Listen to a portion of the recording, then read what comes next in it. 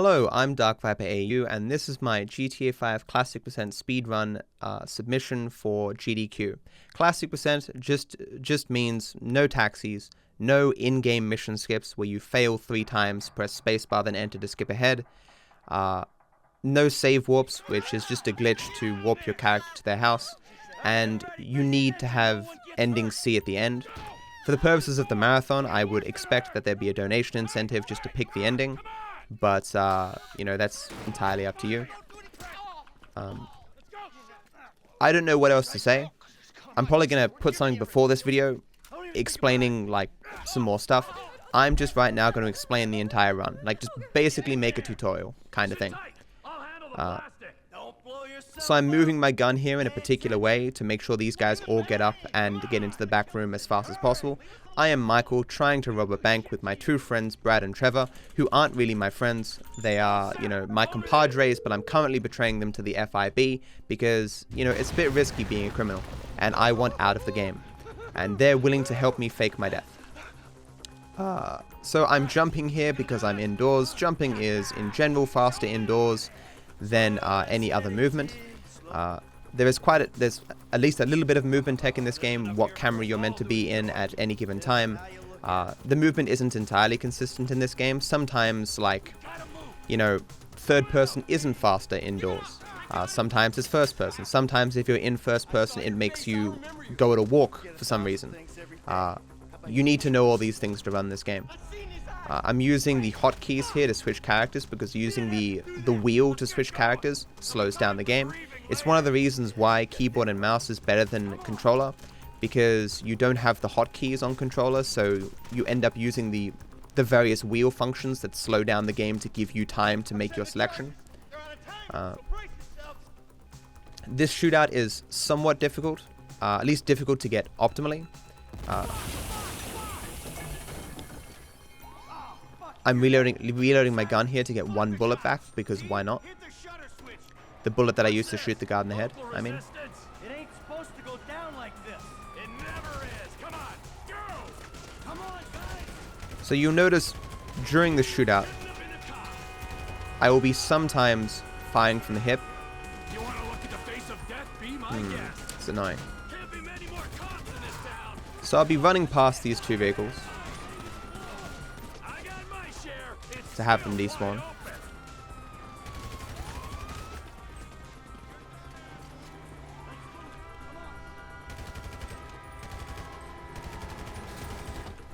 That was interesting. So the inconsistencies in that shootout are largely the guys that are on foot. They aren't in the exact same spot every time, so sometimes they get hit by cars or what have you. I can make the shootout a little bit more consistent by shooting the guys at different times, but there's a small chance you fail if you shoot one guy too late. So for the purposes of the marathon, I shoot him as early as possible, making the shooting harder, but meaning I can't fail.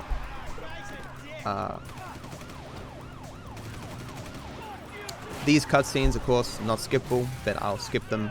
Like the other cutscenes in the game are skippable, so it doesn't matter that much. It's similar to Super Mario Sunshine in that regard.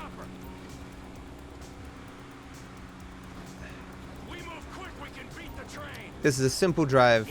You can lose time in it, for whatever reason. But there's nothing to it.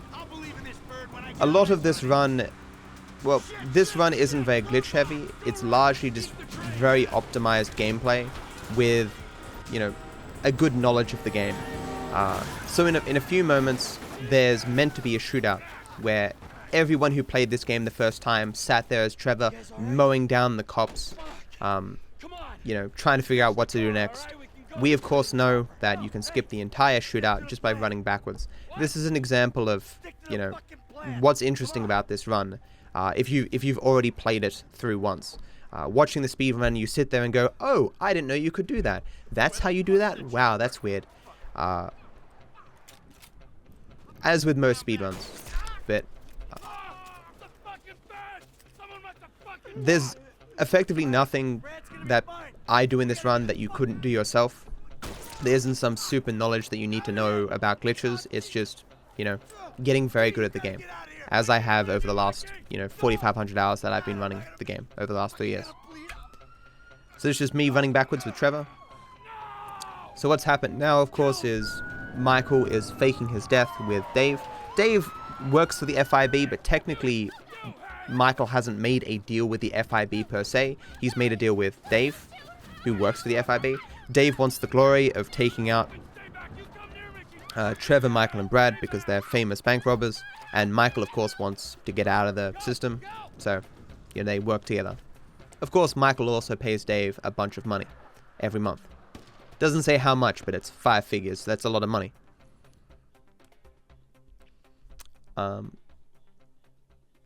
Yeah, so I am the world record holder in this game.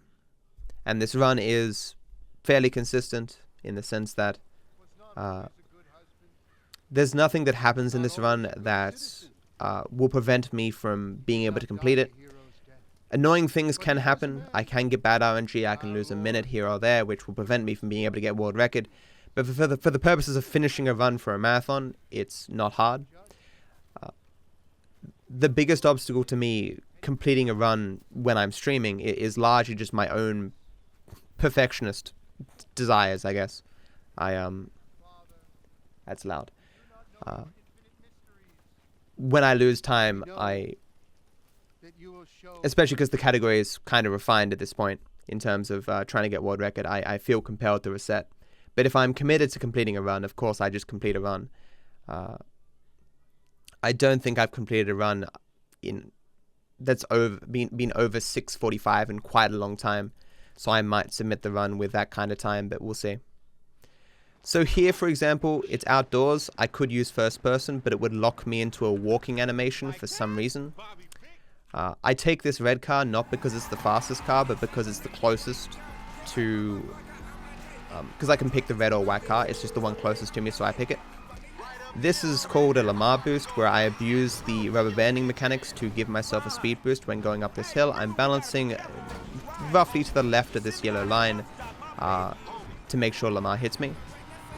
This entire drive here is all about abusing Lamar to get him to rubber band, to make him go faster.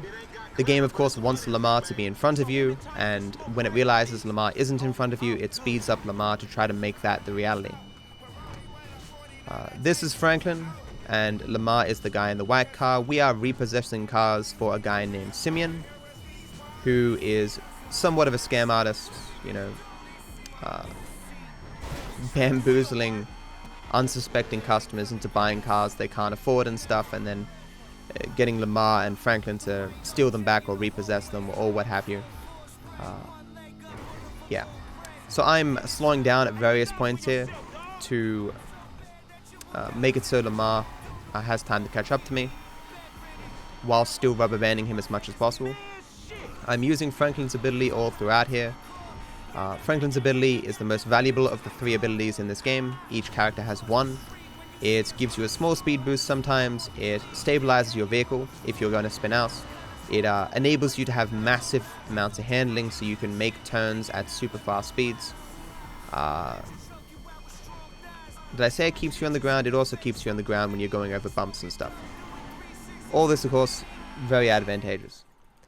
The downside, of course, is that it slows down time, so you only use it when you really need to. Well, you only use it when it's going to save you time. If you would otherwise have to slow your vehicle down, you can use your power to avoid that slowdown, and usually you're saving time.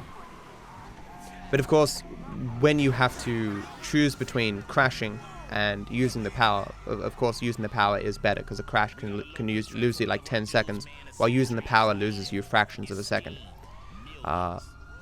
The cops here are random spawns, but I am manipulating where they go. By sitting at a particular location, the cops will be attracted to that location, and then I head off, so I can be confident all the cops are going to be heading towards where I was before.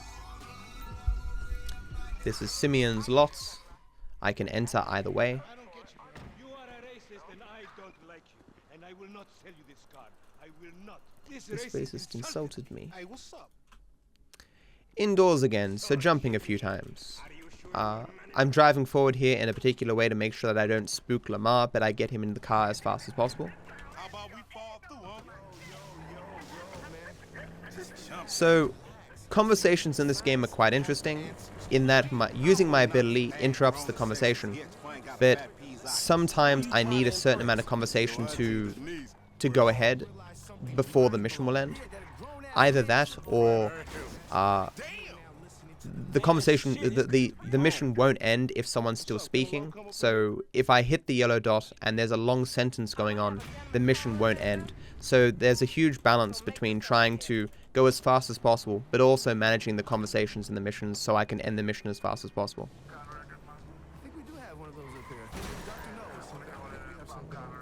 I actually got a little bit unlucky there, didn't get Simeon's phone call. I haven't had that happen in a very long time, but I am not resetting this preview, this submission. It's only a small time loss. Normally there you jump to the garage to get the phone call to spawn at the consistent time. So here I'm hugging the wall and then hitting off the wall to get some conversation to start faster. Hey, what's up, Simeon? My dear boy. So good to see you. So good. What we waiting for? I can't believe I didn't get that phone call. It's been years since I haven't got that phone call, but whatever. Shouldn't have ranted about that. Back there, I ran around in a circle to keep Lamar running.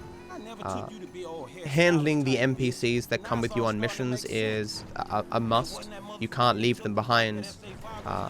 You need to make sure they're in the right spot, and sometimes that requires you to move in particular ways.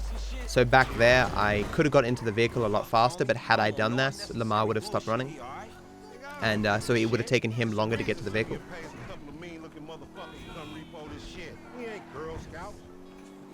See me using my power here to make these turns as easy as possible, whilst not slowing down.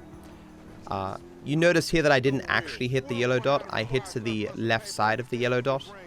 This is because you could say the trigger aura, I guess, of yellow dots is not necessarily the yellow dot itself. All the yellow dots are different. Some yellow dots are exactly the same size as the graphic is, others are much bigger. So I'm jumping ahead here of Lamar to speed this up. I don't know why this speeds this up, but it starts the next scene faster if you skip all this conversation by outdistancing Lamar.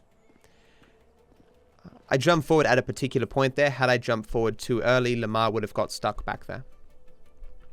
You may have seen me hit the homeless guy. That was also to skip some dialogue that Lamar would have had with the guy. This shootout is a perfect example of the semi-consistent nature of GTA 5. I know all the guys that are going to spawn, but I don't know exactly what they're going to do once they spawn. So for example, this guy spawned late, so he didn't die to the explosion. This guy spawned a little bit late. This guy at the back ran out very far to the right. Doesn't always happen. To get good at this speedrun, you kind of need to know all the variations of things that can happen. It's not simply about getting muscle memory. This vehicle, most people would, in a casual play, they wouldn't know he would spawn, of course, and would have to chase him down in a vehicle. We know he's going to spawn, so we shoot him immediately, skipping a very long sequence where you chase him down on the road. So traffic is the same way. Variation in the traffic. It's not about muscle memory, it's getting good at the game. Being able to improvise, given what the game presents you with. But there is, of course, only a certain variance of things that can happen. It's not like I'm going to come out of here and see like 50 bulldozers or something. That's just not how the game works. So there's a truck over here.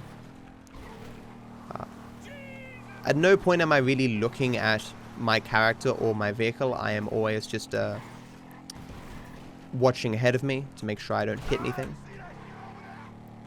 Doing wheelies on bikes is the fastest movement, but it prevents you from being able to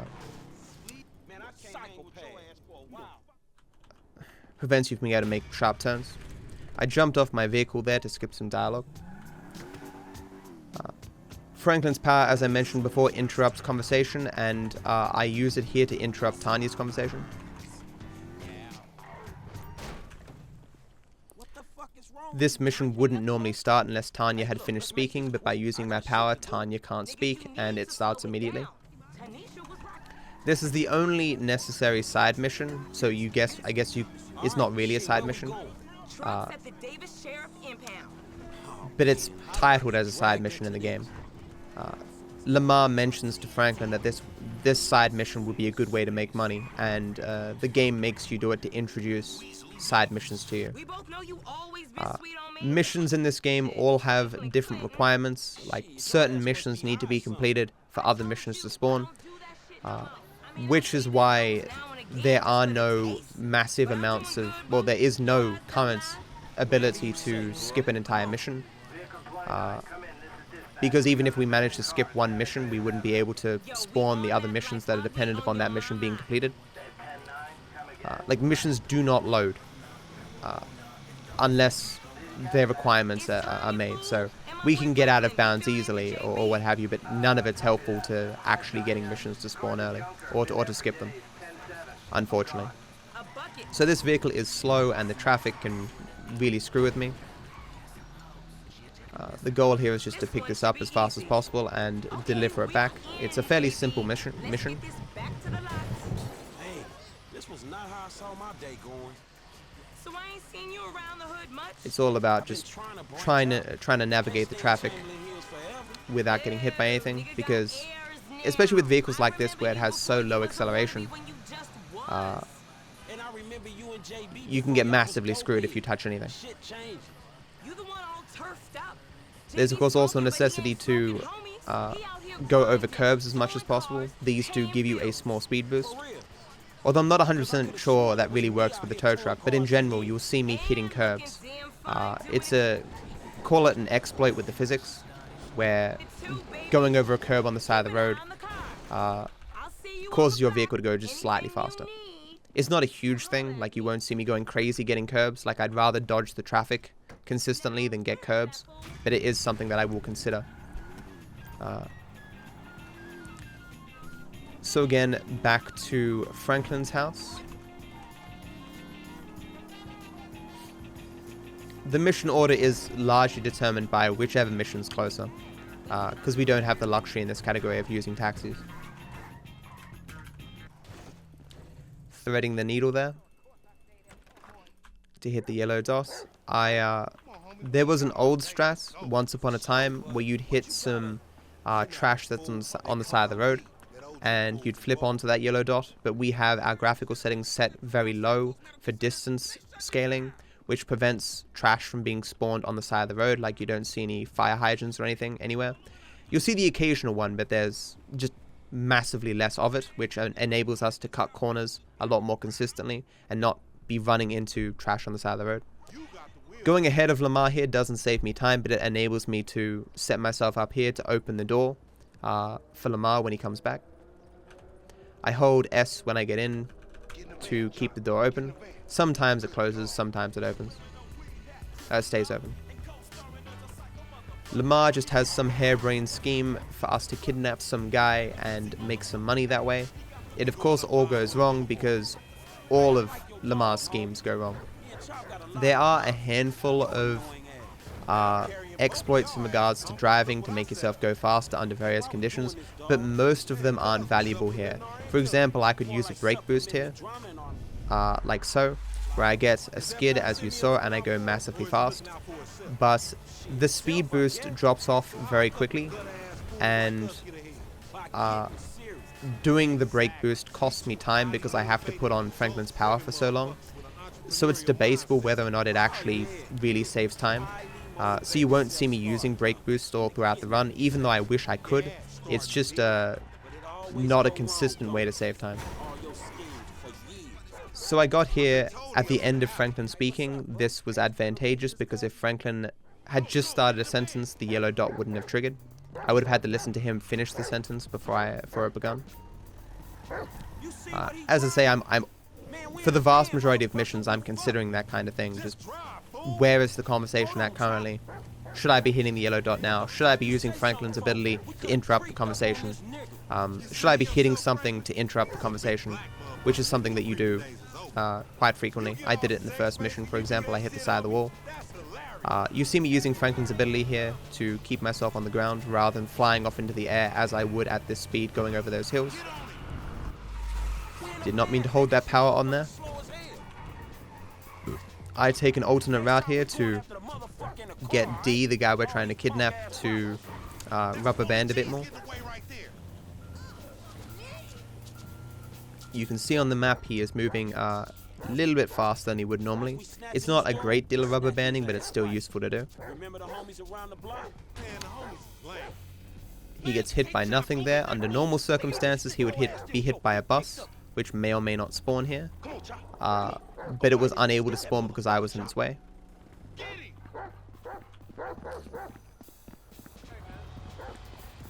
So I'm in first person here because it makes me run faster, but it doesn't really save me time. I'm just used to doing it. First person in general saves you time running outside, but this entire thing here is perfectly scripted. I can't make him go faster or slower. All that matters is I get to the next cutscene around the time that he does. This does lead to the route that I'm taking leads to some weird interactions, like we kind of phase into each other here sometimes. Is he going to do it? Yeah. It does make the whole thing seem kind of silly, because obviously I could catch him at any time, but it's scripted so it won't let me. Chop, of course, being useless, a million miles behind me. But I love Chop, best character. So the game wants you to use Chop to find where D is, but of course we already know it's completely pointless. It would just be slower to use Chop. Which is the case for the few missions that it normally allows you to use Chop. I think there's 2. In both cases we just go to where the guy is meant to be. I don't open that second container there, even though it asked me to. Not because it would be slower to do it, but because it's not faster to. Like it's neither faster nor slower to open that. I shot a dog here because it will skip Chop's. Chop would normally walk across here and break away and try to mate with the dog over there, but if we kill the dog, that doesn't happen, so it speeds things up.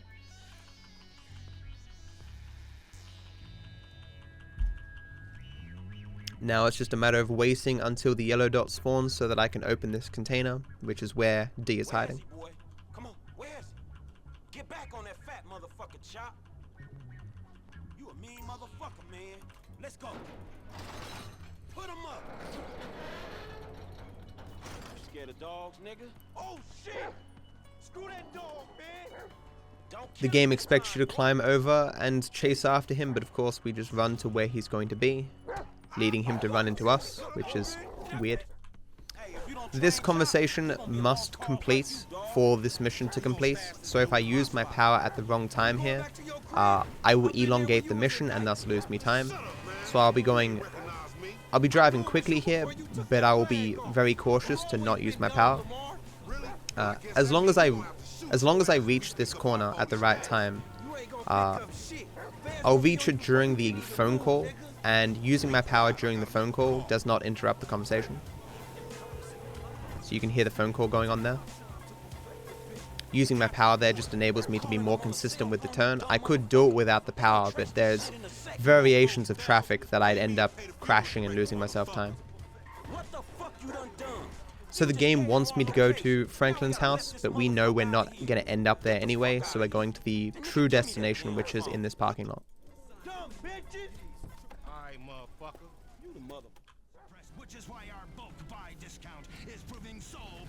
There's 2 cabs over there on a category where I can't use cabs.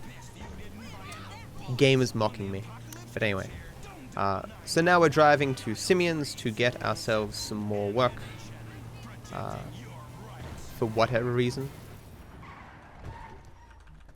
We climb over here to avoid a bit of a walk that would normally occur if we entered the lot by any other means. Excuse me. That boy. I am his man. So there could potentially be faster cars around here, but in this case, here there's a bike over there, for example.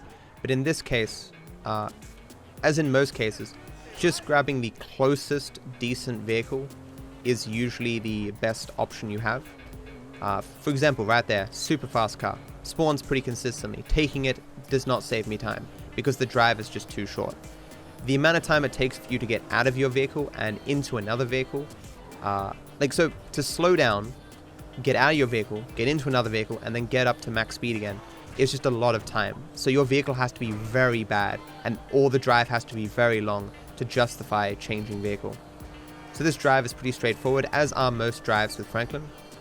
Once you get used to his power, the drives are pretty easy, although of course the traffic can screw you under some circumstances. There are many ways to enter Michael's house here. We are trying to repossess Jimmy's vehicle, who is Michael's son. This is the fastest way in, of course, using first person to go a little bit faster. Once I get in the house, I'm going to be stealthing and bringing out my gun, just so that I can sprint. You can't normally sprint while stealth, but if you have a gun out, you can. I'll roll, of course, not because it necessarily saves time, but because it, looks cool, so. Normally it would take a little while for Michael to spawn in the back here, but the game is programmed so that if you try to get out of the vehicle, it will spawn Michael, so we will spawn Michael immediately. The reason we do this is the same considerations we have for the other missions, where we need the conversation to end. If we let Michael spawn naturally, the conversation won't end by the time we get to Simeon's lot. And looking at the way you're going about this, I guess you're working a credit fraud. Credit fraud? Be Be serious, dude. I just worked the fucking repo. I appreciate a kid who follows orders without taking responsibility. I'll mention now, if the language of this game is, Explain how the world you know, really works. Who gives you the too slip? graphic or something, there's the potential that I could use mods to remove such language. I've never used them before, and I'd much rather not use them, but if it is the difference in whether or not the run gets accepted or not, I will try the mods. So here there's two spots you can stop. If I hit this yellow dot too fast, it'll warp me across the road. I don't want to do that, so I'm hitting the yellow dot very slowly. I don't know why it warps me away if I'm going too fast, but that's what it does. So Michael threatens Franklin and forces me to run into my employer's building. Simeon, of course, is not very happy. I kick over Simeon. As long as you lock on and kick, you will knock over your opponent immediately every time. Which, of course, is the fastest way to take him out. As with Franklin, just taking the fastest decent car that's close to you is the best option here.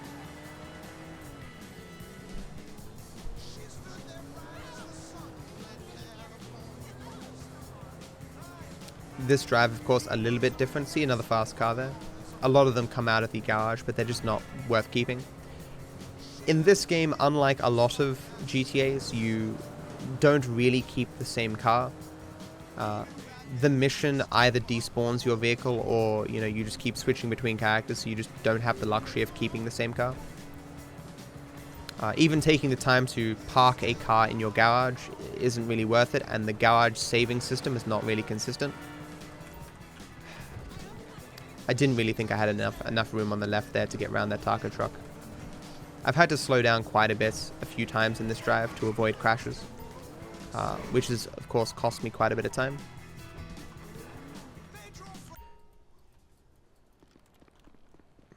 This next mission is quite hard. Franklin comes to see Michael because Michael offered to, buy Franklin a beer and teach him how the world really works. He was joking a bit, but now that Franklin's here, they have a discussion, and Jimmy calls on the phone saying he's been kidnapped because he was trying to sell Michael's boat, and things kind of went bad. Unfortunately, the game makes me drive with Michael, making this drive a little bit difficult because the traffic is still, again, fairly inconsistent. And all the shenanigans with the boat at the end are quite tough.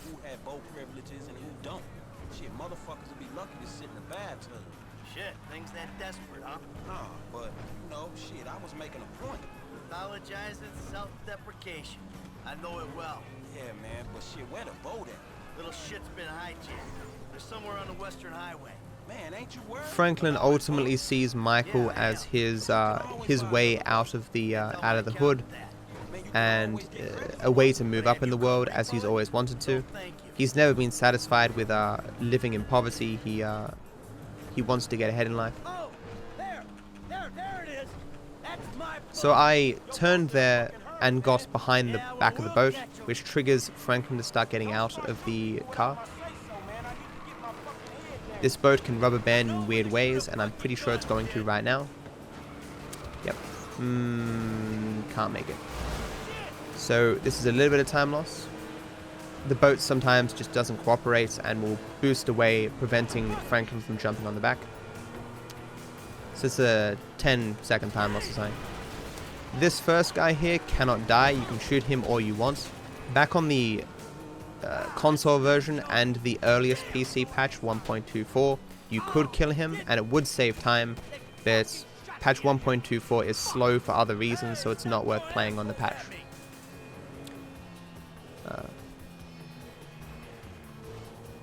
Stay behind there, Frank. So I'm controlling my speed here because the speed of the boat is related to my own speed. And I shot him at a particular time to prevent Franklin from struggling for too long. Shooting him earlier would have caused, him to struggle regardless of whether or not the guy was alive. This is kind of tough. I need to pick up Jimmy within a pretty small window to... I can't do it. Maybe. Nah. Because of the location of... Because I didn't get Franklin on the back of the boat early enough, I couldn't get round the two trucks to pick up Jimmy fast enough. Had I picked up Jimmy a little bit faster, Franklin would have climbed onto the boat faster. It's a tough strat, especially when the game doesn't cooperate with the boat's speed. Regardless, this is still fairly fast. It's just I'll lose grand total of like 20 seconds or something between the boat boosting away at the beginning and not being able to get that fast pickup. So this is another example of the game not triggering a yellow dot unless a conversation has ended. So I'm arriving at this mechanics very quickly, but the game won't let me progress. I have to wait until Jimmy stops speaking. It's just a thing. At least you still got it, son. Hey, it's a chop shop back there, dog. You drivers there, we can get the ride. I missed the conversation skip in that if you hit the yellow dot between Jimmy and Franklin speaking, you don't listen to Franklin speak. This is a tough mission, and it is not going well. But that's not unusual. It's probably the hardest of the beginning missions to get consistent on. I'm gonna take you home now. Largely because the game in itself is, it can be very harsh, or at least not generous. You want certain things to occur, and the game inexplicably will do the exact opposite. Jimmy, or just like... Which is why, as I say, you need to adapt to what the game gives you sometimes. So there is a yellow line on the map directing you where to go. Sometimes I follow it because it just happens to be the fastest route, but most of the time we do alternate routes because the yellow dot doesn't take into account driving on the wrong side of the road or driving down one-way streets and things like that. It's the fastest route if you obey the road rules. Most people who play the game the first time follow the yellow dot all the time, and it probably adds like an hour onto their playthrough. I lost my fucking job and Hit the wall there to interrupt the conversation. So sometimes missions won't spawn until you leave the area. It is inconsistent how far you have to move. As in, like, it's consistent for each mission, but different missions have different distances that you need to move away. So I drove up there and went around, just spun around, and this mission spawned. So Michael is confronting his wife who is cheating on him. their relationship is a bit rocky. They cheat on each other. You okay, homie? We are now chasing the tennis pro who Amanda cheated on Michael with. Tennis coach? In a casual playthrough, you would chase the tennis pro thinking you were going to catch him, but of course we know that it's scripted that you're going to not catch him, so we're just going to go straight to where the tennis pro is going to be. Man, I think we lost his ass. He lives somewhere up in the canyon. We'll find him. How you catch him? It wasn't hard. They were in my house, in my own bed, on top of each other. Man, this dude got some explaining to do. The whole thing was kind of self-explanatory, Frank. And what we're about to do won't need much context either. Shit, let's go coach the shit out this motherfucker. There's a winch. As a reasonable person would do, we are pulling down the quote-unquote tennis pro's house, which is clearly not his house. This house belongs to a crime lord called Martin Madrazo, and pulling down this house ultimately causes the problems that Michael has in the future. Michael is forced by Martin Madrazo to make money to pay for the damages to this house, and that gets him back into the crime game.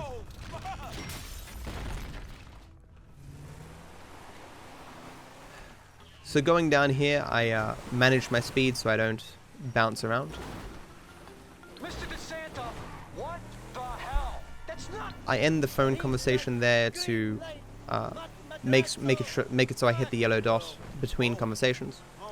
I drive in a particular way here, going through this bush. This person. Okay, good.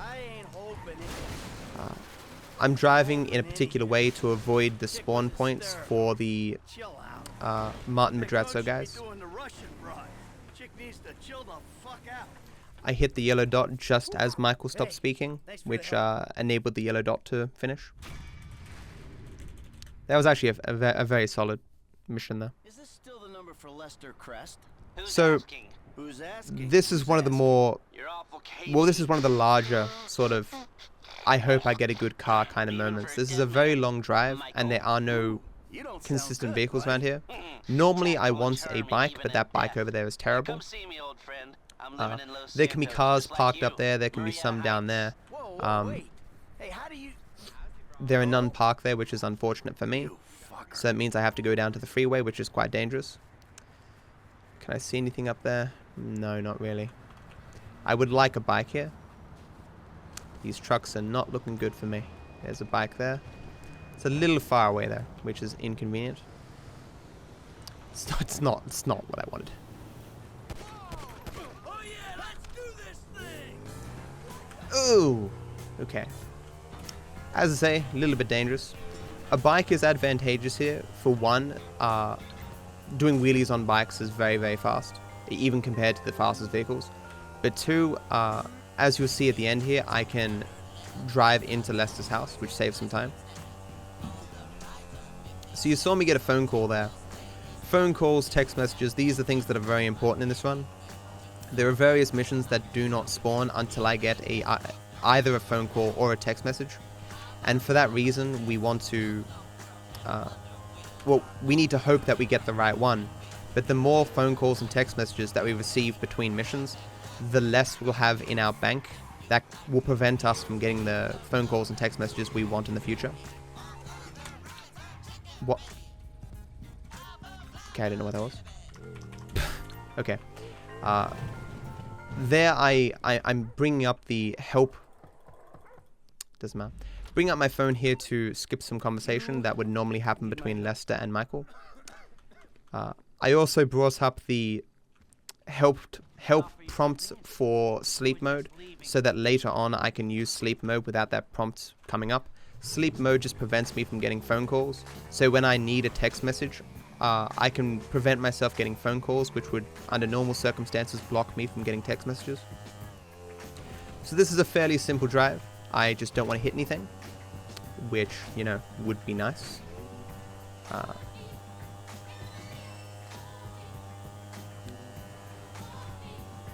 The game, as I say, sometimes can be not generous. There's a small chance that AI can spawn that is massively aggressive, so it will do somewhat unpredictable things to try to hit you off your vehicle. And being on a bike, of course, it's even more dangerous to be hit. In a car, you won't necessarily fly out of your car, but on a bike, you're guaranteed to fall off. So I'm trying to go as fast as I can here while taking the traffic into consideration. Doing as many wheelies as possible. If I can't do a wheelie, I lean forward because that's also slightly faster. So I'm trying to get back in the game, and to get back in the game, Excuse me. Michael has gone to see Lester, who sets up jobs for him. Lester has asked for my help to take out Mark Zuckerberg, basically. And to do that, I need to dress as a nerd, which is why I'm buying these vehicles. These clothes. To sneak my way into the Facebook building, called Life Invader in this game.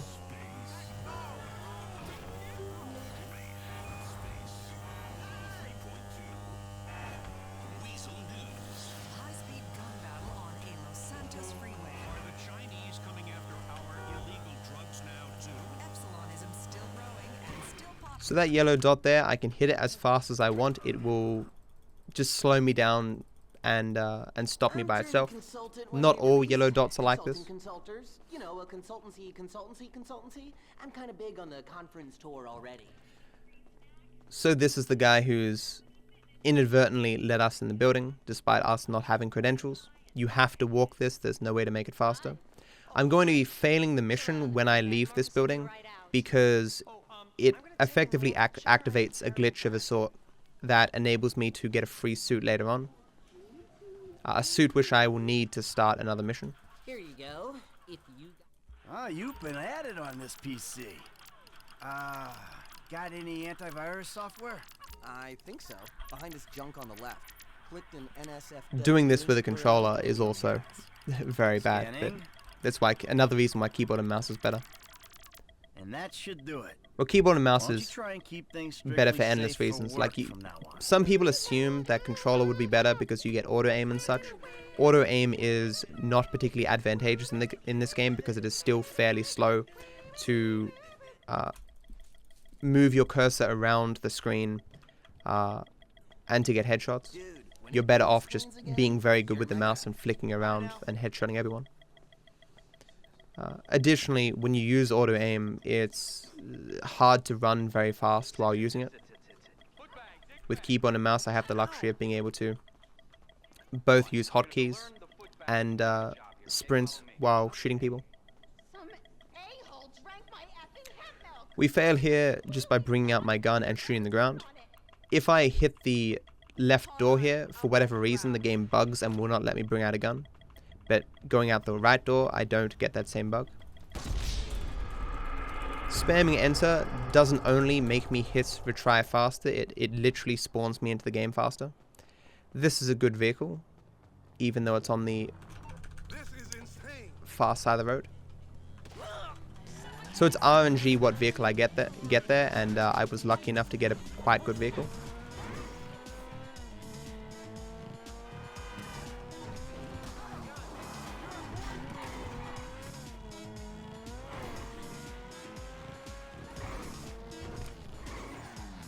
Getting a good vehicle here is quite advantageous because it enables me to use it for the next mission. If I didn't get a good vehicle, I would have just used Michael's normal mission. There's no way to skip this. I just have to sit here for a minute and chill out. There's a bunch of... there's like 4 or 5 bits like this where I just get to sit and relax. It usually gives me time to go to the bathroom and such. Has come a long way since we started it in my parents' pool house in East Caraway. Today, you're about to witness a new phase. Full-on, weapons-grade, red alert, world domination. Is the runner's time a competitive time? Yes, I have world record. How consistent are runs of this game? Yeah, it's a very reliable run. If the game is long, does it have potential donation incentives? Did I mention the donation incentives? You can have a donation incentive for the different endings, ending A, B, or C. I also can use the iFruit app to change the color of my car or my number plate. so people can donate to have my number plate say a particular thing, or to have all my vehicles be hot pink, or what have you. Only the main character's vehicles, of course. Does this game have nostalgia in its favor? Yes, it does. It's 5 years old and one of the most popular games of all time.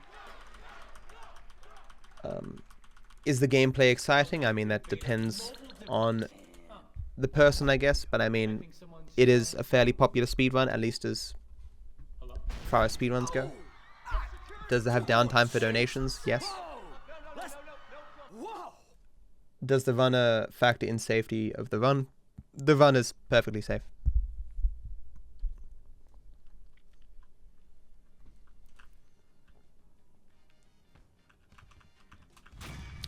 The only thing that prevents runs from being completed is my desire for perfection.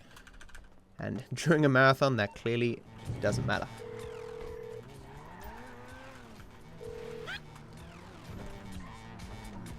Let's be real, all of my runs are like 98% perfect anyway. So I'm hitting the wall here to start the yellow dot a little bit faster. Normally it wouldn't start until Michael got fully out of the vehicle. I'm running here in first person downstairs, which is super fast. I'm running around the vehicle to keep Jimmy running. I'm also 98% perfect, there you go. So I had the option to take the other vehicle there, but taking the other vehicle is a little bit slower because it takes longer for Jimmy to run to it. So the other vehicle has to be significantly better to justify taking it. In this case, the Feltzer was significantly better than Michael's vehicle.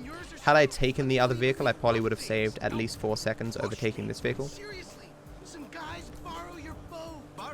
It's just, it's quite uncommon that you get a good enough vehicle to be able to take it. And I was too busy thinking about explaining stuff. Feels bad, man. As I say, doesn't really matter. It's a 4-second difference. But yeah. This drive is also more consistent taking Michael's car because I've driven it far more using Michael's car. A part of getting good at this game is learning how to drive all the vehicles. There of course are some vehicles that I still after all this time haven't driven all that much because you never take them, but I would say I've driven every vehicle in this game.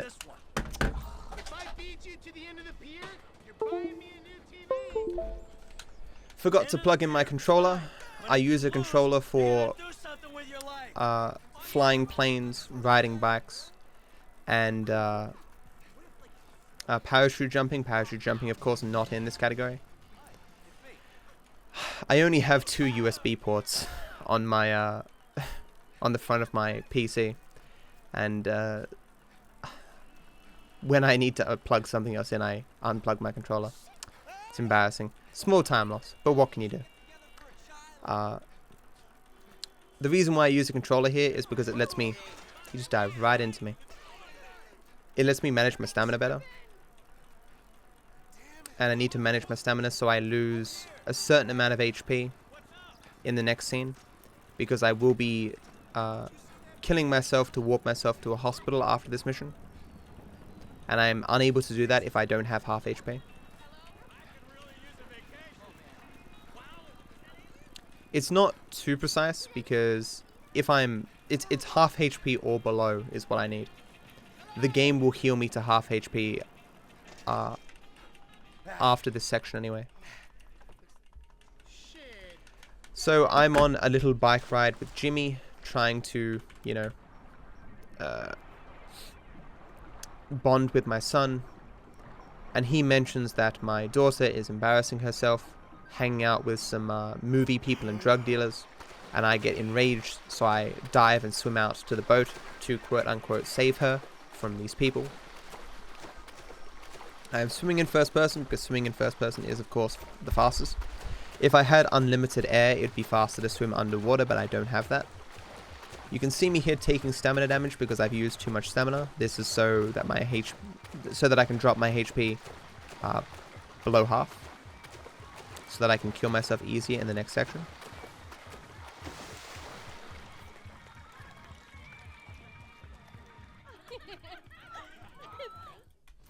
Most people when they play this game would follow what the game says here, which is trying to avoid these two guys on jet skis, we of course just kill them immediately and then go to the beach. They're both dead. I can't believe this. Just calm down. This is I did what I had quite a to long do. mission if you don't just kill them immediately. I see that traitor. Jimmy! Jimmy! He's the fucking ass. Losing time to not plugging in my controller. So embarrassing. That and not getting Simeon's call.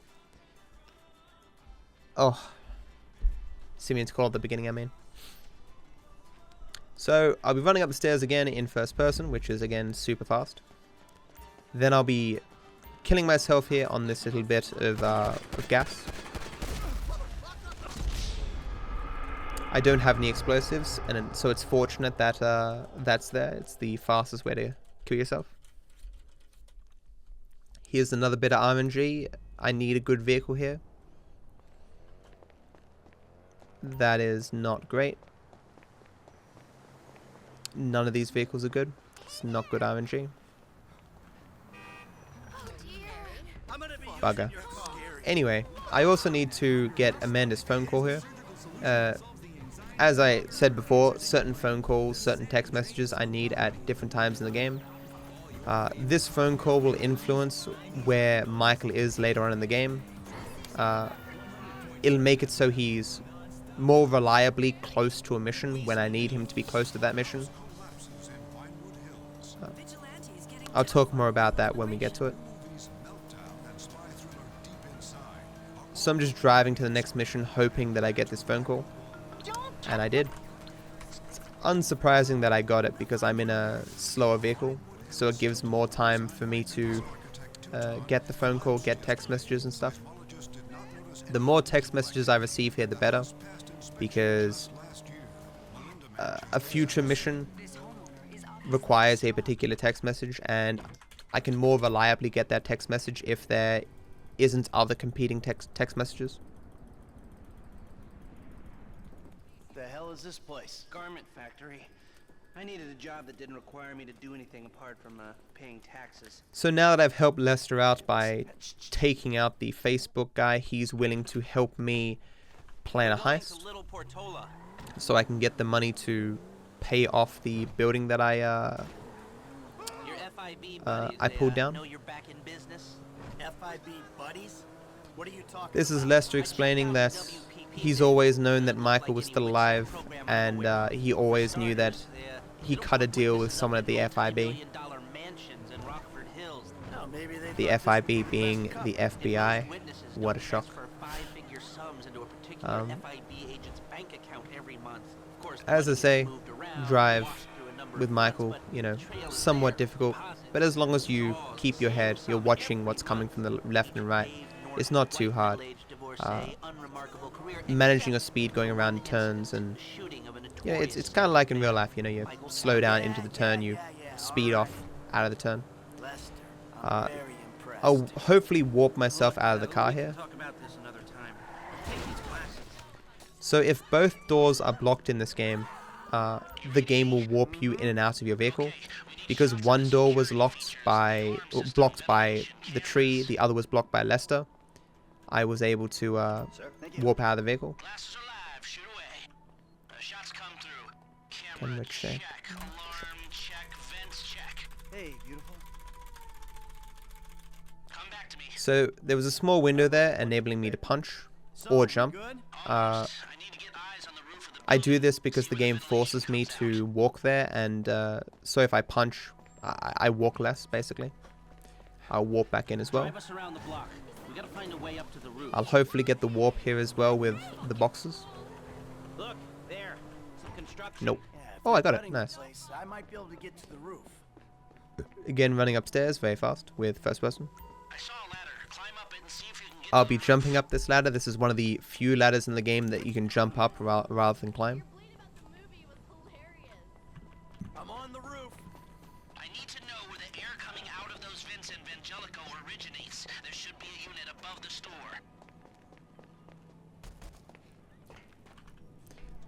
So yeah, the movement that I'm doing is fairly precise. It's not like make or break the run kind of thing, but it's, you know, it does save time overall. Hold up a satellite image. It looks like the Jumping is also faster, or you jump further in third person.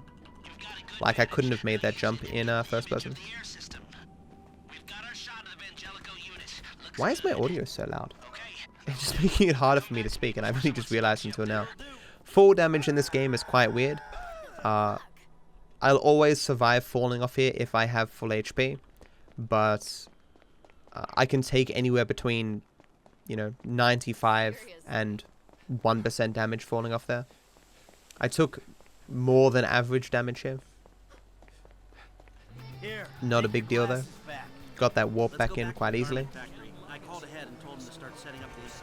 So having now cased the jewel store, we are now going back and we're going to discuss our options in regards to how to do the heist.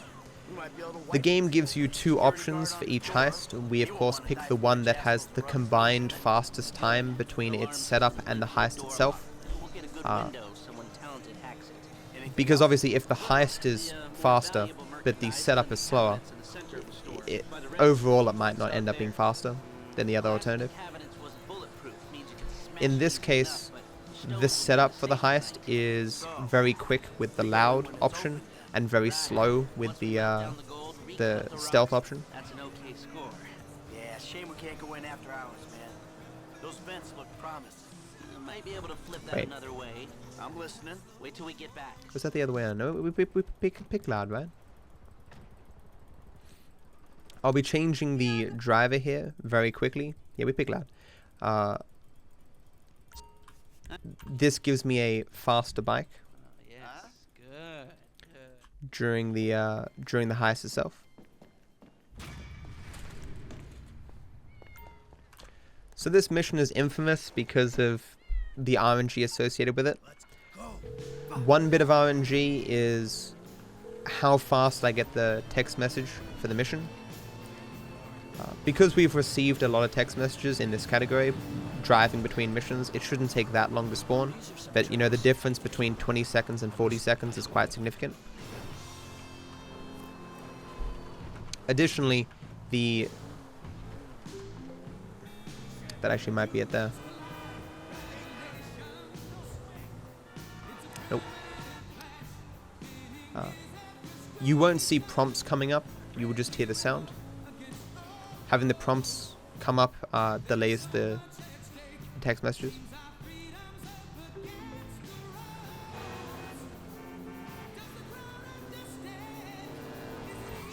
Okay.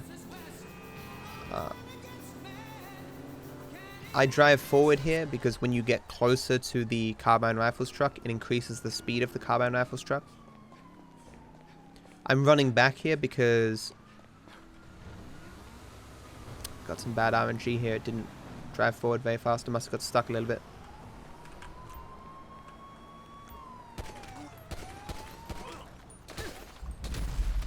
That's Michael's ability, just making sure I got that shot. So I left one of the cops alive because it delays the cop spawns until I get into the vehicle itself. So the spawn location of the police is random there, but the closer I am to the part where I drive off the freeway, the better off that I am, which is why I ran back so far. So it only took me a couple of seconds to get off the freeway.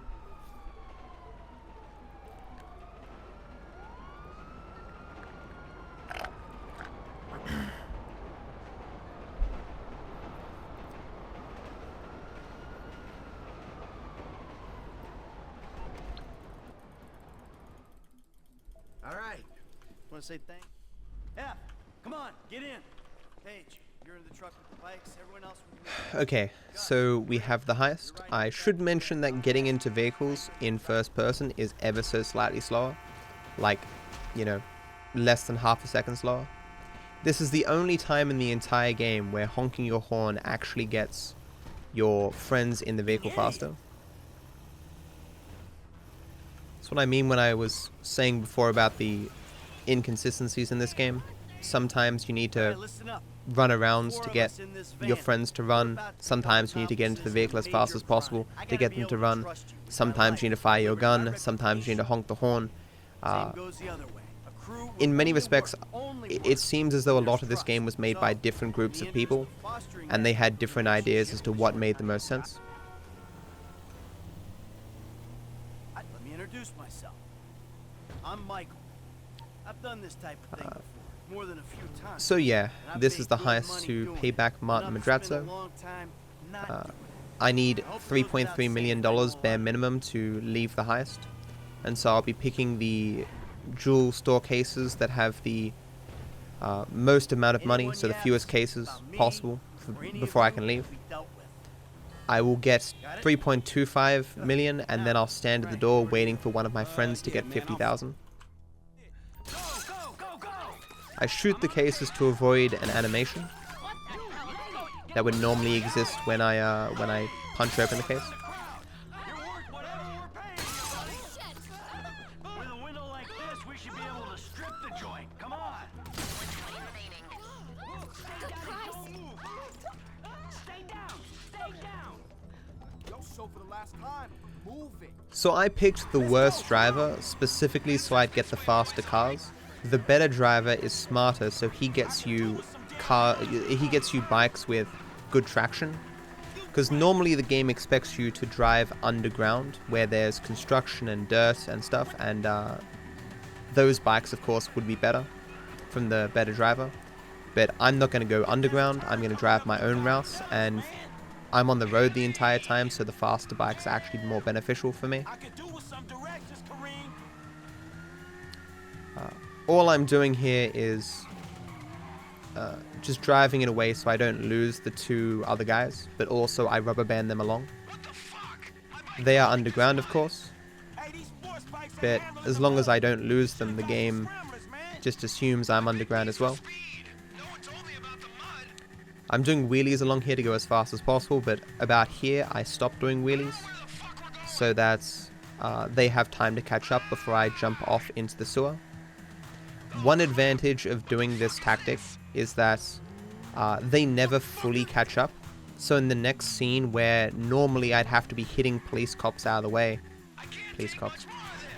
normally I'd have to hitting police out of the way, but because they never catch up, I don't need to. So because the police won't have enough time to actually be able to kill them even if they wanted to.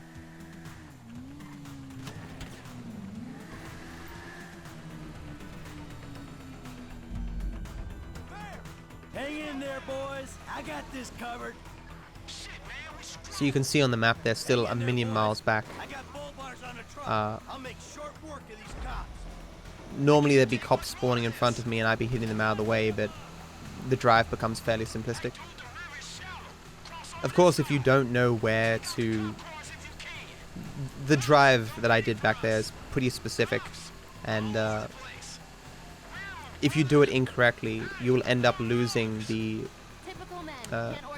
other two guys at the end here. I'm driving up on the right here to avoid the game slowing me down.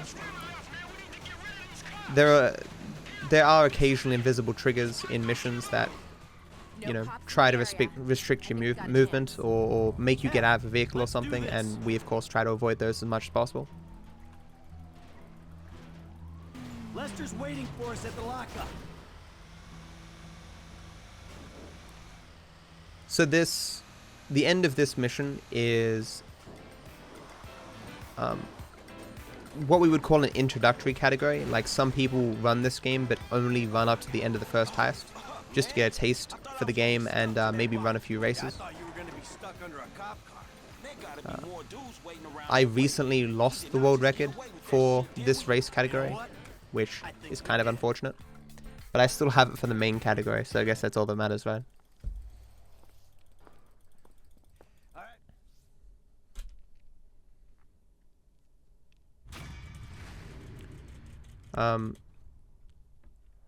So this is the most lewd content that exists in this category. There is no nudity here, but you know, there is half-naked women everywhere for about 15 seconds. Where are you? Are you in a strip club? Grow up, stop looking for the easy way. Tanisha, I gotta go, alright? I'ma change, I promise. You won't even recognize me. So I'm removing sleep mode here to allow me to get phone calls again. There is one particular phone call that I want from Lester, which will give me some money, which enables me to buy a grenade launcher later. The game wants me to keep walking there, but instead I use take cover to make myself move faster.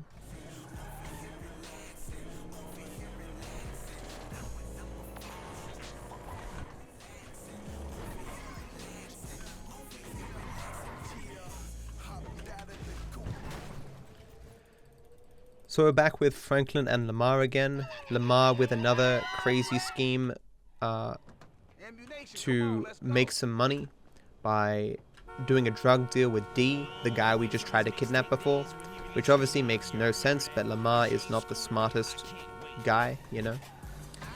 We'll also bring Stretch along, who is a guy that Franklin frankly does not like. Franklin frankly. Stretch recently got out of prison.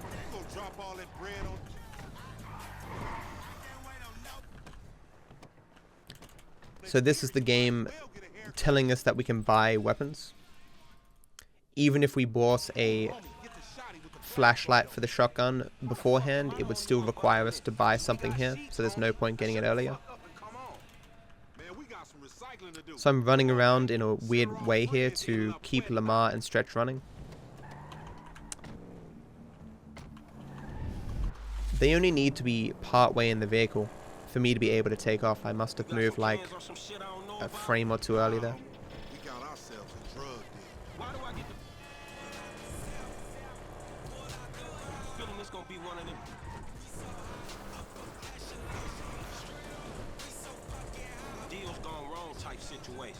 Now see, that's that negative attitude Lamar was telling me about, nigga. You ain't getting nowhere. I'm managing my speed here and using shift and control to balance my vehicle.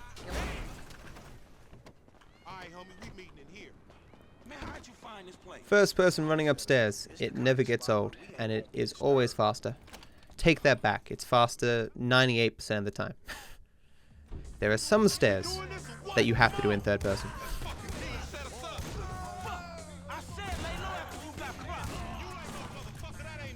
Simple shootout here.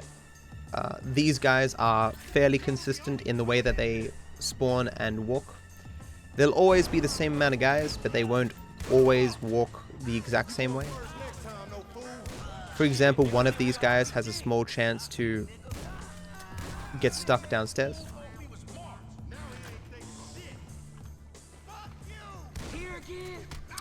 Nice shot, Matt. There is a technique you're going to see me use here where I switch weapons to reload.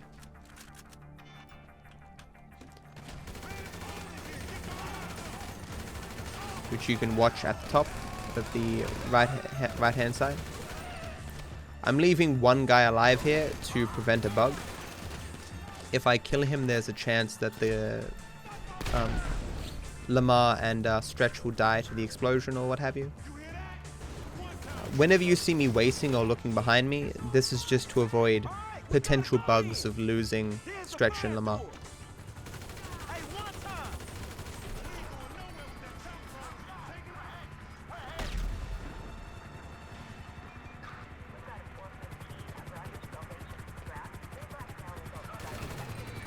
So looking behind me to make sure that Lamar and Stretch are moving. It's something very rare happened here. The helicopter survived. I can technically take the helicopter, but it doesn't save me time. Who's over there?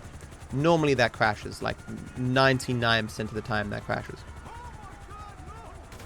I'm taking out all the 6 cops here. It enables me to lose the police a little bit faster.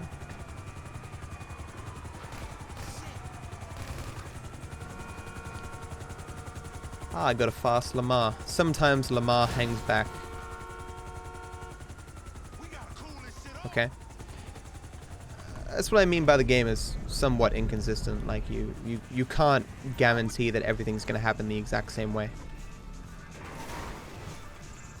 So a lot of this game is trying to find ways to make things more consistent. This drive makes the cop spawns fairly consistent. There's 1 or 2 cop spawns that vary, and you, of course, respond differently depending upon what spawn you get.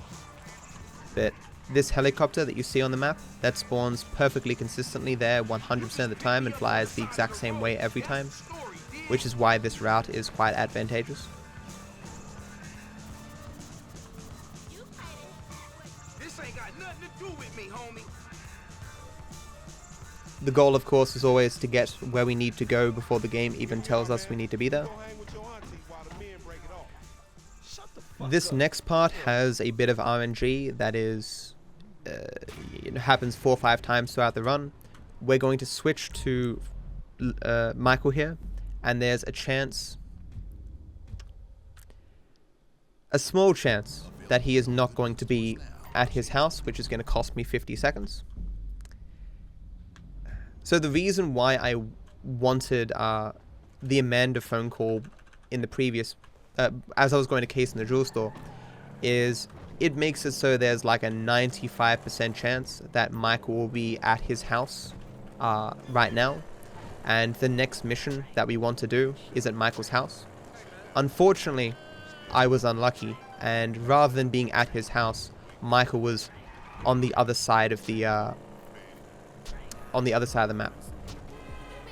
As I say, for the purposes of world record, massively inconvenient. For the purposes of a marathon, it's just a slight inconvenience. If anything, you just get to see me drive very fast with Franklin a little bit more. But these kind of switches happen a few times in the run. Not all of them are inconsistent. There's like 5 that are inconsistent, and each has a chance to lose you a minute. But most of them are like in the 90-95% range to get the switch that you want. So it's not uncommon to get good switches for each of them, but on occasion you will get one go bad and lose a minute. We are now Trevor. I am moving my car back a little bit to prevent Wade from hitting his head. For whatever reason, the scripting's bad there, and Wade, in trying to get into the vehicle, will bash himself into it and then try to get in.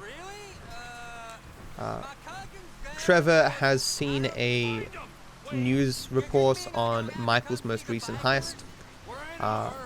Hearing one of the witnesses say one of Michael's trademark lines, and the heist seems exactly what Michael would normally do, and so Trevor now suspects that Michael's actually still alive, despite thinking for over 10 years that Michael has been dead. And so Trevor's telling Wade in the back here to find Michael. But in his rage, he killed one of the bikers. His name slips my mind right now. He's the guy from The Lost and the Damned.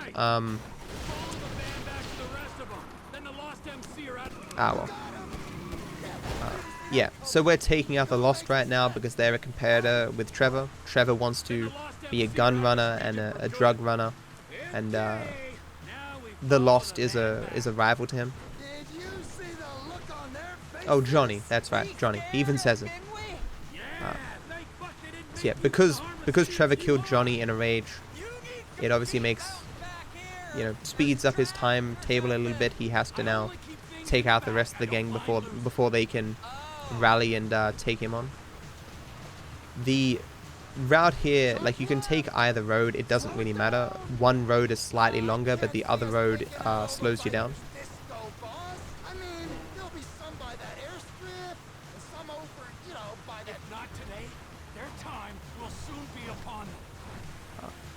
As with all these kind of scripted sort of missions, I could quite easily take out this van, but the game would fail me if I did that. A lot of the times when I'm chasing someone down, it would be very easy for me just to take them out, but the game says, no, for the purposes of the story, you have to follow them. It's inconvenient, but you can understand why they do it.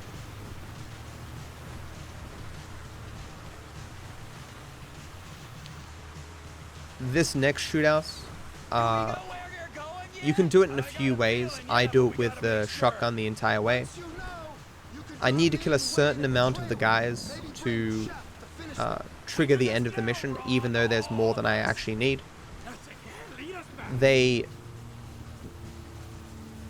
It's semi-consistent in that 1 or 2 or 3 of the guys can move in different patterns, but the majority of them spawn and walk in the same way each time. There's also a small possibility I can despawn 2 of them if one of the guys happens to walk in one pattern and I kill him earlier. You did it, Trevor. They're stopping. Trevor's power, of course, is invulnerability, if I didn't mention it previously. Oh, it's invulnerability and also more damage. And if I didn't mention it previously, Michael's special ability is bullet time, so he can slow down time to make pinpoint accurate shots. So I turned away there to avoid the slow-mo for the explosion. This guy sometimes comes off the wall. He did not do that in this case. You can see on the map that the other guys started flashing blue, meaning I had killed enough dudes. Killing enough guys changes your spawn point location to being in your vehicle, and it just so happens I want to get in my vehicle anyway, so I blow myself up to warp myself into my vehicle. There's a handful of times in the game that you abuse this mechanic, where we know where all the spawn locations are, and we know when we can, when the spawn locations change, and if the next spawn location happens to be in an advantageous position, we will kill ourselves to get ourselves there faster. What? With the truck? No, come on. Ortega runs the whole county. We are taking out Ortega, who runs the gang around here.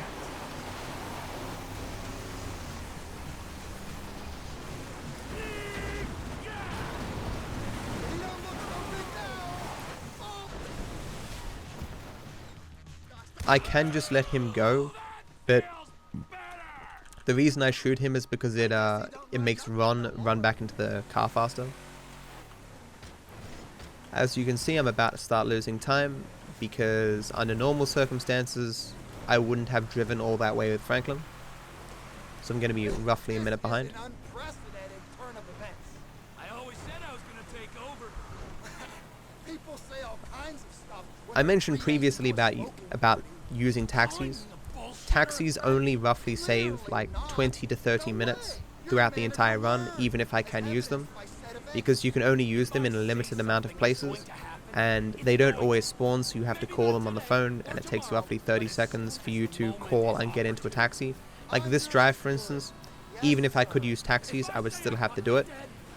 The vast majority of missions that contain, or the vast majority of drives that contain exposition, you can't skip with taxis, which is why there's not a huge difference between the taxi and non-taxi categories.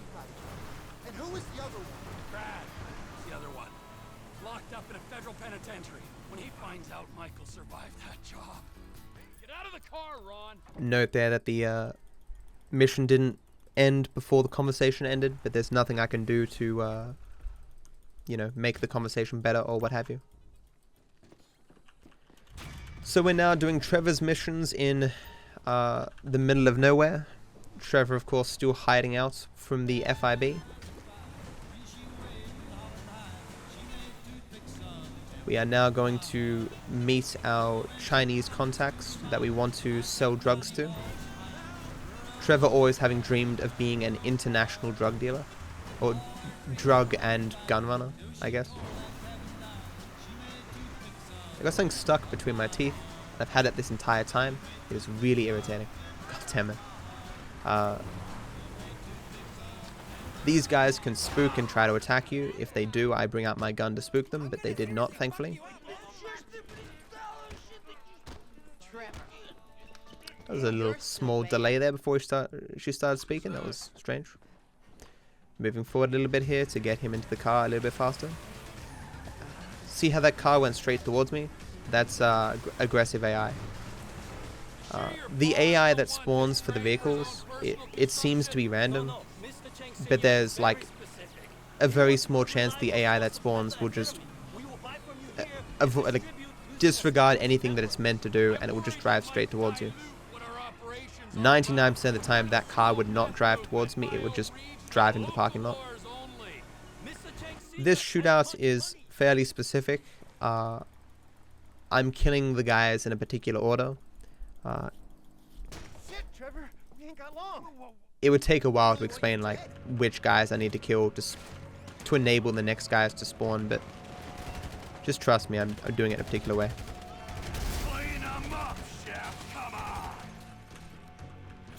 Picking up some armor here.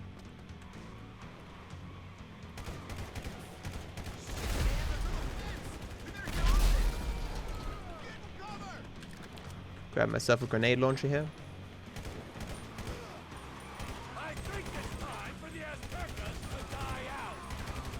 Sometimes these guys cooperate and die quite easily, other times they become very resilient.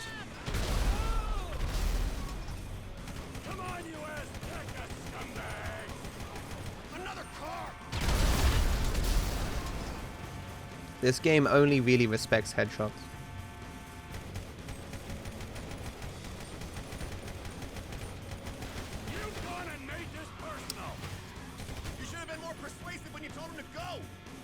In this game, there can be guys with full-on body armor that will die from 2 body shots, and there'll be other guys wearing street clothes that take like 9 body shots to kill.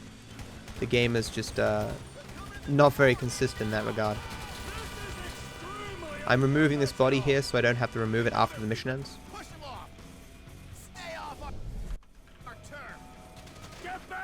Yeah. Tried to interrupt the conversation with Trevor's power there, just to skip a bit of dialogue, but I wasn't successful. I think we have seen quite enough.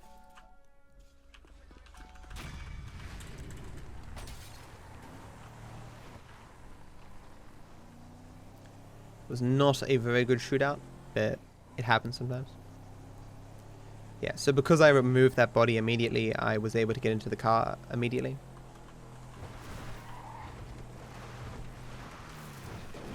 This vehicle is not very good. It takes a while to learn how to move past there without spinning out. What's going on, Ron? They were here for you. Here. This mission doesn't require you to use this buggy, even though it says that you have to. You can take any vehicle you want. However, there's no vehicle that's closer and faster than just taking the buggy or the ATV, what have you. I'm not buying anything. I need a sniper rifle with a high-power scope. So I'm getting myself a free sniper rifle. I'll also be buying myself some grenades to use later. That's the rifle I need. All right, now stop selling weapons to that half-wit Cletus. Ron, I got the gun. Meet me at the water tower just north of the airfield. There's a jump here that I can do onto the water tower. I'm probably not going to go for it in normal runs anymore because I miss it like most of the time, but I'll go for it here. I'm up here. I don't see That was perfect. Like, but I do see a hell of a lot of bikers. that was like frame perfect. That was beautiful. I didn't even hit myself. I just landed perfectly on there. That's arguably the best I've ever done that jump. That saves a lot of time. That's funny. The time is right. If only I could do that in a more serious run. Whenever you get a doubt in your Anyway. mind, I want you to remember that I'm watching you through the scope of a high-powered rifle. Right, Trevor. Right. So I have to wait until Ron moves into his place. The ATV can only take you so far. Park it and don't let them spot you. Can you see me, Trevor? Here, by the road. You wouldn't believe this, Ron. One of these assholes is having a seizure or something. So I need to take out these lights, and under normal circumstances you'd think freaking this guy out would be a problem, like he would alert his friends, but for some reason he does not. I'm waiting for him to move over here to shoot him, so that his body blocks the way of the van that's going to come. Because his body blocks the way, the guy in the van's going to get out faster. The game won't allow me to kill the guy in the van until he gets out of the car, so getting him out of the car faster is advantageous. Shit! I hear an engine. They're gonna see guy you shot? I already shot the lights, so you can calm down. Now, don't smoke the guy in the van until he stops and gets out. As Von says, gotta wait until he stops and gets out.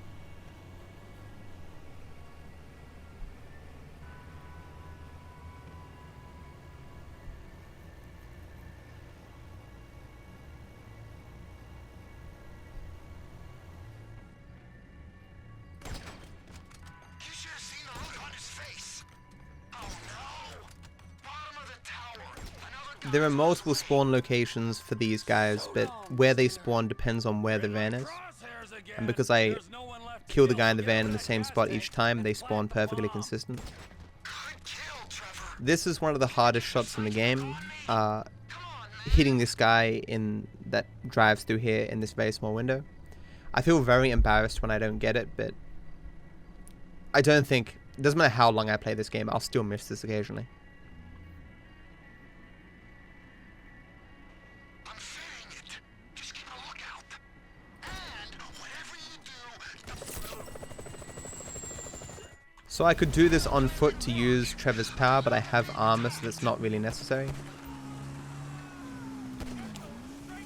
These guys don't walk in the same way every time, so I have to kind of improvise.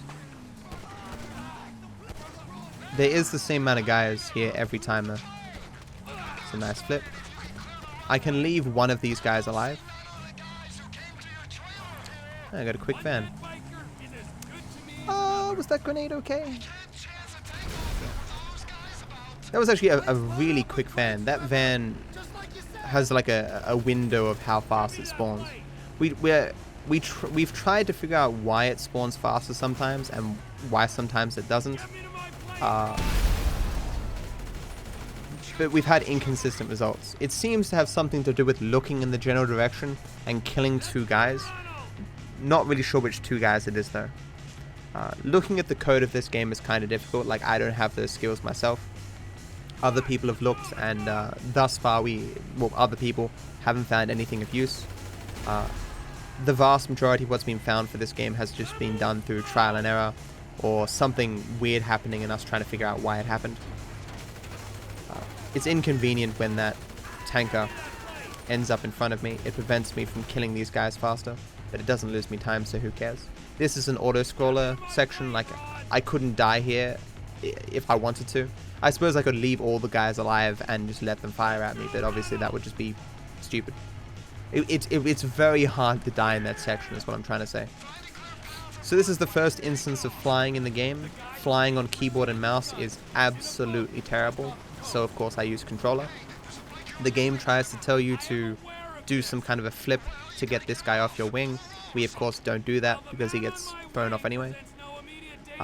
In this game, the higher your plane is, the faster you go. So you see me gradually moving up here. I don't want to fly up too high because I need some conversation with Ron to go on, and it would eventually stop if I was too far out of his range. I also need to make sure that Ron stays on the map, so I can't just, fly over the mountain to my destination. So you see me you see Ron on the map here, rubber banding ahead, and me keeping him on the map.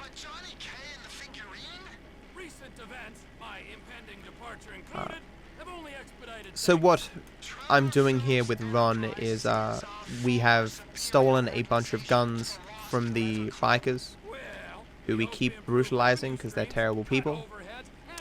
And we are dropping the guns off into the ocean to be picked up by our contact, who is paying us a lot of money for them. I am gradually going lower here because the game doesn't like to let me drop off the package if I'm too high. I'm also watching out for that plane over there just in case it comes near me and I end up hitting it. You'll notice here that I'm not actually in the blue circle when I drop this package. Another example of the indicator on the screen being smaller than what the actual trigger location is. So now I'm free to outdistance Ron, and of course the very first thing I do is start going higher and over the mountain. TP Enterprises If you listen closely, Trevor refers to his organization by multiple different names throughout this game. It's kind of funny. Fast criminal conspiracy like the Lost MC shouldn't let a goon like Johnny K represent them. He was a man past his prime. I heard he used to be serious. They're referring to Johnny, the guy we killed at the beginning. He used to,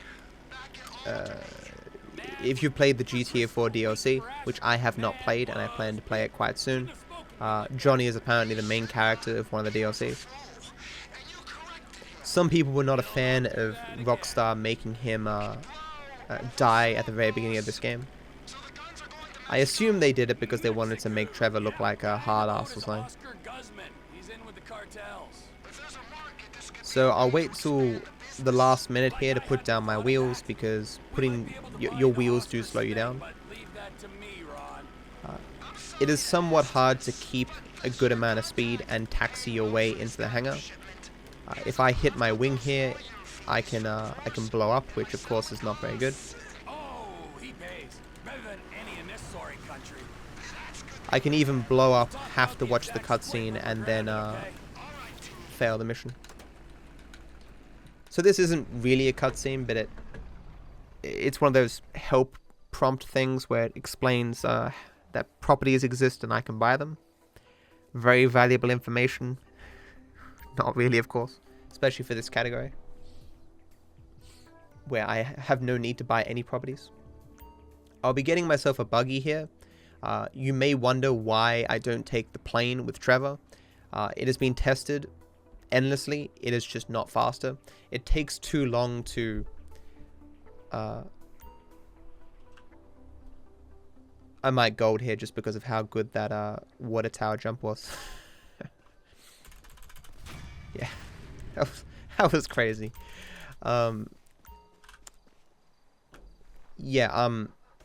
There's various reasons why the plane isn't faster. One, taking off and landing is very slow. Two, there's some scripted weather, which is wind and rain, which makes it very hard to fly it. And three, on the one mission where it would be very advantageous to have a plane, it forces you to land halfway, and that landing costs you a lot of time. This buggy is just, more consistent, and especially because, the plane can more easily explode. It just takes practice learning how to drive this buggy without having it bounce everywhere for you. It's fast and good off-road, but as you see there, it can kind of you can kind of lose control of it. Especially because obviously Trevor doesn't have Franklin's power. Like, if I could choose one ability for all the characters to have, it would be Franklin's power. I jump here to avoid some slow motion walking that would normally be required to get to this mission.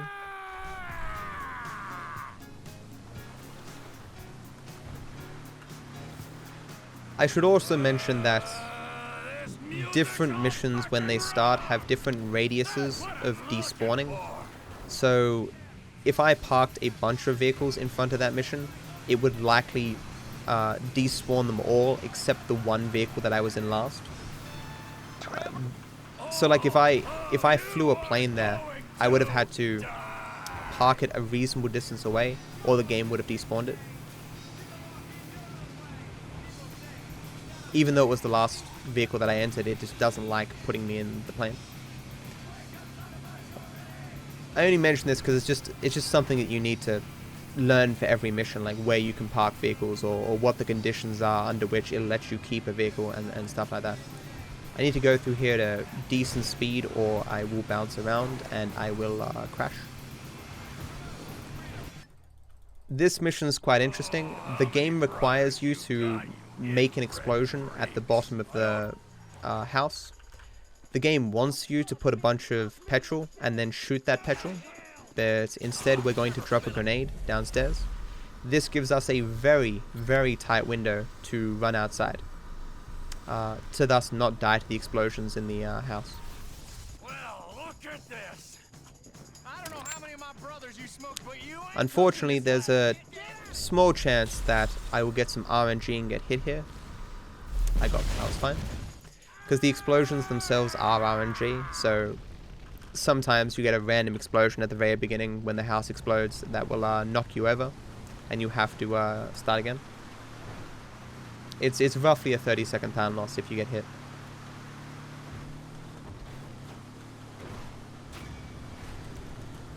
It can lead to some very funny ragdolls though.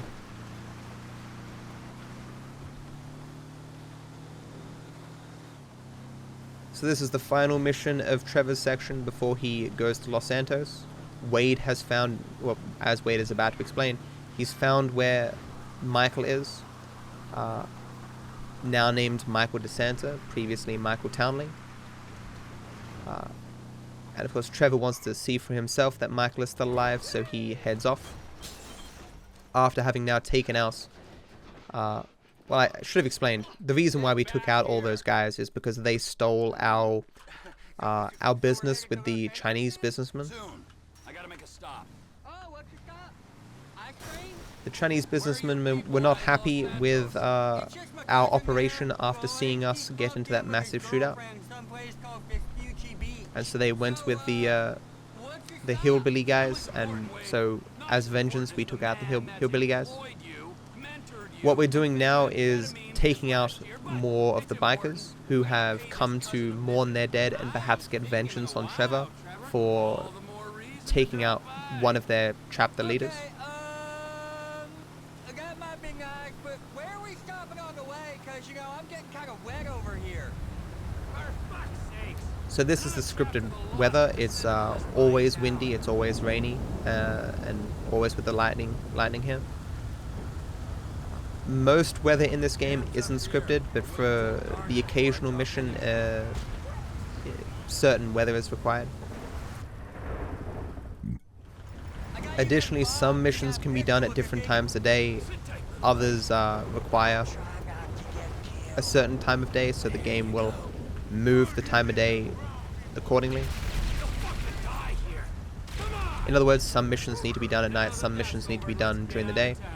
Most people, when they play casually, will sneak through the caravan park there, putting all the C4.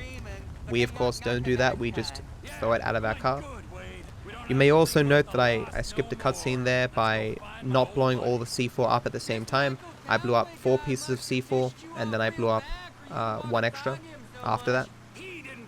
The game assumes with the first 4 explosions that you failed, so then once you do the last one, it lets you go, but it doesn't play the cutscene. I don't know. This drive is quite long, but it's not too arduous. As I say, in different parts of the game, there's different levels of traffic. In this part of the game, in this more country, rural area, there's just less cars. The handling of this car is not amazing though, so the cars can be in odd spots, causing you to spin out or hit the side of a fence or something. Bushes as well can be quite painful in this game, depending upon your vehicle.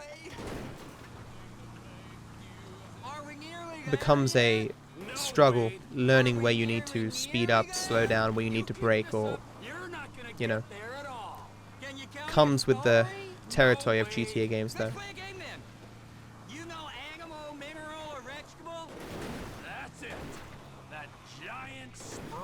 I can kind of tell how good my drive is depending upon how much the dialogue I hear. That, for example, is not what I wanted. Not really sure how that happened. I'm pretty sure I was just slightly too fast when I got to the end there. It becomes a balance, of course, like... so I'm moving around an invisible trigger here that would have forced me to get out of my vehicle. As I say, it becomes a balance, trying to go as fast as possible, but also drive in a way that's consistent, so that you don't end up getting spun out or hitting something. Some people run this game and think to themselves like, oh, I'll just hold down acceleration the entire time. Very easy way to lose many minutes worth of time. Sure, you may save a frame here or there, but eventually your luck's going to run out and you're going to crash into something and lose more time than you saved by saving those frames.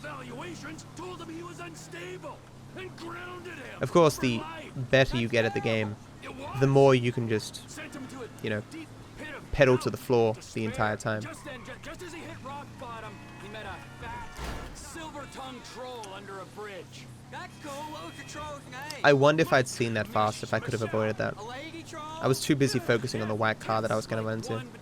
No, he was a boy. Ah. That is a funny name for a boy. As I say, sometimes the traffic can just move in a way that at the last minute you've kind of committed to a route, and then it will move and you kind of get screwed. At that point, it's a matter of mitigating the damage, I'll give you direction. trying to brake and hit the car in a way that is not going to make you spin Go out. straight on here. This is the place. Gonna get out of here and jump if I can. Yep. Cousin Floyd. Gets me a little bit closer to the house. Come up here, Trevor. So this is Floyd, Wade's cousin, who is our contact within Los Santos and whose life we are going to make very miserable for quite a while.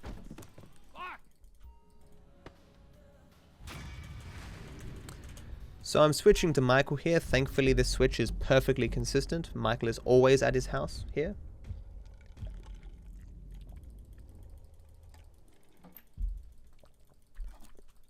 So this is Trevor now coming to Michael's house and confronting him, going, "Hey, so it seems that you're still alive. What's up with that?" And Michael's like, "Hey, I'm in witness protection. The FIB shot me. I woke up in a hospital and they gave me a deal. So here I am. What we're doing now is..." Forgot her name again.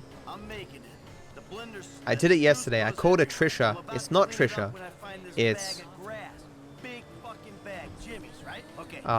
it's not Tanya. It's... dang it.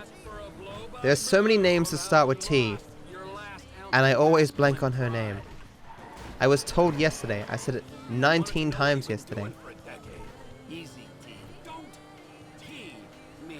Can someone send me a bit with the name? Just one? Give me a second letter. The second letter. Oh man. This is really embarrassing. Okay. This jump through here is kind of tough because you're negotiating your way through a bunch of bushes and trying to land flat. There we go.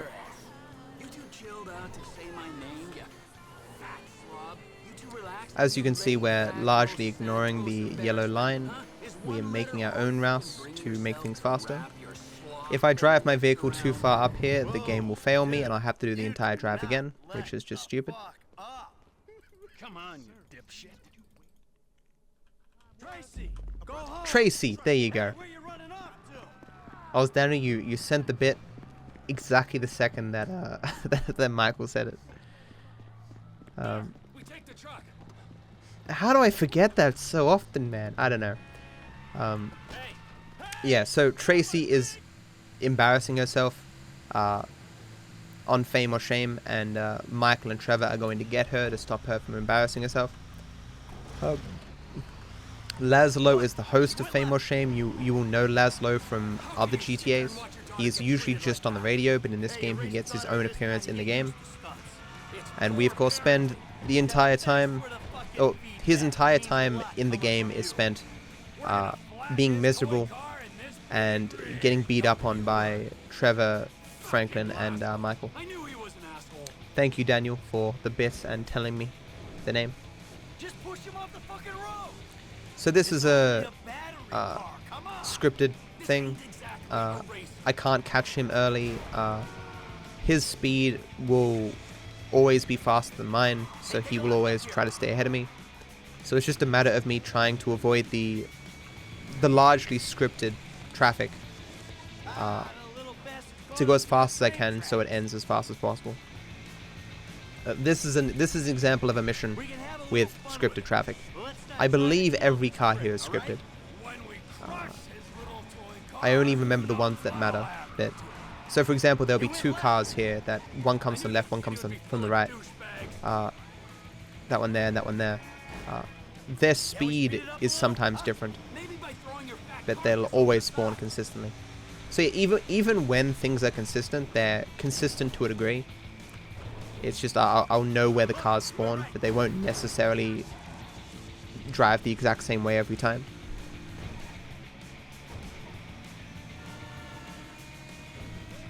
It's all about knowing the variation of what can occur. So again, the mechanic of if both doors are blocked, you warp out of your vehicle. At the end here, I'm going to try to land on my left door. Because Michael is blocking the right door, if I succeed, Trevor will warp out of the vehicle. It's quite tough, because if I touch anything on the way down, you know, I won't land exactly flat, but we'll see what I can do. This is an invisible wall here that removes all of my speed. No. See, Michael teleported out, but I didn't.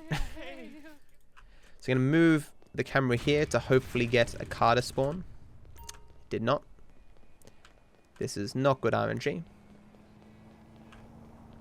That car is terrible. This is in fact really bad RNG.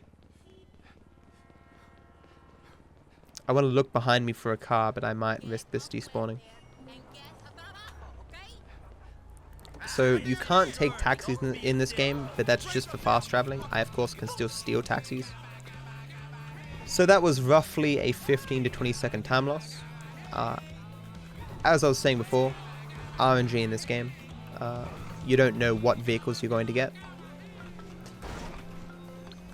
That money there, if I get the money with Michael, it means both Michael and Franklin get their share of the money. And so when I go to buy a grenade launcher later, Franklin will have enough money for it. Oh, you may notice that Franklin has $500,000. I can't use this $500,000. It was an exclusive pre-order DLC bonus. I can't remove it from my game because Rockstar is terrible sometimes. But there's just a rule, if it's in your game, you just can't use it. So I can't go below $500,000 with Franklin. And of course I never will. We made that rule just so people who already have the game don't have to rebuy the entire game just to remove that one thing. If that's even possible, can you get... I think you can rebuy games on Steam, right? Yeah, so this drive is fairly precise because you need to drive in a particular way to not hit the bushes and not spin out and stuff and not hit these animals. That's one for the pot. The taxi is like a pretty decent car. It's like mid-tier. So getting a taxi wasn't too bad. It was just the amount of time it took to get the taxi. The quality of vehicles that can spawn varies depending upon what section of the game you're in. So this is a fairly hard mission. Davey, how you doing? We're helping Dave out by trying to identify whether or not a particular guy is in the morgue in this building. So we've gone in as a dead body, so pretending to be a dead body so we don't have any weapons. What you would normally do is knock this guy out, take his gun, but that would be slow. So we're going to jump past a bunch of guys here, hopefully knock a guy out in one hit and steal his gun. Okay. This is now very sketchy. Let me get this health for safety. That's why I said hopefully. It is often a one-hit kill, but the lock-on has to work, which it did not work there, which was inconvenience, but as long as you keep your cool, it can be handled, you know. First person running upstairs here saves heaps of time.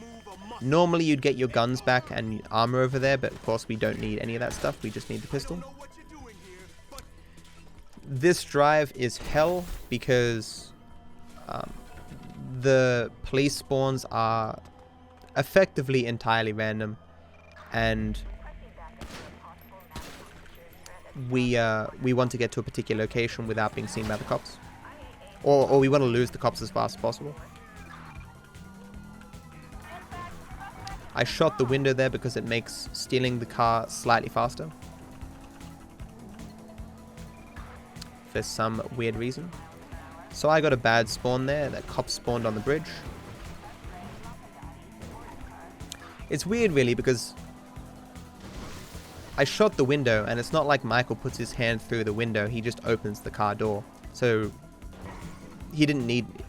But if I didn't shoot the window, he would smash the window and then go in. That's a good spawn as long as I can get by it. Which, I should, yeah. Okay. It's tough to drive and watch the map. That's a very bad spawn. But I lost the cops pretty early, so it should be almost done. When I say I lost the cops, I just mean that, you know, the stars started flashing, not that I've lost them completely.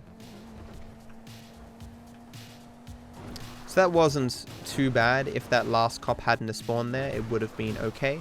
I'm not going to save any time here because of the lack of car at the beginning though. Hey, Franklin. So driving out of here would be slow, so I'm going to blow up my car to warp me to the hospital. I have no grenades or anything, so this is my only option to warp out of here.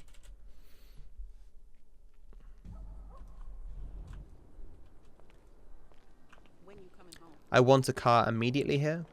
I'm not in first person because I want to give myself the larger camera.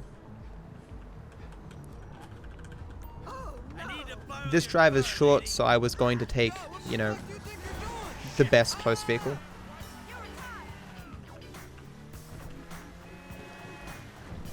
That white car I just passed is probably the best car that you can get in that section. Damn. Getting the cops on me between missions isn't usually a huge concern because when you go into missions, you lose the cops immediately.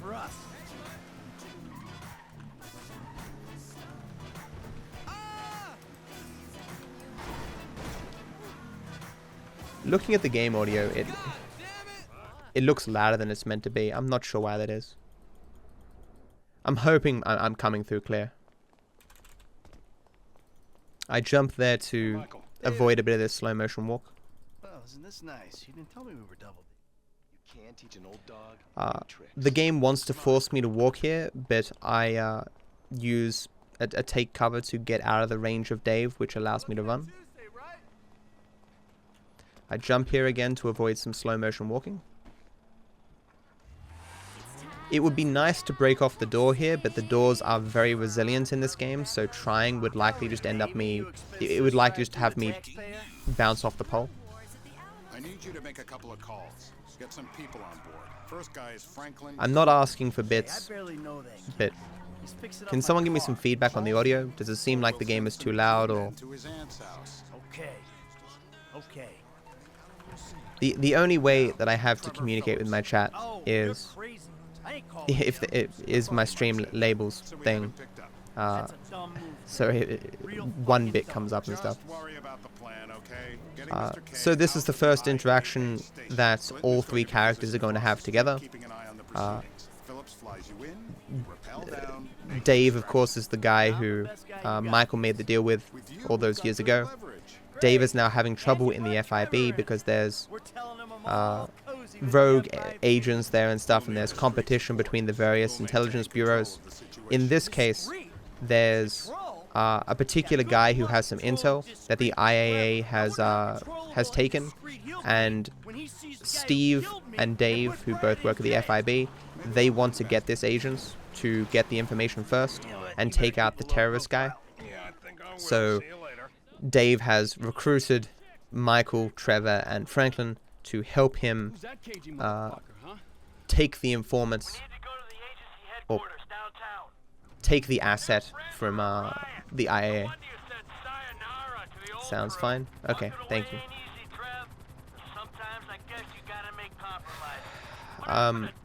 So Trevor is still under the impression that Michael, you know, was helping the FIB. And Steve and Dave, of course, you know, they are themselves a corrupt entity within the FIB. It's why they're working with Trevor, despite Trevor being on the FIB wanted list.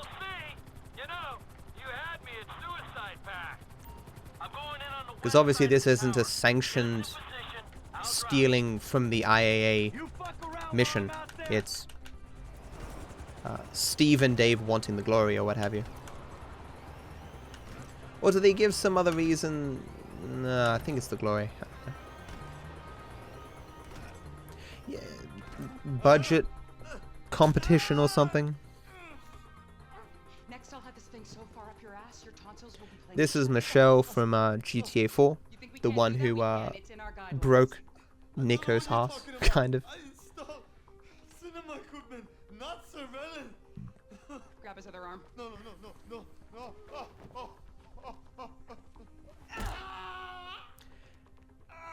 This is just some guy who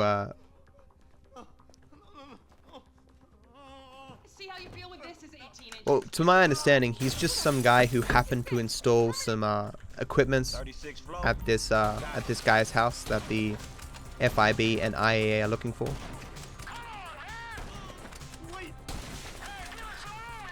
It's been a while since I've watched the cutscenes, but that's what I can recall at least. So Franklin's over here sniping, Trevor's flying the helicopter, and Michael is extracting the asset. These guys are perfectly consistent, so very easy to take out. This is the somewhat hard pass, taking out this helicopter in as few shots as possible. 3 is about average. And then flying in a particular way here to get the helicopters to crash into the building. It's somewhat precise.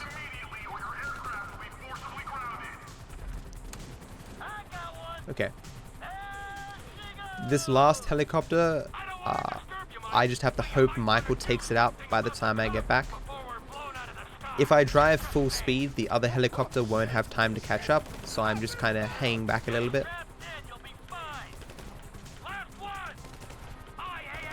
This should be quite good.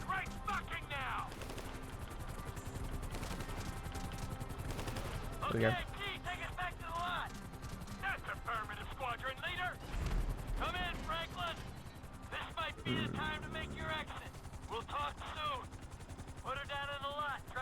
If anything, I could have flown faster there. Michael was very fast in taking them out.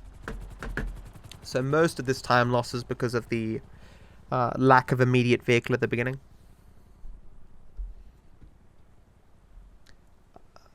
It loses you quite a bit of time compared to perfect RNG. So I want Franklin to receive a Man, I'm drunk, but I ain't getting drunker. particular text message, so I'm putting on sleep mode. I want him to receive a text message from Lester telling him about an opportunity to assassinate someone for money. Unfortunately, I did not receive it, which is not the end of the world in this category, but it means there's a potential that I'm going to have to wait later on for that mission to spawn.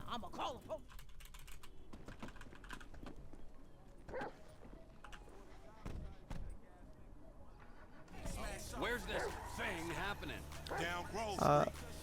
So Trevor has gone to, you know, say hello to Franklin, and this happens to be when Lamar shows up and is like, hey yo, let's go buy some drugs, and Trevor's coming to help. And of course, with all Lamar's deals, it goes south. They try to bamboozle Lamar and Franklin by giving them fake drugs, or rather like a very tiny amount of real drugs and like a brick of drywall. Hello, Chop.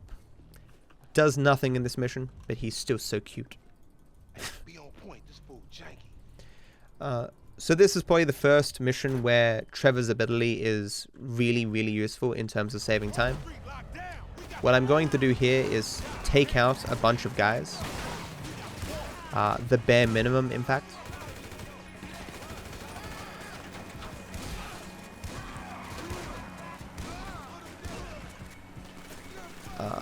I'm now going to use Trevor's power to run past all these gangsters. And then I'll fail intentionally at the end.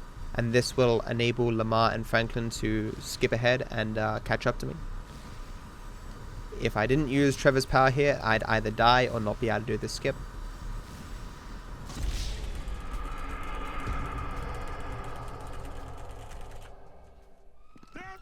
So all the gangsters, as you can see, have despawned.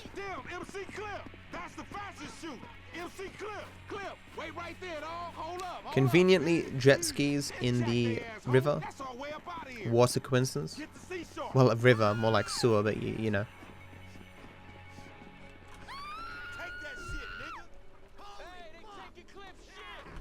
What the fuck are you doing?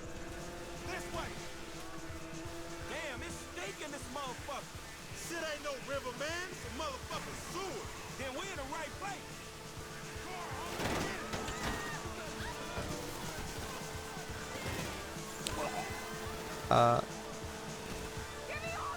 So there's no reason to kill any of these enemies, blow up the helicopter, none of it matters. I'm just trying to get to the end point as fast as possible without losing Lamar or Franklin. Getting in front of them is a little bit of a liability in that they can somewhat rubber band and run into me and knock me off my jet ski. But as long as I'm careful and I hang off to the right here, that doesn't usually happen. So the game expects us to go forward here, ahead of the bridge, but instead we turn around. This confuses the game, so normally it would spawn endless amounts of police on Trevor, but because I've gone a completely different route than what they expect, I'll receive no spawns of police. At best, this one helicopter will chase after me. I'm hoping it despawns. It's not a huge concern if it doesn't despawn, but there we go. Okay. There's a very tiny chance a helicopter can spawn here, but even if I get the cops on me again, it just ruins my ability to split here. I'll lose the cops before I get to the point where the next mission is.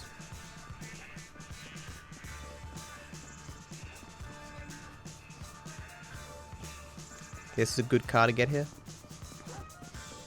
This is another spot where it's just a random vehicle.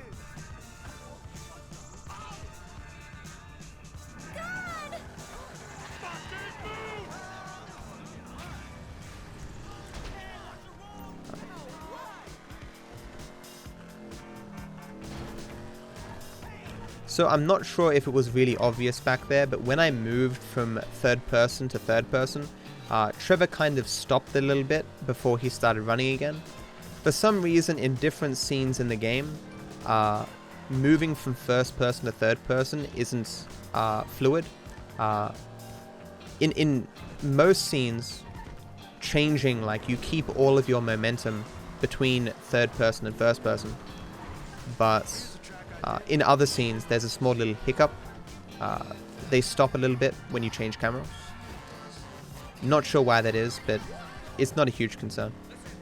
I mean, in one or two scenes, it is a concern. Like, there's one or two scenes where I might use first person, but because of that small hiccup of a step, I don't, because it risks me getting shot. This is one of the worst missions in the game, unfortunately. It involves me doing a bunch of silly little minigames.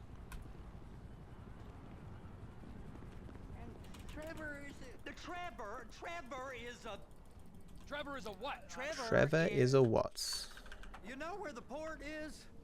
Come on then, Floyd. What you got for me? Like I said, I don't rightly know what we So we don't use the main character's vehicles all that often, but a lot of missions like this one require you to use these particular vehicles. It's not something consistent with this game whether you are allowed to change vehicles or not. Some missions allow you to change vehicles, others don't. So I'm going to go over a jump here. Normally jumps would give you slow-mo, which costs us time, but instead I'm going to bring out my gun, which skips the slow-mo. It in fact makes the jumps a lot easier, in fact. I don't know if people find the slow-mo to be cool, but personally it's just annoying. He's real good with numbers. I don't want to hijack a truck full of pineapples, Floyd. You need to give Like when people mention their least favorite missions, it's this one, Sky in the Pause, then there's Mini-Sub, which is coming up later, then Yoga, and then cleaning out the bureau. This is bad RNG, having the train in my way, very uncommon. Private army to the New World Order. My butt's gone The folks waging outsourced shadow wars in 20 countries around the globe and recently cleared to operate on Yeah, US so soil. Floyd works here at this pier, and Trevor is asking him, hey look, is there anything of value here that I can steal? And Floyd is like, I don't know, they don't tell us what's in the crates, but there is a bunch of private security around for this particular crate on this particular ship. And Trevor's like, oh really? Well, let's go steal that then. I'll need to scout around, take some pictures, and then we can set up how he wants to perform this heist. So like, this mission makes sense and has a purpose in the story. It gives Floyd and Wade something to do, gives Trevor a reason to hang around with them. It has some decent dialogue, but it's just not a fun mission. You see me walking super slow here. No one wants to do this in a game. The mini games aren't fun either. What's the Coast Guard response like? Well, they got cutters, 45-foot response vessels, air support. You're not gonna move much faster than them, especially if you're carrying something. Maybe I'll have to saddle you up and ride you across the Miriam-Turner overpass. I just said they have the water surface real covered. Real covered? I can't even like push him forward or something. There's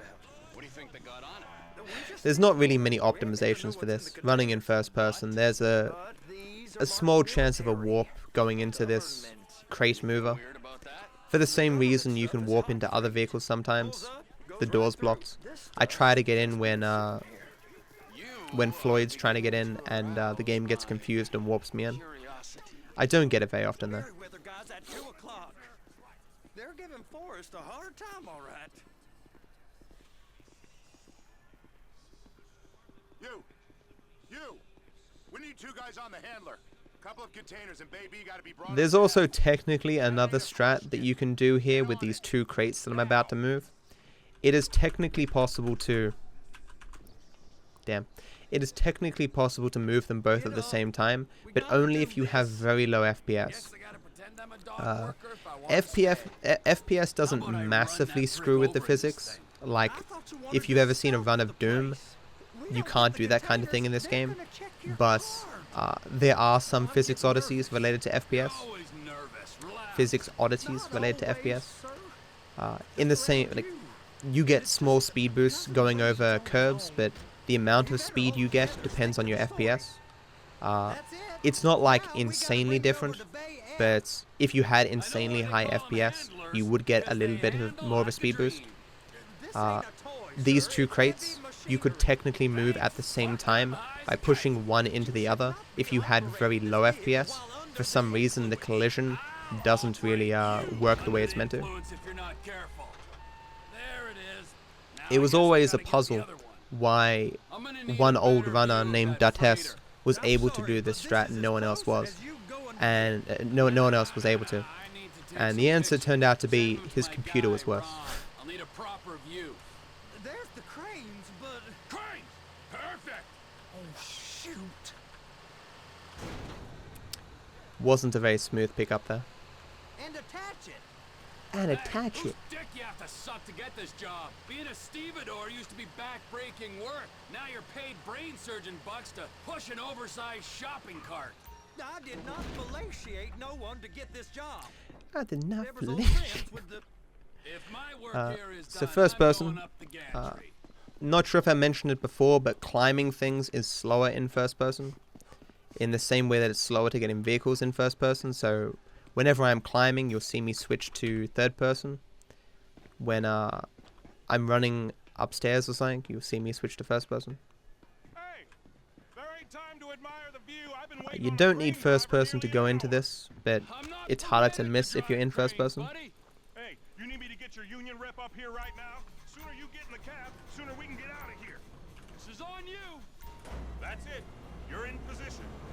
It's hooked up, so lift it high enough. Was a fun, interactive gameplay minigame. Oh my god. My favorite thing in Grand Theft Auto games is moving crates. Like, why twice though? As one of the things that I always question about this, why make people do this twice? Do you think that people enjoy it so much doing it once that they're like, look, we got to give this to them twice. There's gonna be riots in the streets if we don't make them move 2 crates twice. Why not 1 blue crate and 1 orange crate, or just the blue crates? Do they think people were buying GTA 5 for the port simulator? Like, it makes no sense at all.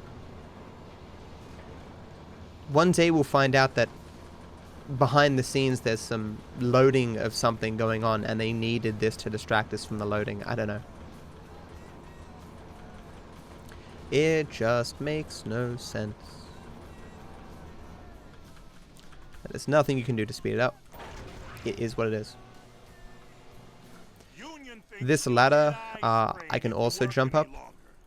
Again, one of the few ladders you can jump up. Damn it, missed it. Hard to do in first person. Okay, jump here and try not to fall off.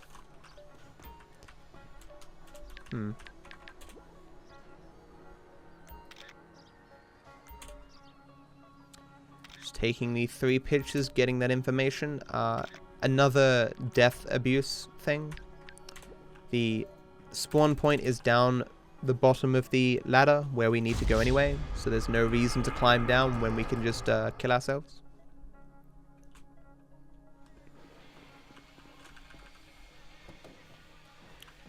It's over on the other dock.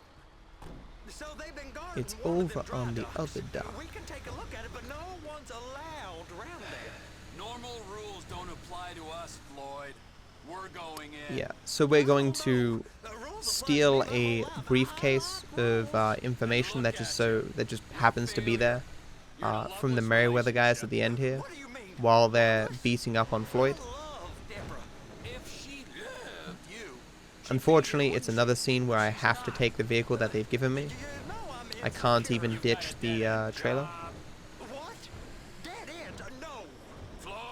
But at the end, it's random what vehicle I get, or if I get a vehicle at all.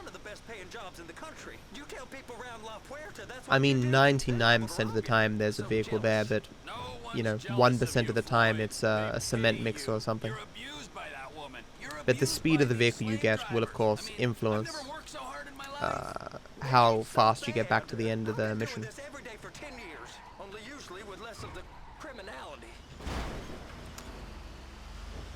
That was closer than I normally do it, but okay.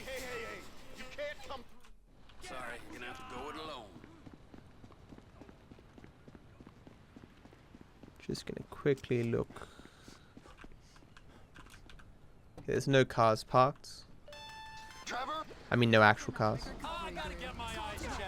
Yeah, there's a car over here, but it's not very good. It is, in fact, one of the worst vehicles. Oh, that is not one of the worst vehicles, though. It's time loss. Time loss. It's very rare for another car to spawn here. But it's good enough that it's probably worth getting. Especially by comparison to that black car. This is one of the better cars you can get in this spot. It's Franklin's car. It's not actually Franklin's car, but it's the same vehicle kind of thing. Or close enough. So this drive should be pretty smooth, even if it was a bit of a rocky start getting the vehicle itself. Sometimes you have to drive out using the truck to get a vehicle, which loses you quite a bit of time. And then it's the same sort of drive that we did before, going back to Floyd's house. You find that you end up taking the same routes a few times throughout the mission. It's not a different route every time, because sometimes there's just one optimal way to get to a particular location. But there's a lot what I'm doing here in terms of like balancing my vehicle using shift and control, and I'm going up and down on particular points to make the drive as smooth as possible.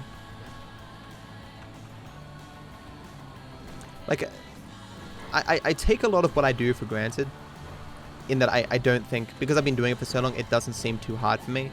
But when I watch other people run this game and I see them crash every like 10 minutes, and I'm just like, you know, it gives me perspective on the gameplay. Because it seems so easy to me, but you know, I sometimes forget that it's not as easy as I think. Find a permanent solution, a transorbital solution, in just 20 minutes. Originally pushed underground. I wonder what time Hugo got. I saw he was doing a run before I started. You see me punching up the stairs there? That's one of the times where using first person to run upstairs doesn't work. It forces you to walk.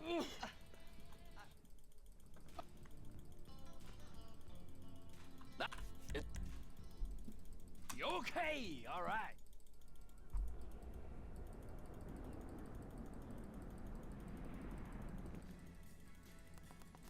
I'm actually surprised I'm losing this much time.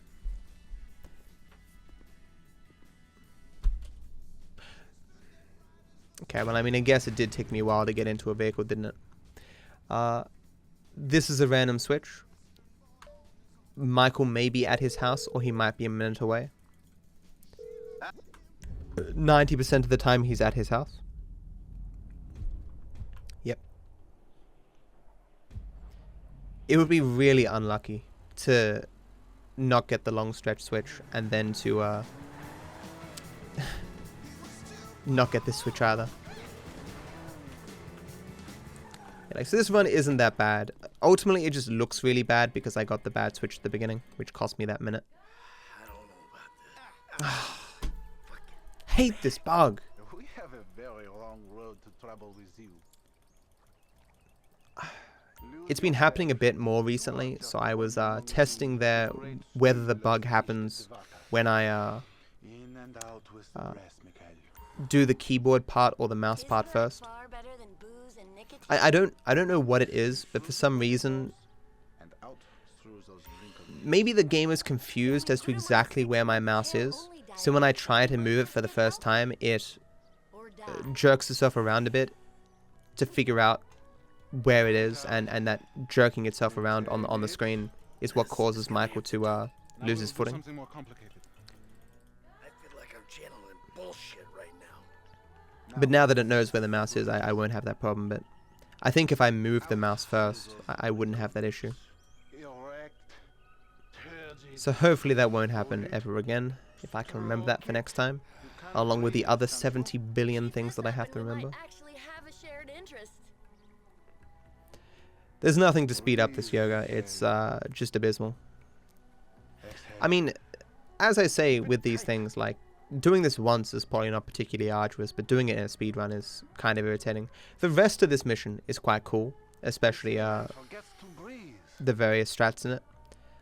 You'll notice that I use third person to run through the house, then I use first person to run up the stairs, then I switch to third person to get a jump into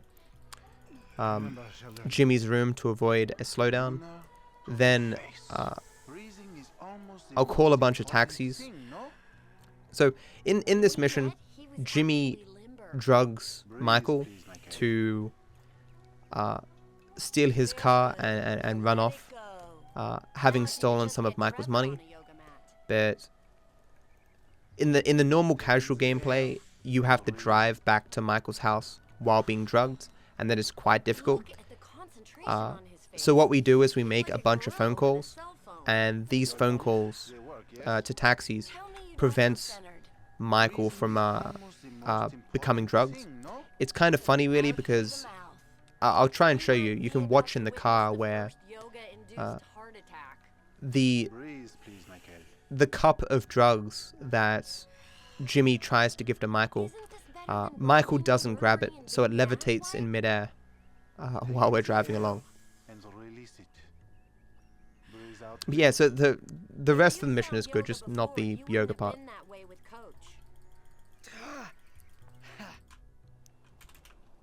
Jimmy, you still here? James, Go away! Oh yeah, fuck! Nice TV. Did I pay for that? Yeah, you smashed the other one, didn't you? Unlike in the previous scene where we needed to run around to get Jimmy to run, Jimmy will now only run if we get into a vehicle. Inconsistent. Yay. Where's your friend? So I didn't open the door for Jimmy because that would have been slower. Nice to see the kids are still hanging out at the burger joints. Me and the guys, we go down to the diner after class every day. Get milkshakes. Bad time to stretch my fingers there. You know, you're really creeping me out. I'm trying to relate to you. No. Another moment where the yellow line is not the fastest route.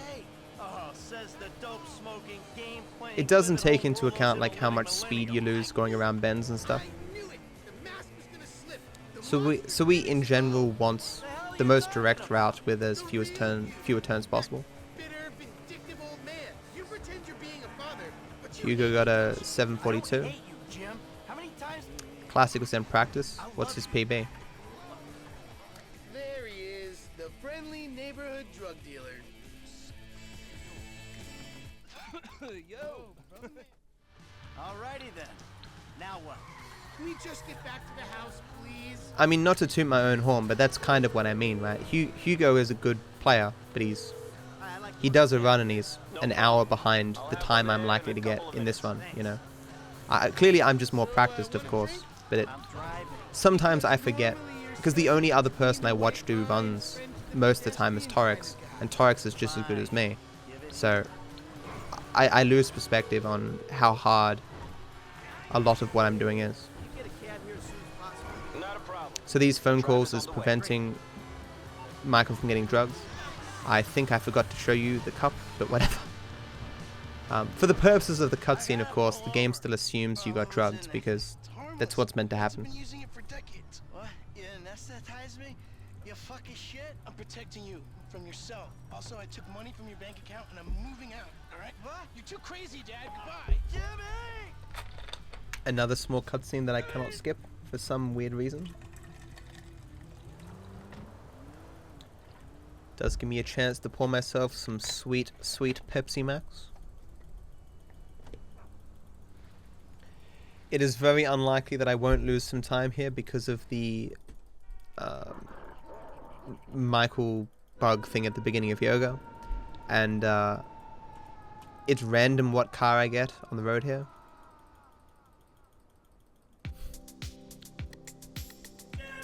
Thank you, Jake.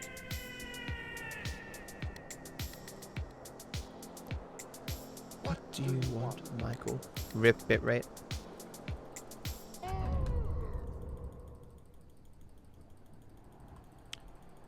I mean, if I get a perfect mini sub and a perfect blitz play, I can get this run back on track to being world record pace.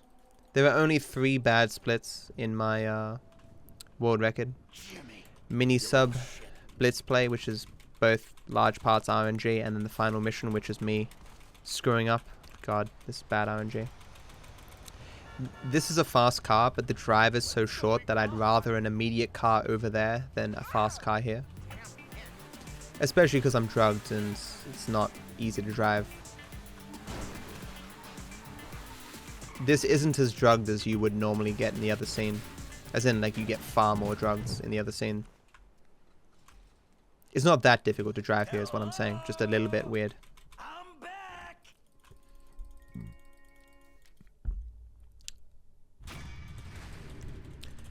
So this is one of the few runs, this is one of the few missions in the game you can start with a phone call.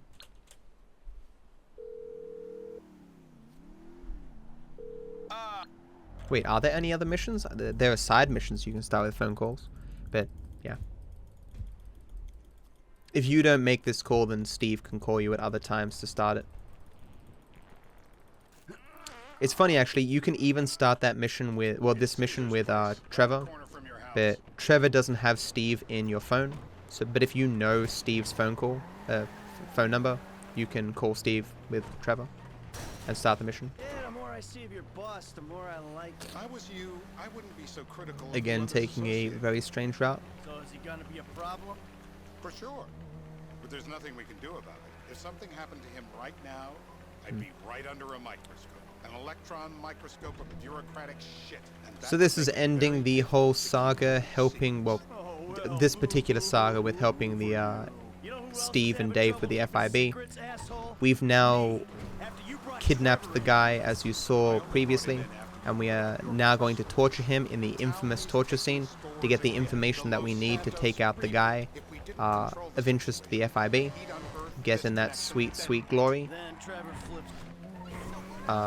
Trevor flips out, beheads me, kills my family, or raises them as his own. This torture scene is just a cutscene. You don't actually see anything.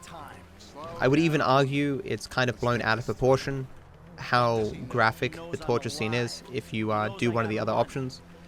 But of course, we're just interested in doing the, well, one crash in an hour or whatever is not too bad. Yeah, we want to do the fastest thing possible, so the fastest thing is using the wrench, which is just a cutscene. That's it.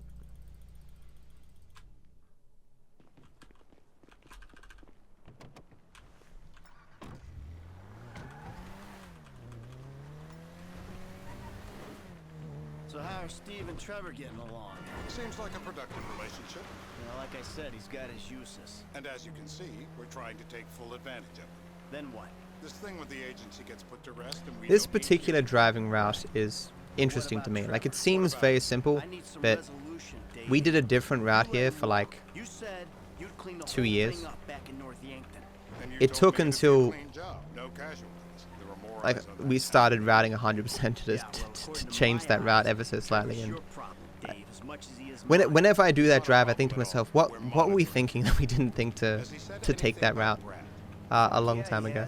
But anyway, doesn't matter. I just think of it every time because it's just impressive how different categories have impacted each other in terms of discoveries. Just routing 100% has taught me so much more about this game than I ever knew before. So under normal circumstances, we'd not be certain who the guy is, but of course we know immediately because we've done this 1,000 times. Got him. It's done. Woo! That is a wrap, my friend. This jump is kind of tight. How you feeling? It fails because we don't go the right distance, but of course we don't care if we get the stunt jump. No one likes a crybaby. You look great. Let me see the mirror. So Trevor has been commanded to dispose of this guy. Trevor, of course, doesn't like being told what to do, so he drops him off at the airport instead. After this is a RNG mission called Minisub. I mentioned it previously as one of the worst missions in this game. All it involves is waiting for a text message to tell me that the Minisub has been found, and then I drive to the Minisub, and then I drive the Minisub to its destination, which takes many minutes. So this is RNG in that I don't know how long it's going to take for me to get this text message. As you can see, I have 1 minute and 10 seconds to save. It is quite unusual to have to wait for the Minisub text message. The last 2 runs that I've done, I've waited 1 minute and 10 seconds. So I'm kind of due to get normal RNG here.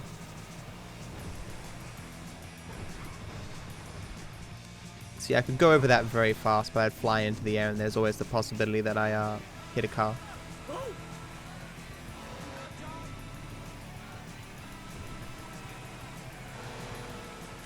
Come on, game, be kind for once. Like, as I say, it's random what phone calls or text messages you receive. I put on sleep mode, but there are no phone calls that Trevor receives here. And sleep mode, of course, only blocks phone calls. That could be it. That is a good sound. Oh, nice. Okay. Gonna save myself a sweet, sweet minute-ish. Because this drive has not been perfect. I've slowed down quite a bit.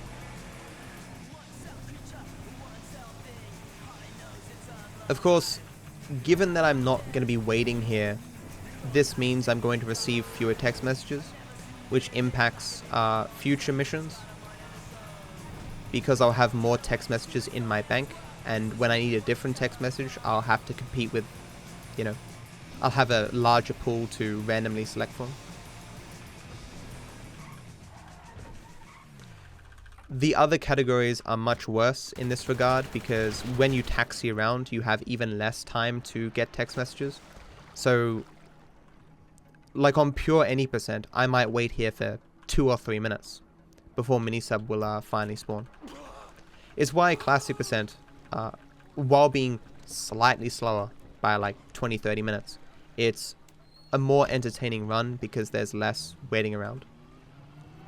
Not that I'm saying there's a ridiculous amount of waiting around in say 80% no mission skip, but this run just flows more. There are no strats here other than being above the water is faster. You may notice that there's no waves here. It's perfectly flat. This is because of patch 1.27. For whatever reason, on patch 1.27 there are no waves. If I were to load a save file multiple times or do a mission replay, the waves would reappear. But for the entire run, the ocean's going to be completely flat.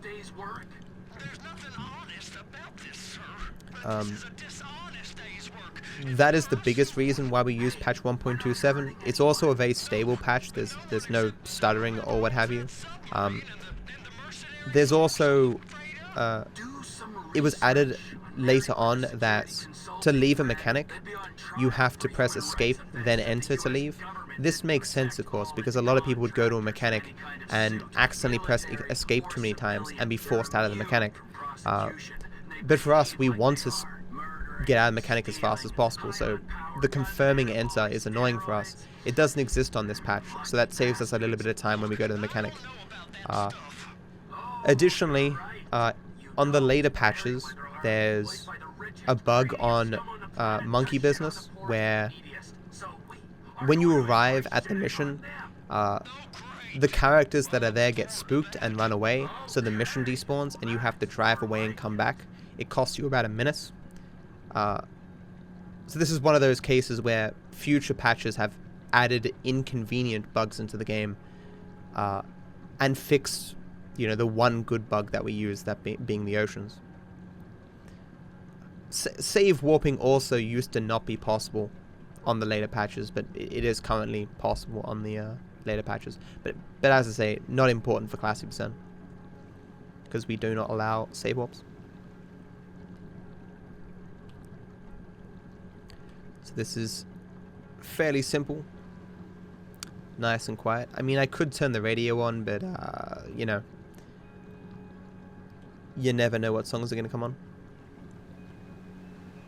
I mean, I really hope that the language in this game doesn't matter. I mean, it's no worse than what's in a lot of songs these days, I guess, but I guess those songs probably wouldn't be played at GDQ either. I don't know. As I say, I can potentially run with a mod removing the explicit language, but I don't know how that would affect the run. Or even if those mods still work. I've never used them, I just know they exist.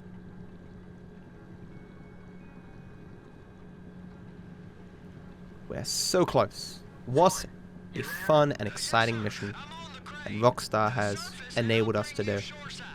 Bravo.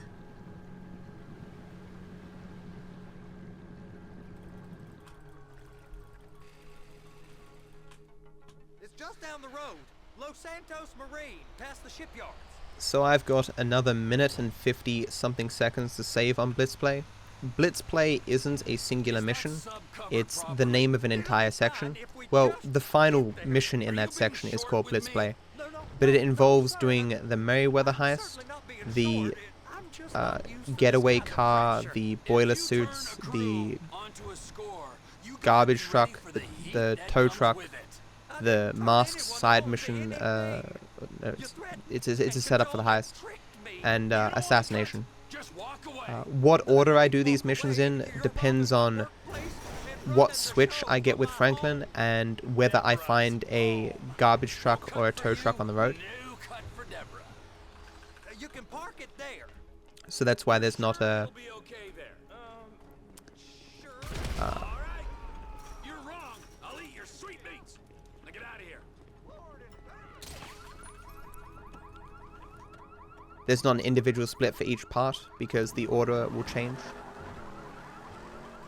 This is a pretty fast car. Good time save, not complete time save, but what can you do?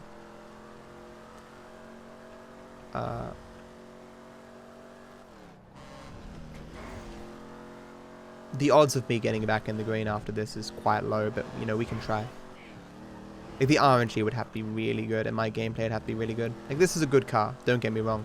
But the odds of me receiving the text message for the B is quite low. I mean, receiving it before I get there. Because that is the first piece of the puzzle. Okay, I didn't receive it. It is possible to receive it even when I'm this close to the mission, like the mission would spawn there. But if I did receive it now, it just wouldn't spawn until I left the area. That should be it. Great. The reason why I drove up here is because I need to sit out of range of the mission to allow it to spawn, but going downhill is a little bit faster. So ideally, I'd rather it spawn before I got there, but if it doesn't spawn before I get there, I sit up the top. I would describe how far away you need to be, but it'd be hard to explain. I'm taking a risk going up here. Yeah, it was greedy of me. Oh! Greed paid off. Greed, for lack of better terms, is good.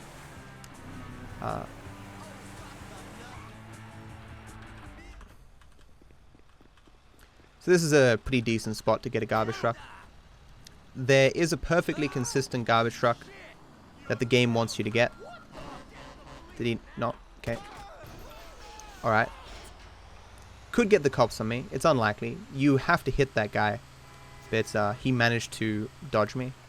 So I shot him with my pistol in the leg to prevent him from pointing the cops.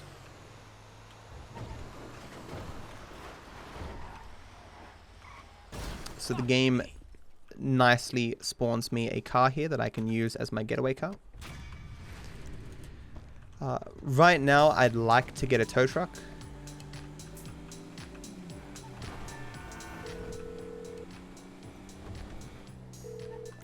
But a tow truck is far less common than the garbage truck.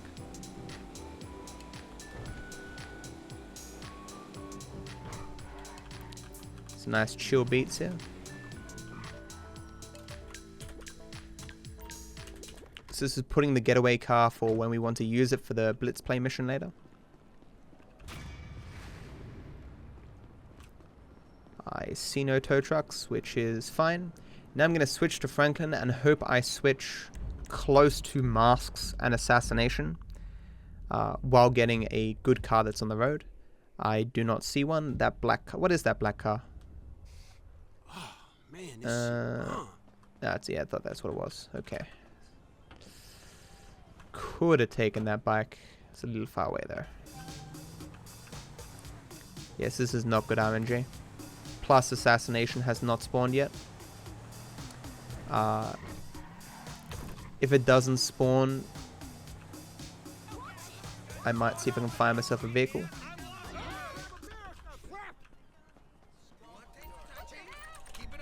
This is why I wanted assassination to spawn before.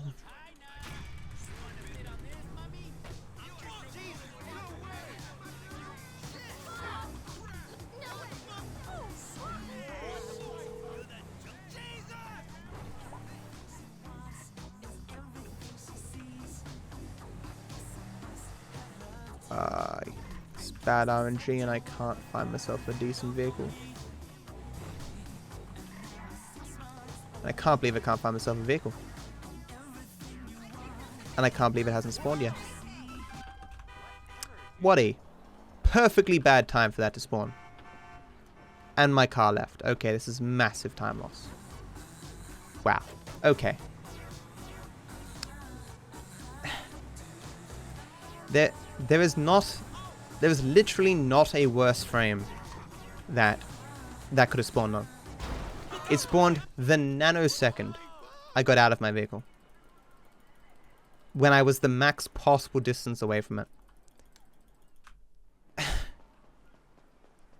This game, sometimes you feel like it's malicious, like it knows what you're doing, it knows what you're trying to achieve. Everyone complained in GTA 4 about the phone calls for missions, the headaches that it causes, not knowing where to go. I'm very happy that in GTA 5 they dialed it down a bit, but I hope they do none of this in GTA 6. It's just terrible. Like, if you need phone calls to start missions, can you make it so there's a redundant thing where if you move to a certain location, it can also trigger the phone call immediately? This RNG is just absolutely unnecessary. Or getting the game to prioritize phone calls or text messages, or making them spawn after a certain duration. There's no reason for this RNG. It doesn't make the game better for casuals, it makes it worse for casuals, and it certainly makes it worse for speedrunners. It's terrible. So, I have the fortune here of being able to look for a vehicle. So I don't have a bad vehicle the entire time, but of course the drive here would have been nicer with a better vehicle.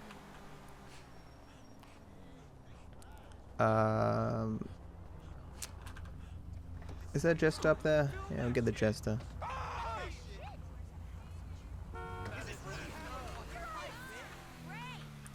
The Jester is just overall a very good vehicle, and given that this vehicle is going to be driven by Trevor in a bit, a vehicle with good handling is quite useful.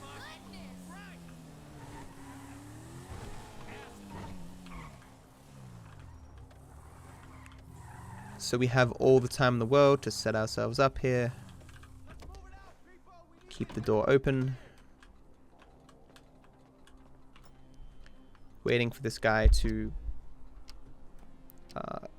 be in range for assassination.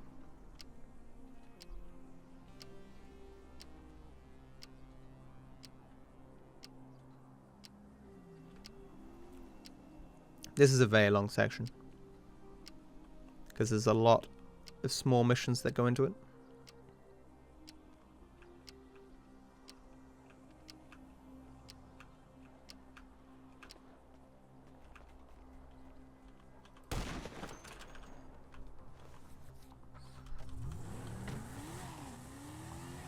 Man, you get what you give out, Mr. Lowry.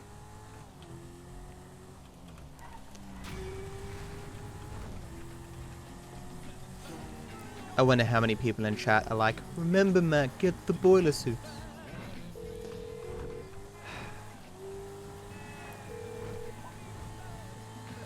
The mission order here varies depending upon category, because when you have taxis you have a bit more leeway in what you do in what order. It's sometimes hard to remember the different strats and stuff for all the categories.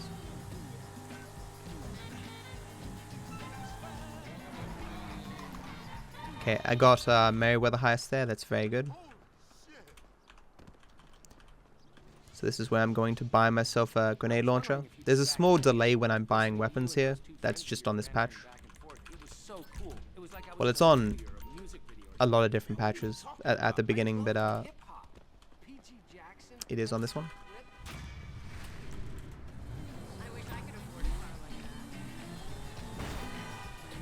I can't afford this car either, but I can steal it.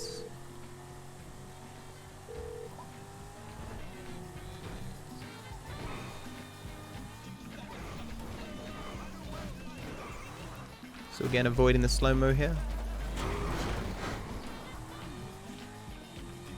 using my power when I landed to stabilize the vehicle.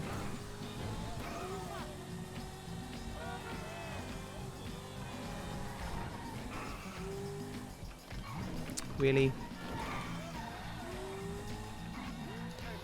Gonna park it like this so that it turns itself around. When I say it turns itself around, when I start this mission, the vehicle will be pointing outside the house rather than internal. You'll see what I'm saying. See, it's facing that way now. There's a few missions you can do that on, where depending upon where you park the vehicle, it influences whether it despawns and respawns. Almost forgot. Here's the rifle with a thermal scope. Almost forgot. I was kind of sold on like a well-organized. Sometimes it's advantageous to get the game to spawn your main vehicle. In such cases, you can just blow up the vehicle that you took to the mission. That usually works. So on 100%, for example, we start that mission with a tow truck, and we don't want to use a tow truck for this drive, so we blow it up before the mission starts. And we get defaulted with Franklin's vehicle. There's even dialogue related to taking Franklin's vehicle. Like Franklin will say, "Oh, we're taking my car, are we? Cool."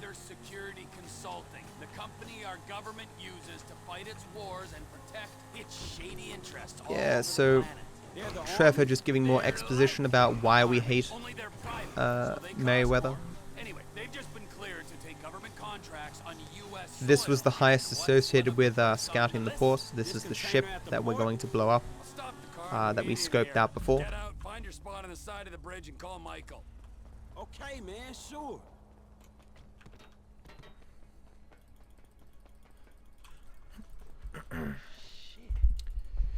Hey, dog, I'm in position. Let me know when you're ready. Yo, dog.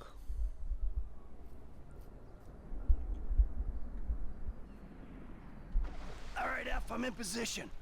Damn, that's a long way up. So make sure I don't run into any trouble when I get there. Ah, my knuckles. Trevor. All right, I got you, homie. Can shoot these two guys at the same time, which would be nice, but I'm not going to do it this time because I'm bad. It's clear, man. Climb aboard. I'm not even sure that really saves time. In this game, you can hold a gun and throw C4 at the same time, which is quite good. So I'll bring out my pistol here. Look out for me while I do it. I am just applying a bunch of C4. Ready to go. Moving up. Franklin is meant to help me out by killing people here, but he's not very good at his job. I use my power there because there's a small chance that the game can bug and the guys can fire their entire clip in half a second and kill me. It's not very likely, mind you, but it does very rarely happen. Happens online too.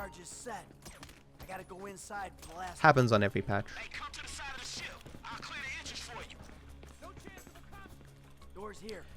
This is hard to be optimal with, these shots. Oh, he died that time, finally. Ah.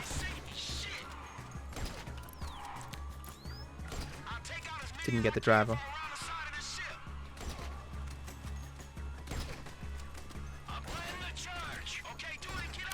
Okay, I got it all in one clip, which is good, but I didn't get any double shots there. Like, or did I get one? You want to kill two guys with one bullet wherever possible. This is tough to get in one shot. I'm hoping I can get it.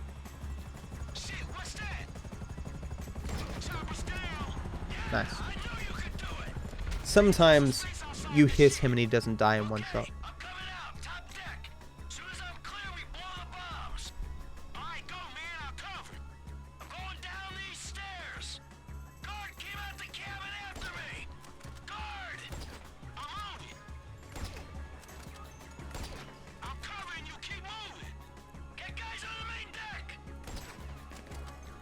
That was very good. It was very good. Tooting my own horn there, but that was actually quite good. Especially compared to last time. This is one of the only cutscenes that can't be skipped by clicking. Very strange, just two random cutscenes that you can skip faster just by pressing space, pressing enter, then clicking. Again, perhaps suggesting that different missions were made by different people.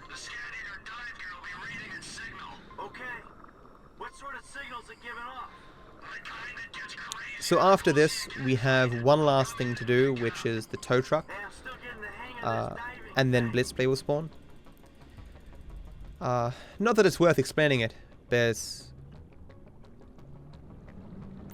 Blitzplay will immediately spawn on the map if, well, almost immediately.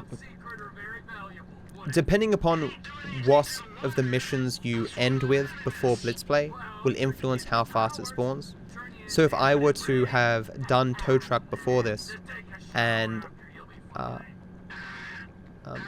did Merryweather heist, the heist that I'm doing right now, if I were to do that last, Blitzplay wouldn't spawn immediately, and I'd have to do some RNG stuff where I have to hope that Michael gets a phone call or what have you to start the mission.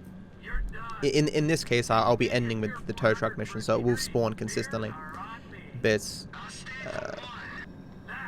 doing the tow truck this late is not the fastest route. I would much prefer had I with Trevor all the way at the beginning that I happened to find a tow truck on the road. Because as I say, there's a perfectly consistent tow truck and there's a perfectly consistent garbage truck, but they're both further away from the point where you need to drop them off compared to finding one on the road. Get ready to lift me out, Floyd. Nearly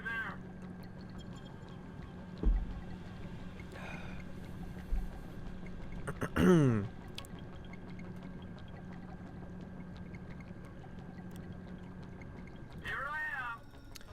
Here I am. I'm also hoping that Franklin has his car here. Not that it matters a huge deal. Especially without using the iFruit app, which is not allowed anymore. Damn. But it is better to have his car. His car is slightly faster. Even with doing wheelies with this bike. Because this bike is terrible. There's also the 1 in a billion chance that I will get hit by a car here and fall off and die. I cannot recall that ever happening, but, you know, this is a bad bike. One of the worst things about bikes, though, is Franklin's power isn't really useful with them. It doesn't give you the ridiculous turning and handling and stuff that you get with cars.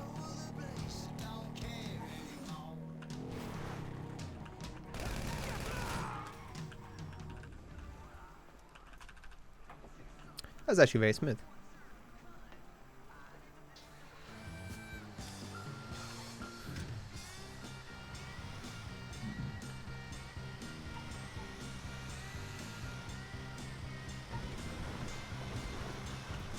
Using my power here so I don't get too much air. Like, air looks cool, but, you know, you hang in the air for so long and you don't, you know, move forward as much as you would if you were on the ground.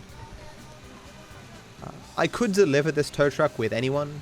I mean, I could have done it with Trevor or Michael or whatever, but of course Franklin's ability just makes this a lot more smooth. And plus Franklin was the closest to the tow truck anyway. Because those are consistent switches. Like, I was talking about consistent and inconsistent switches before. Most of the time, if a character was used in a mission, they will have a consistent switch afterwards. So you may have noticed that when I switched to Franklin, he said some dialogue. He is always there saying that dialogue after Merryweather Heist. It's just unfortunate that in a handful of spots, there's not a consistent switch for the mission we want to do. I think I'm going to save like less than a minute, but it's kind of hard to tell. It's hard doing that math. But I'm going to save a little bit of time. I definitely haven't lost a minute 53. What really hurt me here was the lack of a tow truck and a lack of an early tow truck and waiting for assassination. That whole scramble, especially me trying to be smart and get another vehicle. Had I just been patient, I would have just lost the time associated with having a worse car, rather than losing the time with trying to get a new car, failing, and then... yeah, that was terrible. But you just can't know how the RNG is going to go. Had the assassination waited a little bit longer to spawn, I would have saved time getting a new vehicle.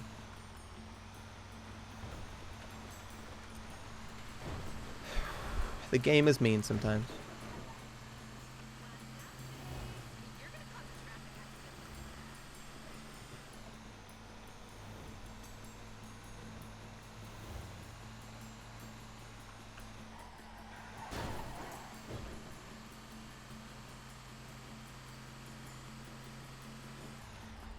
All right, T, I'm in position. What's the ETA? Looking for him.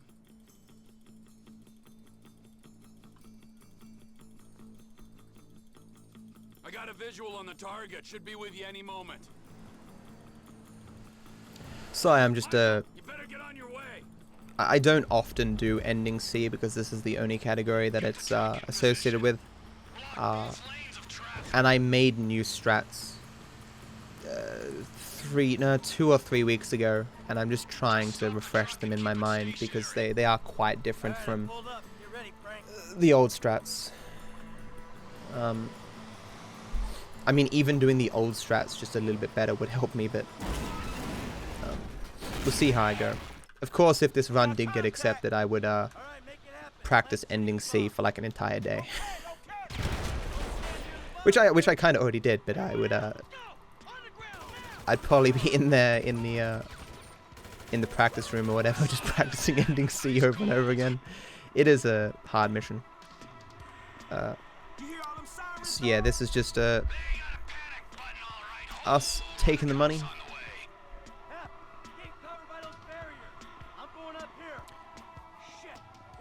These guys are fairly consistent, so I know where they're going to spawn, so I'm just going to chuck some grenades to blow them up when they get here.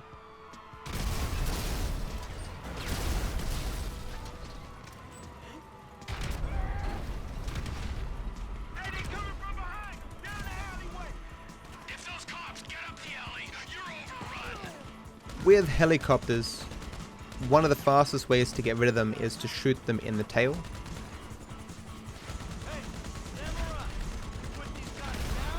Like so. I switched weapons there to reload before I go off here. This is inconvenient. Where's the third guy? Okay.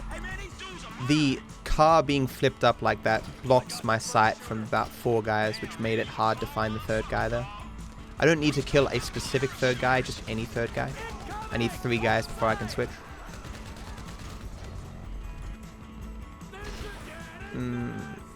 Okay. I should be more confident myself and just switch back to Michael and Franklin immediately when I fire, but I'm just not a confident guy with that shot.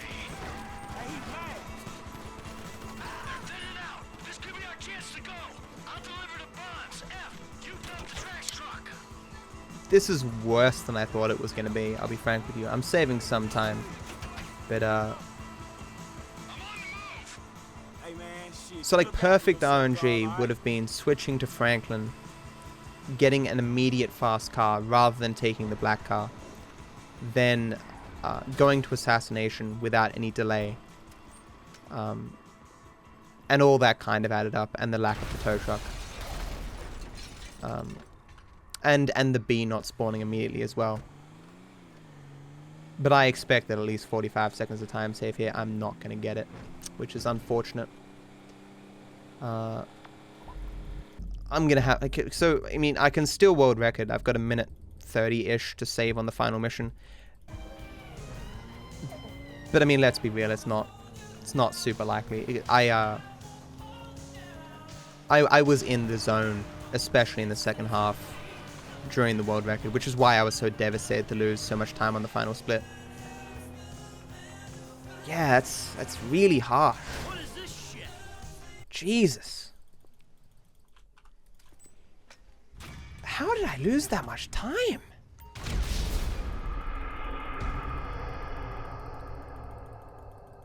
Man, I would love to go back in time how much time I lost with that assassination thing. It didn't feel like that much. Jesus. Whatever.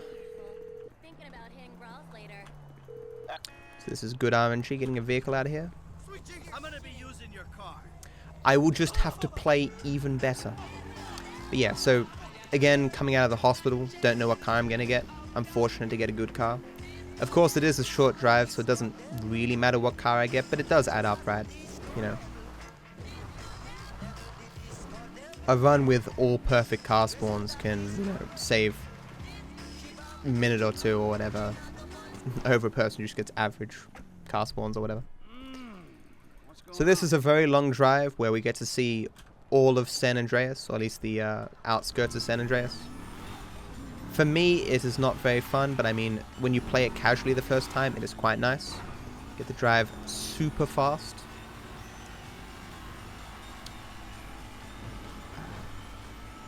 Of course, this is just us. So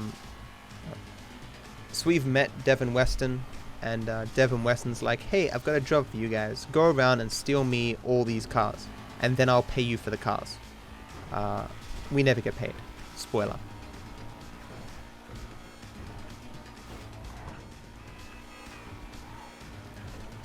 Or rather, he's like, hey, I'll keep the money, and I'll put it into a mutual trust in my name, and then, you know, let it mature, and then give you the money later, or some garbage excuse, you know.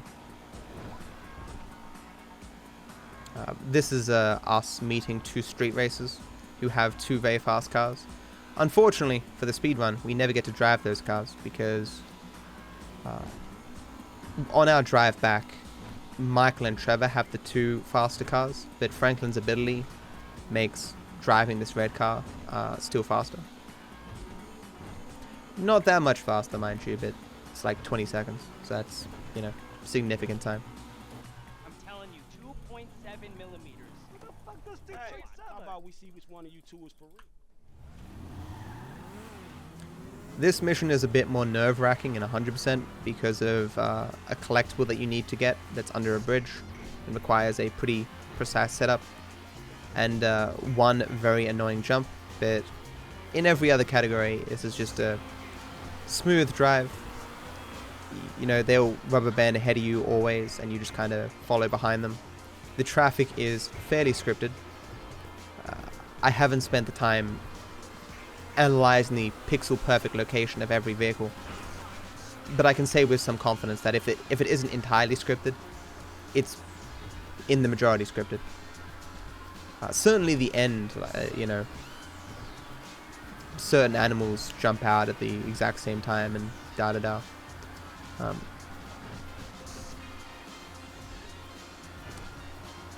yeah, there's not even any curbs that I need to worry about hitting here. It's just very simple driving.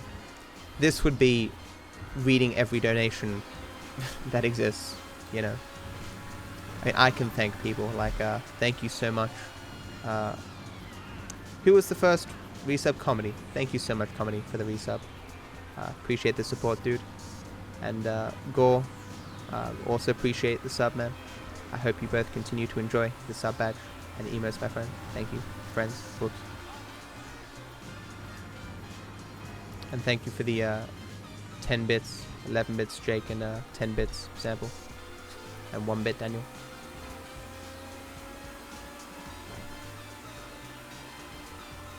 The blue car there has fallen behind in a scripted way, and now I get to drive another bad bike. I don't know what it is with Rockstar. Like, there are so many good bikes in this game, but the majority of the time they give you a bike, they give you the worst bike.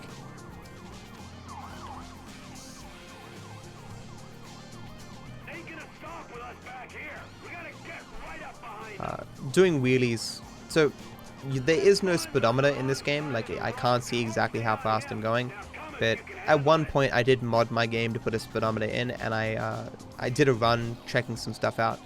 Doing wheelies on this bike, like, you can't even really do wheelies, but I mean, leaning back does not make you go faster, unfortunately. They don't look like they're stopping. We gotta get closer.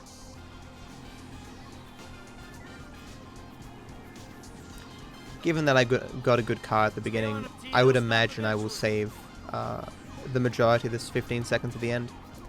It's hard to say though, right? This is one of those things that's really hard to time in regards to maybe there's some slightly faster way of doing this. Like maybe if I sit on the right hand side of the road, they will go faster rather than the left. But what testing I've done, I haven't found any way necessarily to make them go faster, other than myself just trying to go as fast as I can.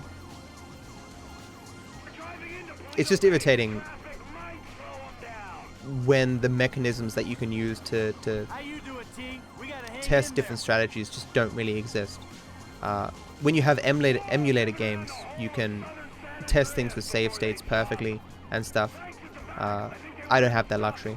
So some things I've wanted to test in the past have taken, like, you know, I have to play like through half an hour of the game just to get to the point where I want to test something. Not because I can't make a save file for the testing, but because I'm concerned that the save file itself will impact the viability of the strat or the information that I receive. Like I've spent hours testing the smallest things in this game sometimes. You know, I dream one day of getting this category below 630. It's possible now, it's just not very likely. The RNG has to be pretty solid.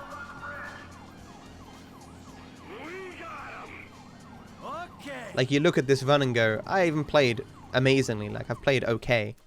And if I didn't get the bad long stretch switch, I'd be within, you know, 20 seconds of world record.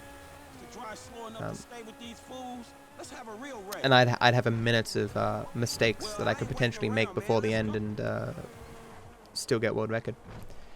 But we'll see how we go. So Devin's lawyer says we gotta take them to Hayes Autos in South LA. I'm gonna be there well ahead of you. Asshole.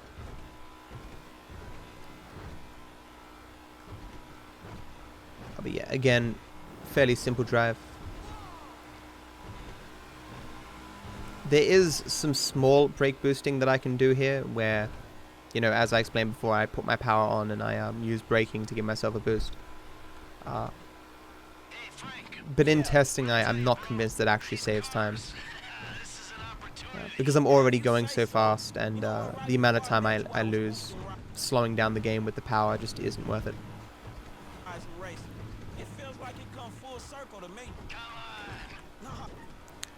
Tapping it on and off here to avoid hitting cars and slowing down is still advantageous though.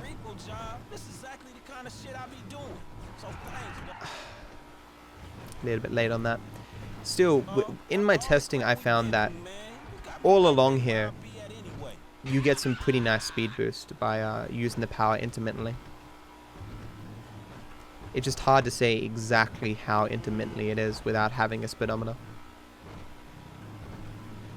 Because I'm not making the exact same movements every single run because of the traffic being varied on this last part.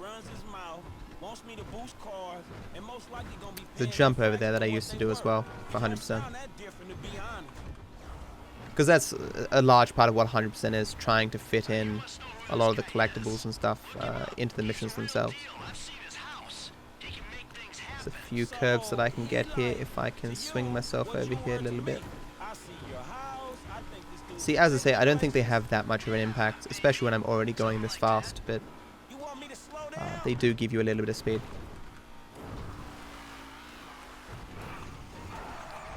Wow, okay, that was not kind.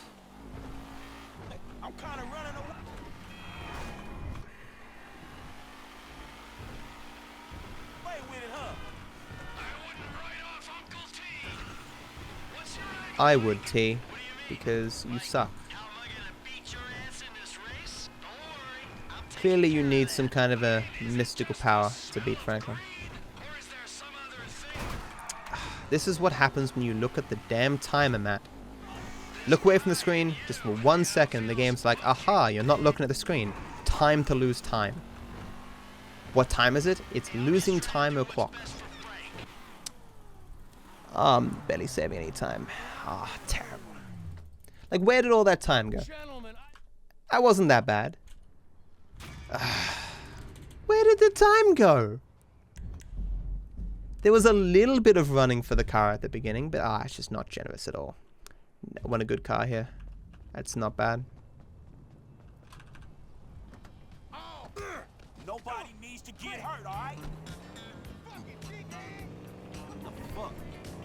I mean, I lost a second or something because I didn't skip the cutscene as fast as I could have. I think I only lost like 4 seconds or something because of the vehicle. I didn't get the best vehicle in the world. I got a good vehicle though, so I mean, that couldn't have lost me more than 2 seconds. Where did like the other 7 seconds go?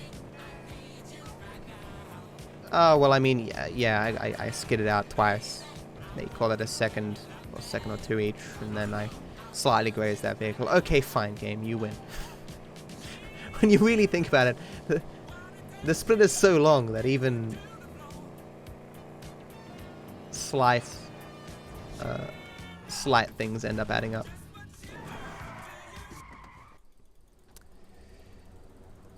So this is the longest break I get in the game. I'm gonna go to the bathroom. I don't really need to go to the bathroom, but I may as well. I could grab myself an up and go as well. I think I'll do that as well.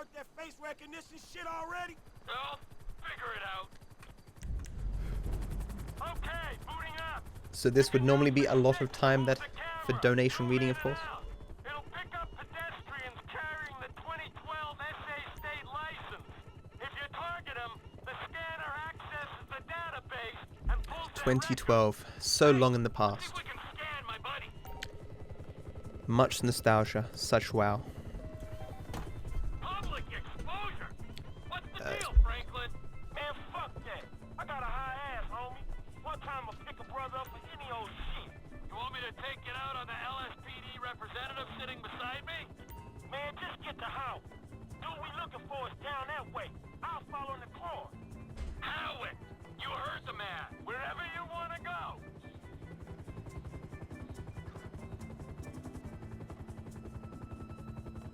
You arrested my African-American friend for a minor infraction? The LSPD disgusts me. It's not me. I mean, there's some bad apples in the department, but any accusation of a racist culture, Come in, Franklin. We're in position over Howick Avenue. What's the name of the suspect? The dude's name is Chad Mulligan. All right? Chad Mulligan. Okay. Roger that.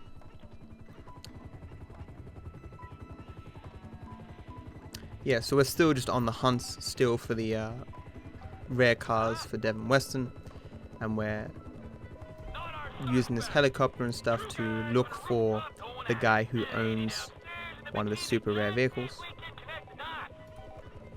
We of course know exactly where he is, but the game still makes us search through all these people. That's him right there. And then there's a long wait for him to get to the car itself. Roger that. Would you look at that couple? Finally, normal, just healthy people in this horrible town. Come in, Franklin. We've got a positive ID on the suspect. I repeat, we have visual on Chad Mulligan. No vehicle in sight. All right, look, cool. We're looking for his lockup, dog, all right? Stay on him and look out. Roger that.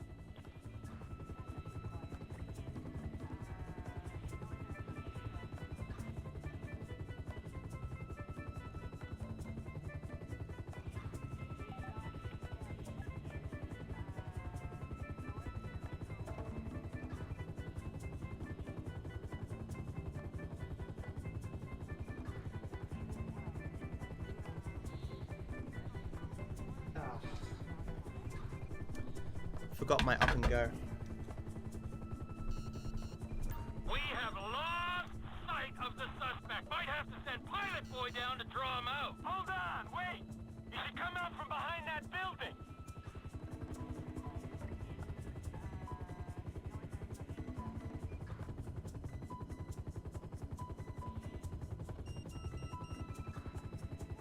Suspect's on foot. Okay, I see the chopper. I ain't far away. We no longer have visual on the suspect. Hey, keep looking, bro. Where is he? We have visual on the suspect. Wouldn't have minded getting some mouthwash as well, but what can you do? I have tons of up and go down there because it was 50% off. Would have bought myself a trolley full if I could.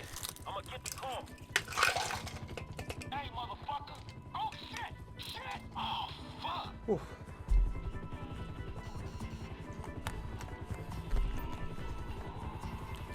What happened? Hey, look, stay on me, man, and let me know where you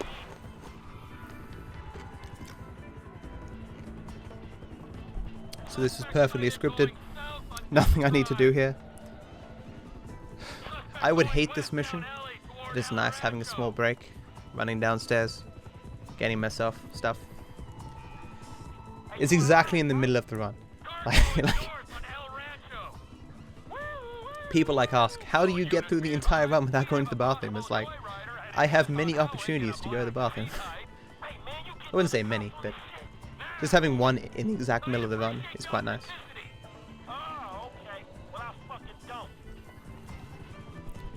100% is a little bit harder. There's less breaks, I would say. There's still some breaks though. For example, even in 100%, Eye in the Sky is still a break.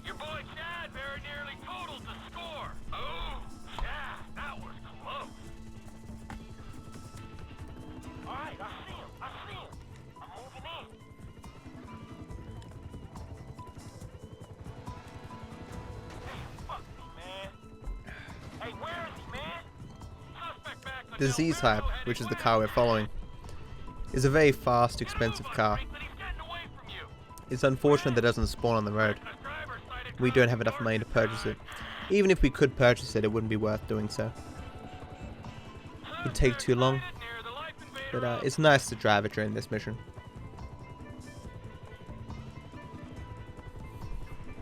Which is almost over.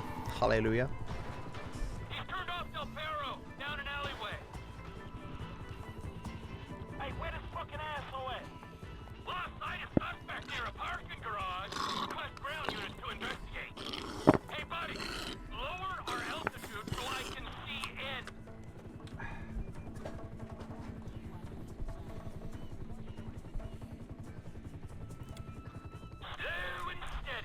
Much better.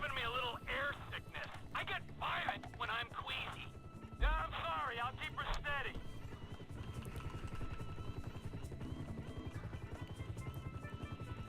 All garage exits clear. Suspect is in the building. I can't see him. Need some help here, Flyboy. Where is he? You can toggle to thermal vision. I wanted to say something here.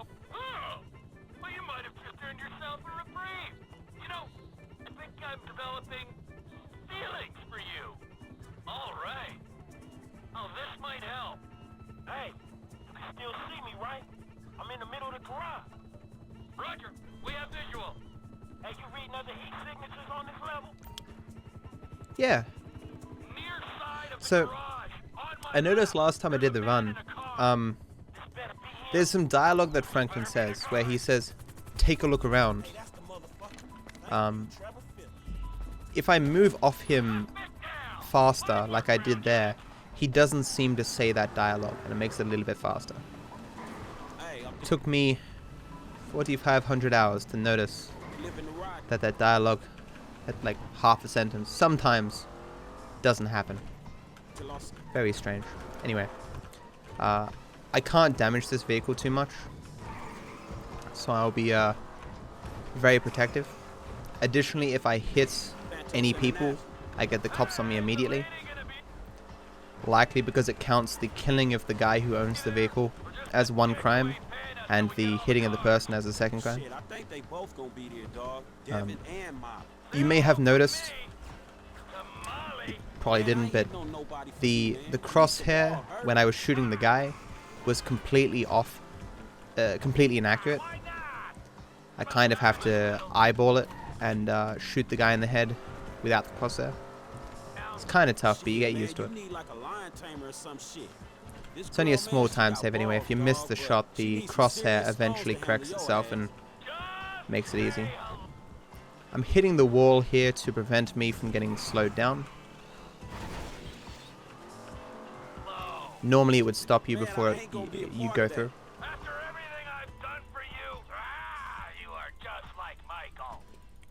if this beauty was a woman, Can someone whisper me, show comparison video for that dialogue just to tell Tarek?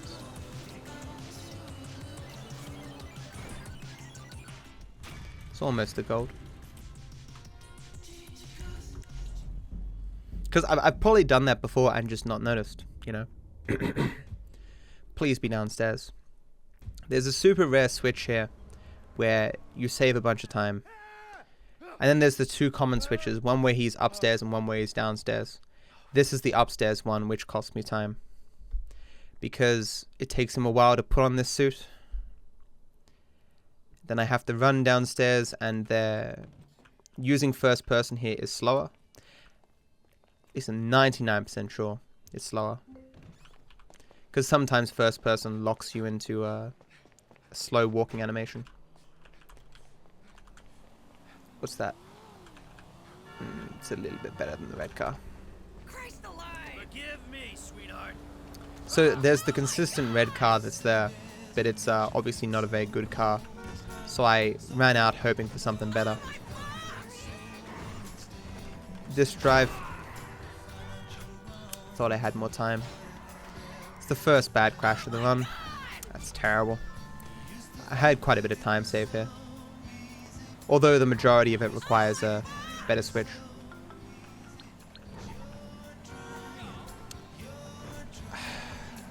I'm really embarrassed that I so badly handled that.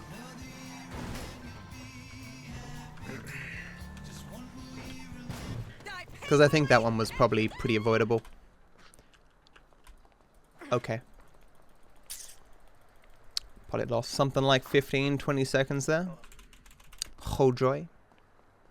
Additionally, if I got a very good car, I could have taken it instead of this car. This car is quite good though.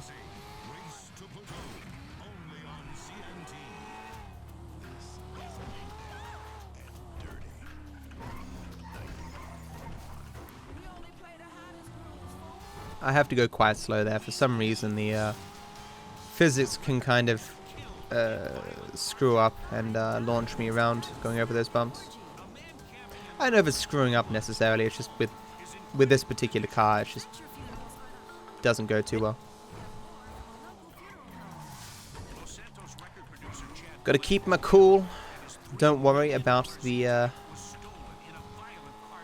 time loss of that crash. Worrying about it is just going to cause me to crash even more.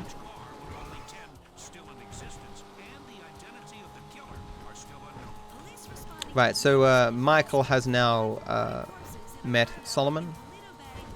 And Solomon is a guy who makes a lot of Michael's favorite old movies. Solomon wants to make this new movie, but he's having trouble. These actors who he's hired are now reneging on their contracts because they don't like their contracts. And so Michael is going here to help out Solomon by... did I say Simeon before? I meant Solomon. To beat up these guys and get them back on their... back on the set. Well, I'm not going to beat them up. I'm going to beat up their manager, but, you know.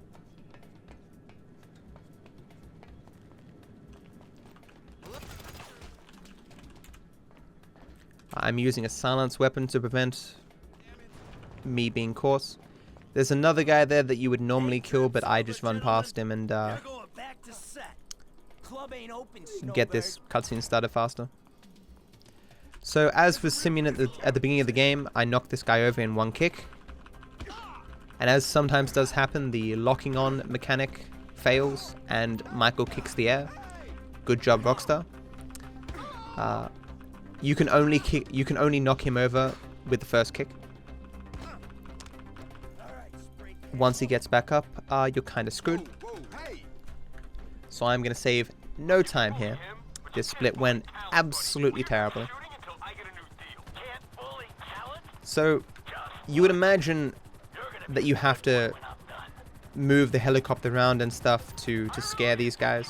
So you change their minds by flying erratically. But in fact, you just need to drive or fly very, very fast. So So we're going to fly exactly to where we're going to land. I'm hoping to save at least 1 second here. Like, I didn't have a high hope of saving a lot of time because of the, not getting the perfect switch. The perfect switch, though, is very rare. But having that crash at the beginning was the death of any real time save I was going to have here.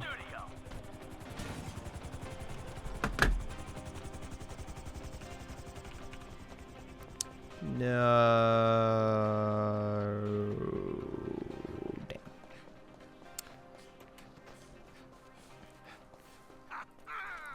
What a wonder. Bloody Nora.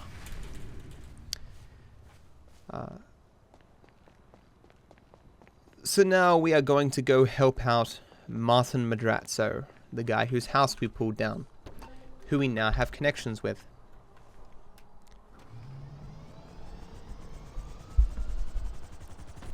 I can't remember specifically why we agreed to this. The money, I guess? Or you scratch my back, I scratch yours, or some such. Regardless, there is some guy from Madrazzo's family, I think, who is turning state's witness on Madrazzo, and he has a bunch of files and evidence and stuff that are in a plane, and so we shoot down the plane, kill the guy, and take the evidence. As you do. Very simple flight here. Very useful the helicopters here, because driving all the way out here with a car would be very inconvenient. I have 0.16 seconds to save here. Oh boy.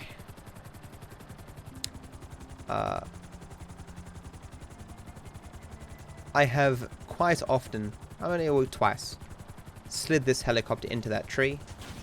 I'll never forget doing it. I would say I'll never do it again, but I said I'd never do it again the first time. I did it a second time. It's in my highlights somewhere. It's terrible. You need anything, get me on the headset. So I parked that helicopter in a particular spot. It's not too exact, but if you park it too close, it does despawn. I was telling you before about different missions having different ranges for despawning stuff.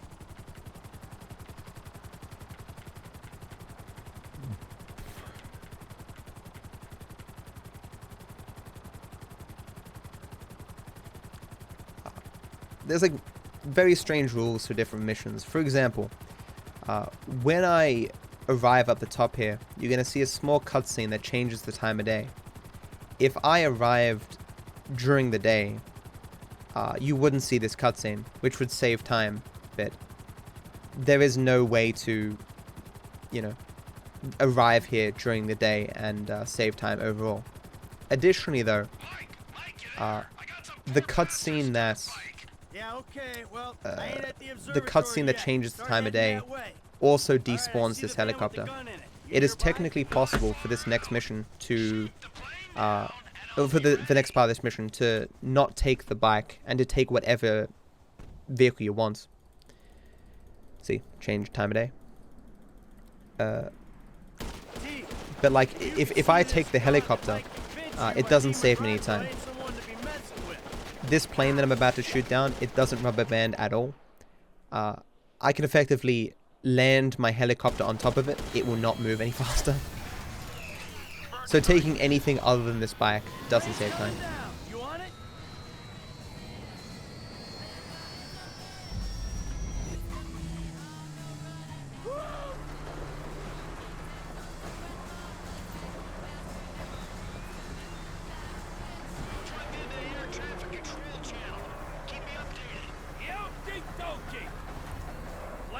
There is still a necessity, of course, to go as fast as I can here. It is possible to fall behind or fall off or whatever. Avoiding that slow-mo is not worth it at all. And I can't just aim my pistol and stop it like I could with other jumps.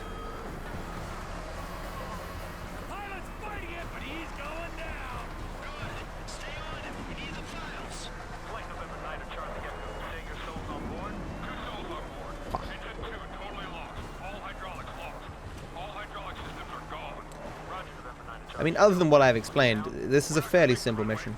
It's just a matter of knowing the route you want to take and roughly following the plane. This is one of those missions where it's kind of hard to say what the most optimal route is, or even if differences in the route really matter. Like, I'm pretty sure that as long as I'm behind the plane, it doesn't matter, because it doesn't rubber band. I can't get ahead of it and make it move faster. Either that, or maybe it just doesn't rubber band with the helicopter, I don't know. But I think that helicopter definitively shows that there's no faster routes here. There's just arriving on time, and there's not arriving on time. I mean, I guess it must be possible to lose time with this drive, because with the helicopter, you can arrive before the plane. So I'm assuming if you're good enough, you can arrive just as the plane is landing with the motorbike. Do I have a shotgun? No.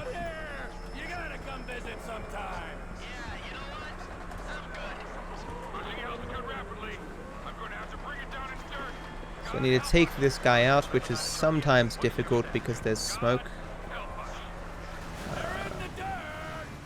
It's like there somewhere. No.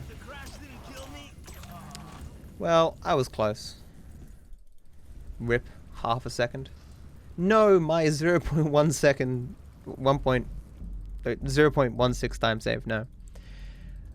So it's random what vehicle I get here.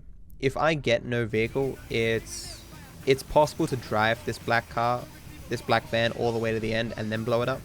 But I'd much prefer to find myself a decent car. That wasn't really decent, and it was too early. Like right here. Ready? Game, please. I don't like you, game. Why can't we be friends? Why can't we be friends? Why can't we be friends? Why can't we be friends? So like, I could take one of these cars now, but it wouldn't be worth it, because I've already traveled the majority of the distance I need to travel. This is a somewhat new strat, driving this van. I was unaware until like 2 or 3 months ago that you can actually drive this van all the way to the end without failing. It is definitely slower than getting a perfect vehicle, so I'm going to lose maybe 10 seconds here, even if I do this perfectly. This might flip out a little bit. Just, okay. Just, oh, what a bounce. What a bounce.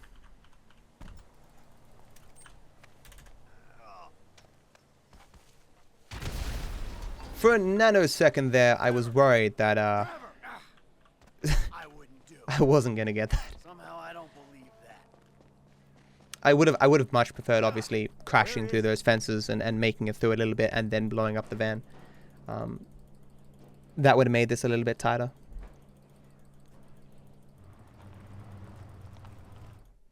We're playing.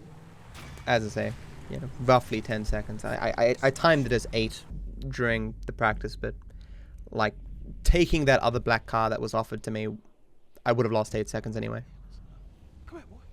So unfortunately, we have to kill Chop here. As much as I love Chop. No, Chop, why?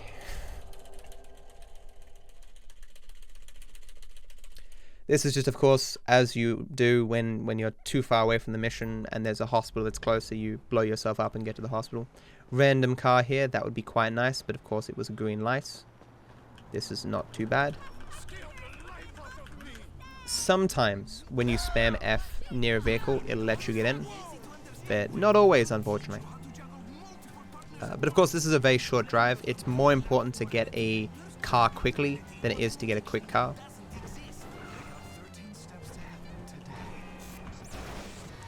This is one of those yellow dots that entirely removes your speed when you hit it, so I don't have to worry about slowing down.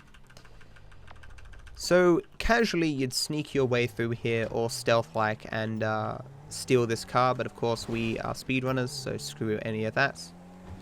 Just drive in here, shoot this guy. These guys are not always in the same spot, unfortunately.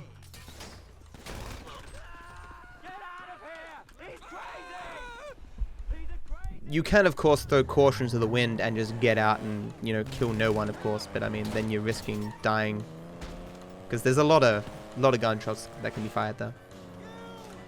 This is another example of us abusing the checkpoint system. Okay. Or it's an example of me missing all my shots.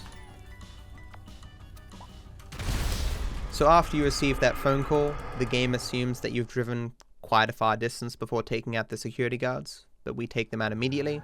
So blowing ourselves up puts us at the spawn location that is closer to our destination than we were previously. It was actually quite good before I missed those shots. I was probably going to save a little bit of time here, but now I will save nothing.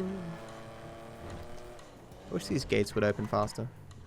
So you see me sometimes using my power when I'm slowing down. This is because braking is harder when you do that. You're developing quite the rep there, Slick. Insurance companies hate these kinds of claims. Random car. Random car. It's not a good car. Oh, that's a good car. This would be perfect RNG for any other category. For this category, it's just very good RNG because, you know, this is the middle of nowhere, basically. The quality of cars here is quite low. So getting a taxi, which is, you know, a mid-tier kind of car, is quite good. See that black car there? That would have been perfect. But, this drive isn't long enough and the taxi isn't bad enough to justify changing vehicle. Guessing all the curbs. Because why not? They're free. Well, I mean, there's a reason why not. Like you saw back there, I went past two vehicles that were waiting to turn. If they had turned while I was getting a curb at the wrong time, I potentially could have gotten hit and crashed. And all the curbs in the world wouldn't have justified that. It's a calculated risk, though. They didn't show any indication that they were likely going to turn. Okay.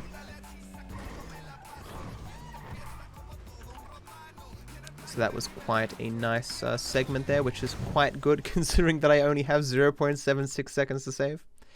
There was at least, like, 10 splits in my PB where I got within a second of my gold. And running against those splits is not very fun.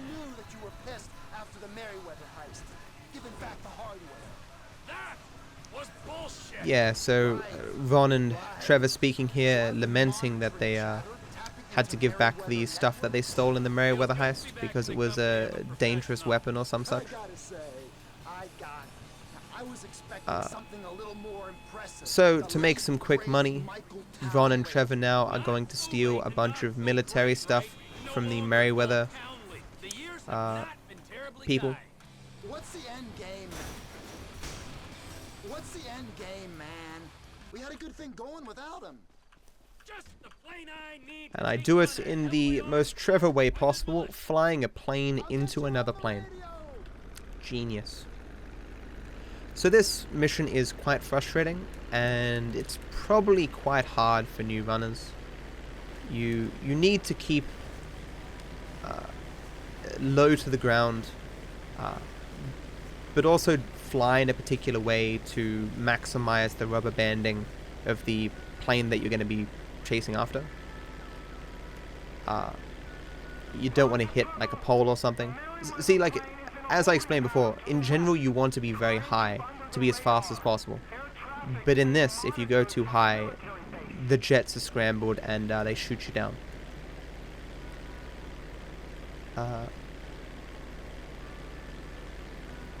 Yeah, so there's specific lines that I'm flying here to maximize rubber banding. And then there's the thing at the end where the airplane opens its back and they fire missiles at you. And depending upon how you fly, you hear more or less of the dialogue. and they fire more or less rockets. The rockets, of course, are programmed to miss you, but as with all the programming in GTA 5, it sometimes doesn't work. And the rockets will just, at least one of them will hit you. Because they aren't meant to fire when you're so close that the rockets can't miss you, but sometimes they'll fire accidentally. It's very rare, but, you know, always a concern. And there's always the possibility that you fly incorrectly here and the plane doesn't rubber band.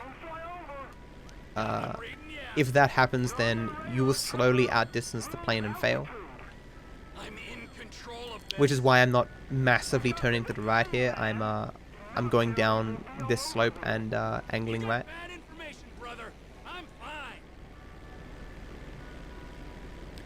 I'm actually being extra cautious. I could have been more on the right there, but I want to guarantee this rubber band.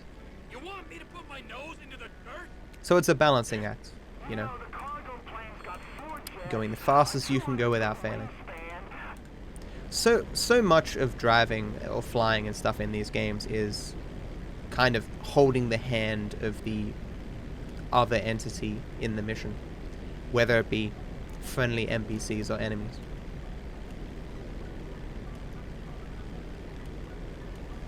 There's also the downside. You may have noticed sometimes cars spawning in and then disappearing. We have the lowest, well, the distance setting, whatever the hell it's called. So, different things kind of pop in and out of the game. I have a very embarrassing highlight where a part of a building pops into existence and I crash into it, forgetting it was there. If I try to go higher than where I am right now, I won't be able to make it up the mountain. So I'm just trying to hug this mountain as best I can.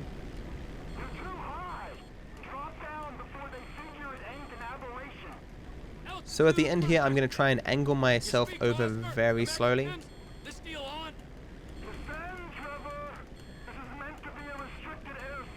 If I get too far ahead of the plane, I hate that sound. It won't register that I'm still behind it, and they'll scramble jets anyway.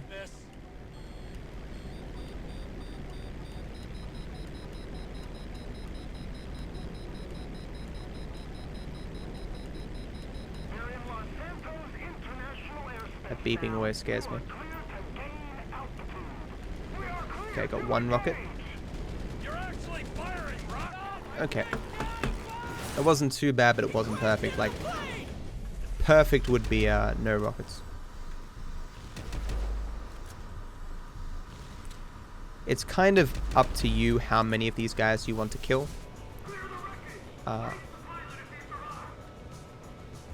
I kill those handful because I'm not convinced they'll die to the cars as they fly out of the plane. It's also weird. Sometimes it doesn't let you climb up the ladder until they're all dead. Other times, as you saw there, one or two can still be alive. I am assuming it just depends on which ones are still alive, but I've never really bothered to look into it because 99.99% of the time, killing the guys that I kill there is sufficient. It's another long, boring flight. Nothing to do here except hope that the scripting of the two jets that come after you doesn't fail. Sometimes they can become a little bit needy and start rubbing up against you, and you know, they or you explode, which does not end well for the mission.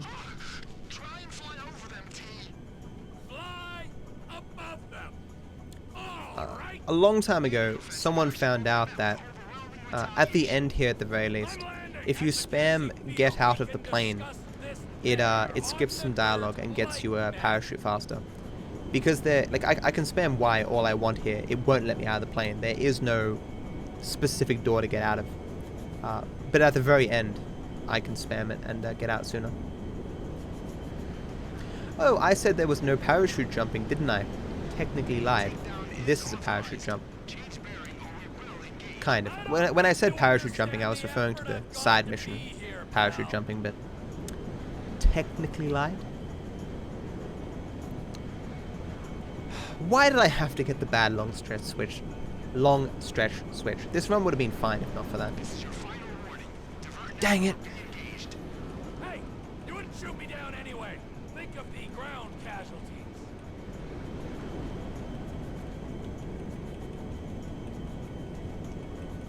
This run is still definitely weaker than my my PB though. Because the RNG has been about the same, and I'm a minute 10 behind it. At minute 20.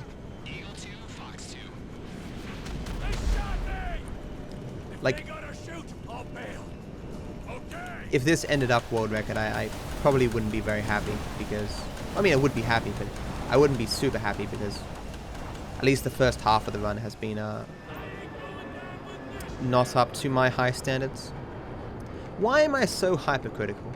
Yeah, so anyway, the controller here enables me to have a more accurate trajectory here. Flying in the back. So I don't want to land too close, because if I land too close, the mission won't spawn, or won't be able to spawn. But I want to land close enough that when I get the phone call from Ron.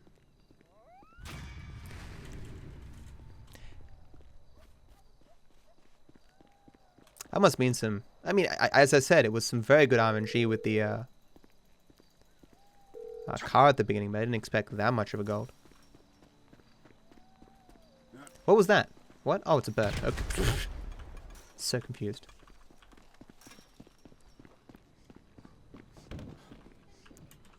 Oh, almost missed that jump. Oh, damn. Get in the car. What are you doing, Michael? What are you doing? Controlling a character in first person is sometimes annoying. I'm pretty sure using the horn here doesn't do anything, but I may as well, you know. Trevor just starts running when I get into the vehicle, so you get into the vehicle as fast as possible. The yellow line, of course, points you in the complete wrong direction. The fastest way to the mission here is taking the train, or the train tracks, rather. Alright, Lester's meeting us there. So that Don't start. heist now failed because we didn't get the goods, and we now want another heist to do. So Lester is meeting us in the middle of nowhere to scope out a bank that has a bunch of yeah, as Trevor's saying, corrupt policemen's money is in this bank. This is a little bit tough. Want to go slow up here. I mean, if I'm being really ballsy, I'll go over that quite fast. But it's with this car, it's pretty hard to control yourself going up there very fast. So this is kind of irritating. It is technically a tiny bit faster to balance yourself on this railroad track, but you are like the exact size of the rails, so the camera and you have to be like an exact angle, like that. You get like a little bit of speed, and when you get to these turns, it's effectively impossible to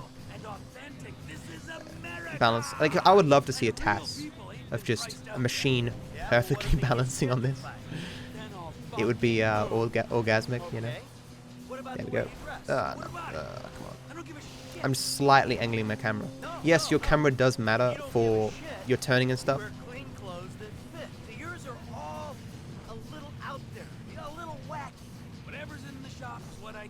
Like, you can drive with one hand if you really want to, but it does make certain turns a lot harder to achieve. This jump off the end here is kind of tough. I sometimes like just to go slow off it, but I'll go slow. Got missed the rock, good. Okay. You are a hipster. What? You're a hipster. You're a hipster. I hate hipsters. Classic hipster denial. I abhor hipsters. I eat them for fun. Oh, come on. The bus stops up here. I arrived at the worst possible dialogue. Again, showing the mission won't progress until a sentence is completed. Okay, let's take a look at this bank. I will go to the front of the bank, clock the entrance. If the paperwork's correct. So normally there's a bunch of small things that we're meant to do here, and then we go into the back and snipe the alarm, but we skip all that just by shooting the alarm here from the car. Come on, dude. This is hard now.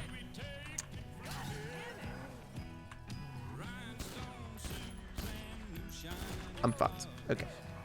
Sorry, I swore. My bad. It's just very frustrating. Mike, yeah. Unbelievably bad RNG. Like, that's next level RNG right there. This entire place is like absence of people. Look where are the cars. You see how many cars are around here? Look how many cars.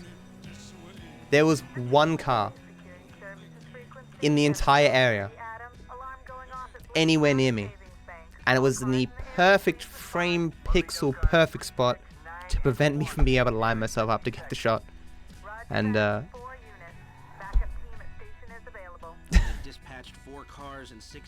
game, as I say, is sometimes not generous. I'm not taking the blame for that one. I'm willing to accept the blame when I do something wrong and I lose time. That's 110% the game's fault. Because I was putting the trigger on the on where the alarm was, but the crosshair isn't necessarily where the bullet's going to go in Rockstar's infinite wisdom. So even though I was aiming at the right spot, because of the angle that I was, the bullet couldn't reach. Oh god, such a massive combination of just terrible things. Oh, Rockstar. We'll see if anything about their routine suggests a weakness. It's actually gonna get some mouthwash here, but I will.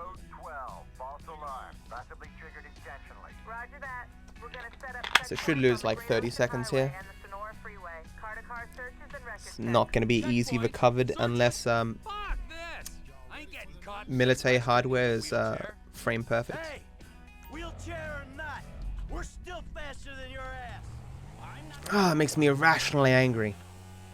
But of course, if I didn't get angry about what I feel like is unfair time loss, you know, I'd stop speedrunning because it just shows that I care, you know.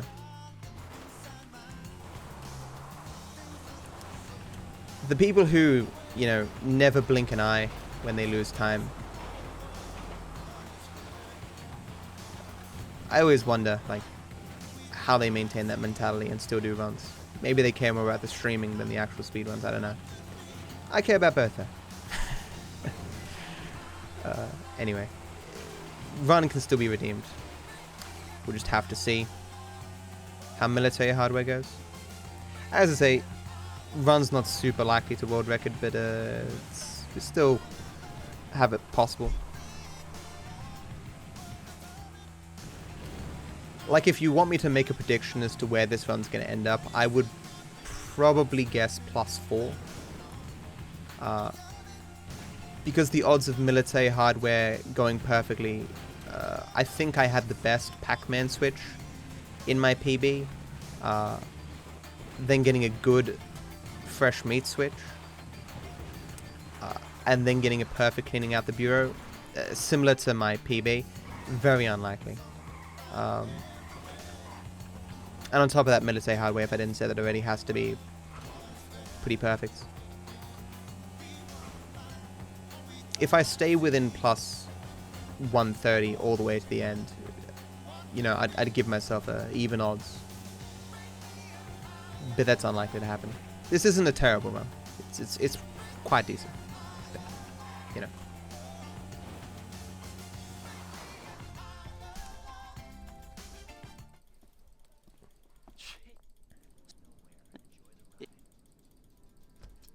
Robbing me of time, game. I'll get the equipment.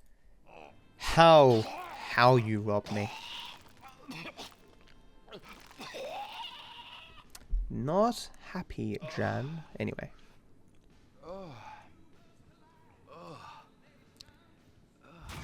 Of course, though, that wouldn't matter for a marathon. It'd just be time loss. I would get cranky a little bit, otherwise, you know. Just for the purposes of getting world record. Quite irritating. If he's back in Sandy Shores, why didn't I hear about it? God damn it! More hip-hop. Shit! They see us, man. We gotta stay on. Yep, so these are the guys that, oh so long ago, Trevor, Trevor blew up their house, if you recall, the hillbillies, or whatever. And now they're back. They want revenge on Trevor, because he's now back in Sandy Shores.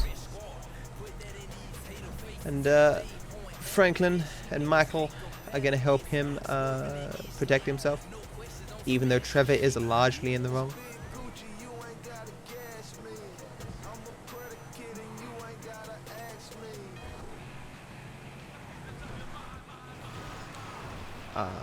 I could get in front of these guys, but they wouldn't rubber band and I just lose them. Gotta be kind of careful here not to fall off the edge.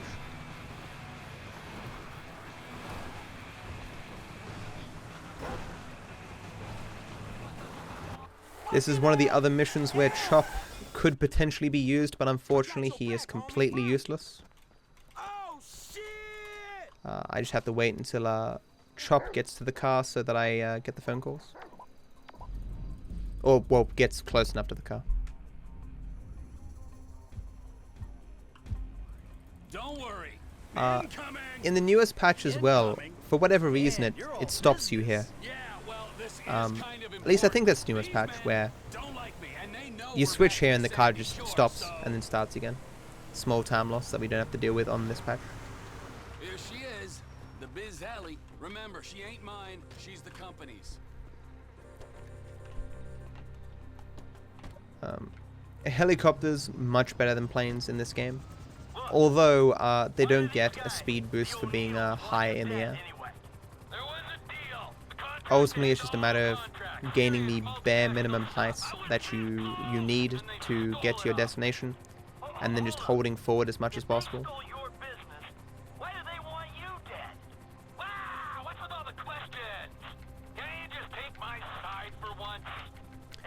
These missions are a lot more difficult in 100% because of all the collectibles that you need to get around here. What? What?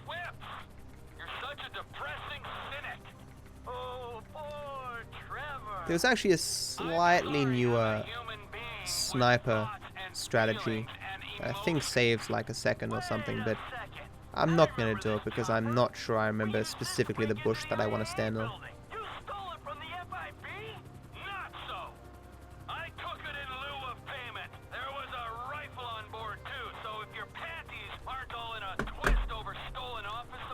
It is annoying to change between the controller and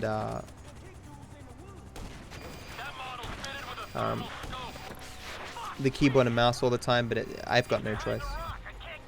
So normally what the game wants you to do is follow Chop or use Chop to find the guy across the other side of the river. But instead we're going to run up here with a sniper rifle and just take him out immediately.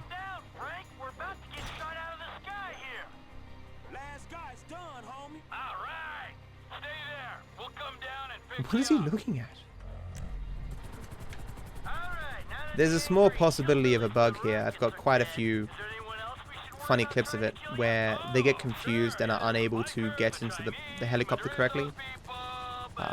Like I could park closer to them, but the odds of them bugging increases much higher if I don't park further away.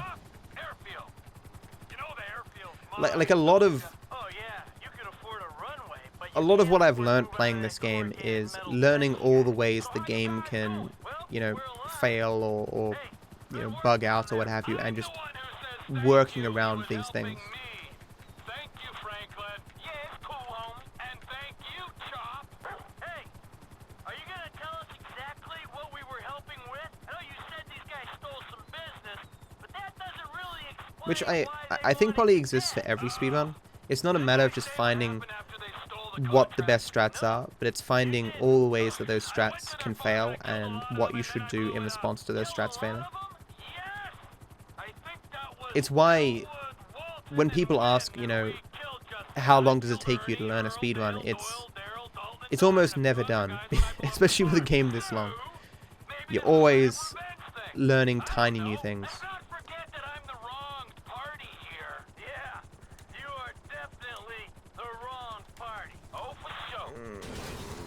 Can that count? Thank you. So I need this to go perfectly. The variance here is like, you know, I can max lose like 1.5 minutes. So this, you know, like all the text message missions, is just I sit here and I hope for the best. I've turned on sleep mode because I want a text message, and there is one phone call that I can receive here.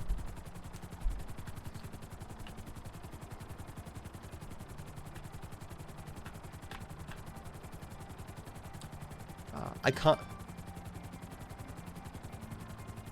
Damn. I can't even fly closer to where the military hardware is going to be. I'm picking this up for the purposes of doing Pluto score, the next heist. If I move closer, it will change the spawn location to be distant from me. I think the next one's the fastest it can be.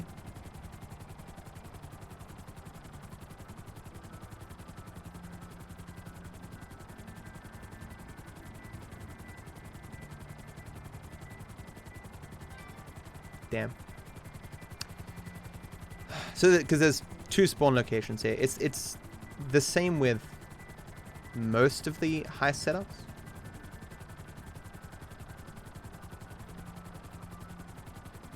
Where you are on the map influences where it spawns. That should be it. I think that wasn't too slow, but I think I'm going to lose like 5 seconds. As in, like, compared to perfect, I'll lose like 40. Not 100% sure though. There's a problem with doing so many competing categories. It's hard to know exactly what's optimal for each category.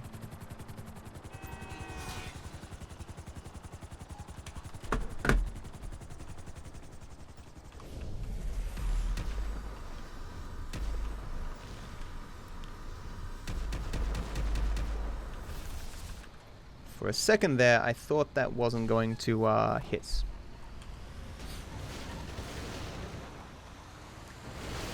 So it's kind of scary using the grenade launcher there, because if you miss or you explode one of the cars and it explodes another car and there's a chain reaction, like, you can't explode this thing that I'm driving right now. If you do, you fail. There's also the possibility of you doing damage to it and it catching on fire and stuff, but it is the fastest strats, and, you know, you got to do what you got to do. If it failed in a marathon, I'd just lose 1 minute or whatever, you know. Again, it's not a big deal for a marathon, but for the run, it's a big deal.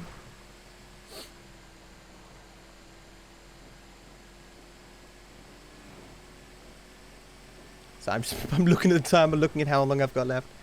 Am I gonna break even here? Hard to tell. I don't think so.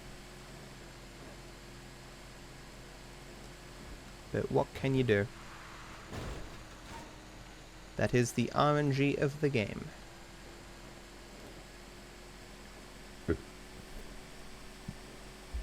I think it demonstrates, though, you know, I'm not going to need 6 hours and 50 minutes. I think even giving myself 6 hours and 45 minutes is really... is kind of suggesting that, like, every single thing that can potentially go wrong is going to go wrong.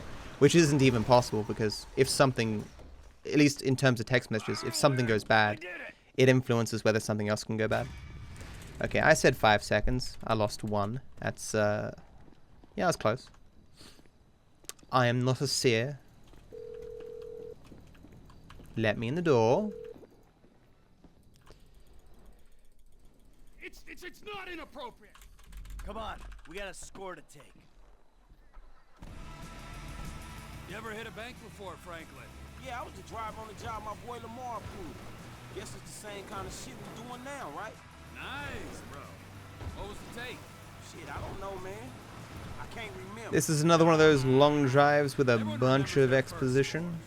Shit, not me. Thank you so much, Ran, for the 19 monthly sub. Greatly appreciate the support. Thank you so much. Good to see you always, Ran. I hope you continue to enjoy the sub badge and the emotes, my friend. Thank you. 5 years ago. And thank you, Ash Cash, for the 1 bit. What was your first bank score? Okay, we're doing this? Robbing such fast on count, I guess.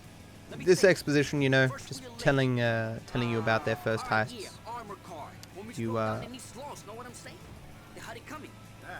How much you take? there's not much else to say. 1,000. On no category is this faster. The only difference is in 100% you collect 1 collectible, and that's not even. It doesn't even take very long. I mean, there's other stuff I can explain, but I may as well explain when I get there, right? There's no mission where there isn't something to explain, or some history of how things changed.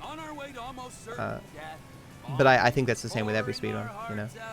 This guy is sitting here, soaking it up and giving nothing in return. Hey, if he don't remember. If he don't remember. I'm supposed to trust this man with my life, and he don't trust me with the details of his first bank job. Well, how about you? Why don't you share with 25 seconds. Look at these zeros, you know. Yeah, so I can get a slightly better Pac-Man switch. How much time do I actually have on the final split? 132. And that's without the new strats, but I mean, the new strats probably just make things more consistent. They don't likely save a heap of time. That, children, is why you don't rob people that you know.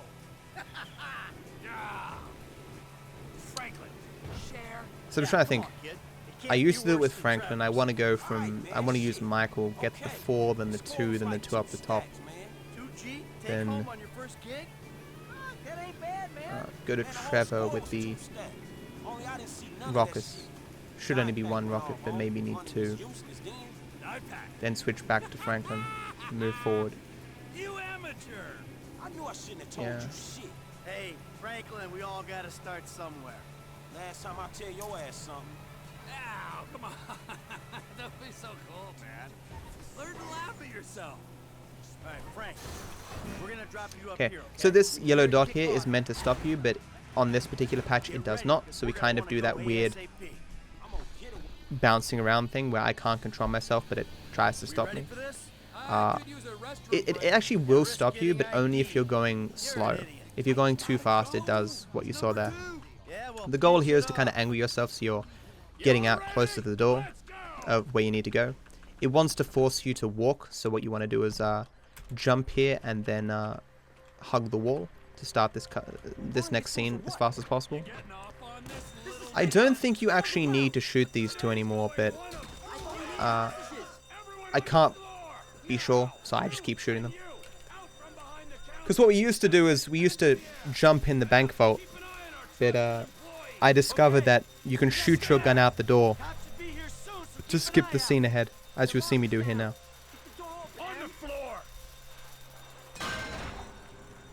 See, before we jump in the bank vault here, but now we can just do that. Don't know why that works, but it does. So what I want to do here is drop to C4 to help me suicide in a second, but I'm not going to do that because there's a chance that the mission can bug at the end. It requires 2 C4 to blow yourself up. I put 1 down and I wait until the second one spawns in my hand, and then I blow the first one up, which blows the second one up in my hand as well. The reason why I blow myself up there is because otherwise I have to wait for the other 2 guys to move ahead, and there's a chance that they can fall behind and I can fail.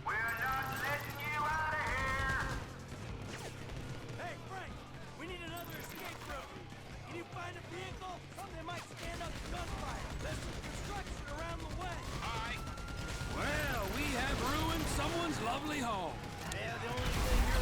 It's not good. For some reason that's invulnerable. I don't know why. There's some weird things that are invulnerable in this game. Can I have that? Thank you. No, come on. Okay. I need to kill a certain amount of these guys quickly, so more despawn. I don't know what causes the despawn here, but I mean, if you look at the map, you might see it if it works well. Nope. I think one despawned.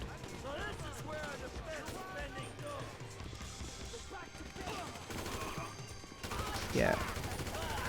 Taking a little bit longer now. Damn. Oh shit! And we really gotta go. You just go. As I say, I'm not sure. Sometimes just a bunch will despawn off the map. I don't know if it's because I really don't know. All I know is if I kill enough guys before I blow up that second car, it works. It might be a timing thing, killing a certain amount within a certain window. I've looked into it. I can't really make it consistent. It works like 70% of the time, so it's good enough for me. It's unfortunate it didn't work there, but it's only a small time loss.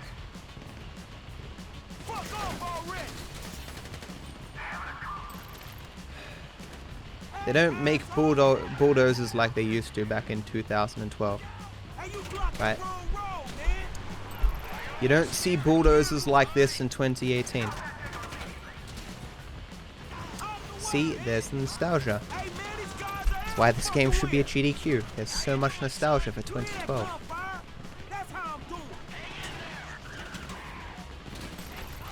I mean, well, I say this game is based in 2012 because of the reference to the 2012 state license back on Eye in the Sky.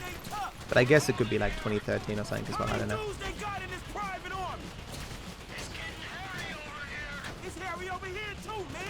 Oh no, not Harry. So there is a teensy tiny chance that this game can bug and these tanks, who are meant to be programmed not to hit you, they can fail and actually hit you. So let's hope that doesn't happen. It is extraordinarily rare.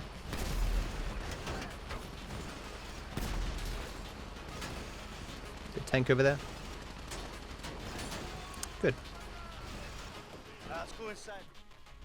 You shot old man, huh? Group just fine. Y'all look hot in the motherfucking suits. The platform, let's go.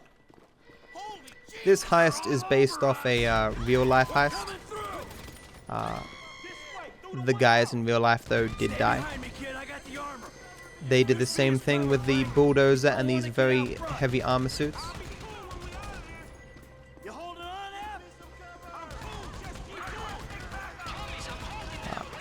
But of course, just because you have heaps of armor and don't get the bullets in you, it doesn't mean you don't get the impact of the bullets, you know? I'm pretty sure at least one of the guys died from complications of being shot so many times. I don't know the story that well. So I'm hoping that the train is there when I get there. For some reason, sometimes it's a little bit slower, sometimes a little bit faster. I'm not 100% sure why.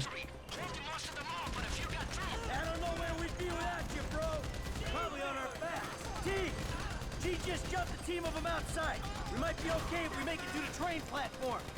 Come on, the platform. Yep. Too slow. Alright.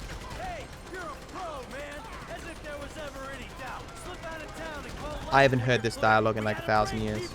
Let's catch a train. Last call. Are you Could be our only way out of here. Here we go. Wow, that's the most dialogue I've heard there in I don't even know how long. I haven't heard that dialogue in like 1,000 years. There's some nostalgia for me. I don't know what caused that extraordinarily long dialogue. Like I've reached the point where I've just come to accept that I think that train is just entirely random. I can have every single shot perfectly pixel amazing and the train's like still 10 minutes late. They need to set the next GTA in Japan so the trains are perfectly on time to the nanosecond. Meet me under Ratton Canyon Bridge. I'll get a phone call if the train is 5 seconds late. I would like to go to Japan just to see that kind of schedule for trains.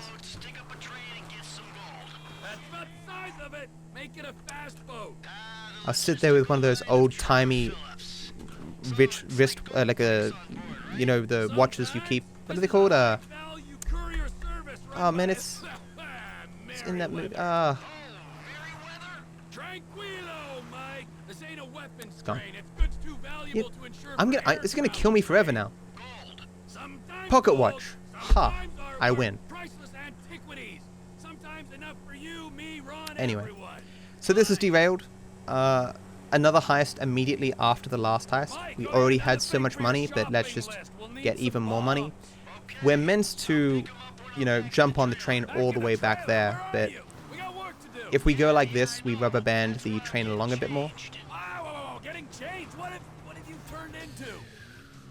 Oh, game, you robbed me. You robbed me, game. You stole from me blind.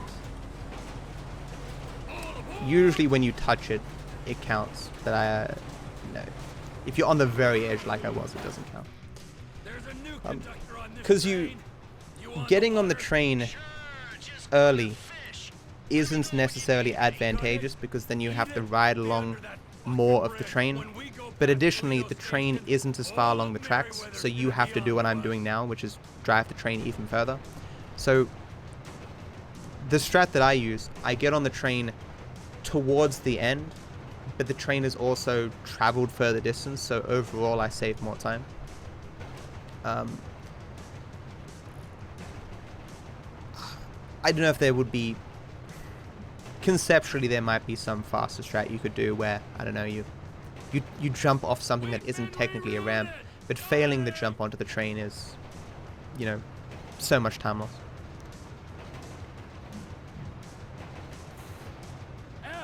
I ain't far out. You under the bridge? Approaching the inlet now. I'll power through to the bridge. Interestingly, that train back there, that counts as loading. So we have a in-game timer that turns off whenever, you can't see it right now, but it turns off whenever the game is loading to remove loads from the timer. And it removes that entire train ride, because internally it counts as loading for some reason. Also weird, if I failed right now, it would make me drive that entire train section again. Why? I don't know.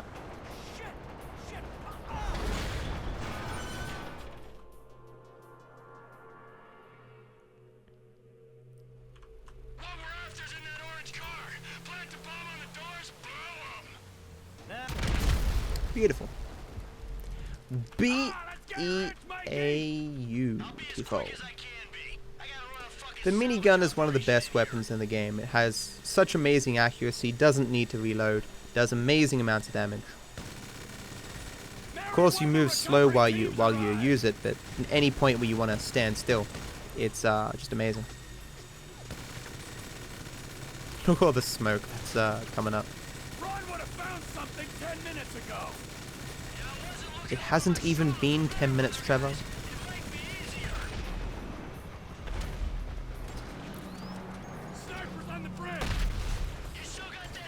The explosions of the helicopters throw off your aim a bit.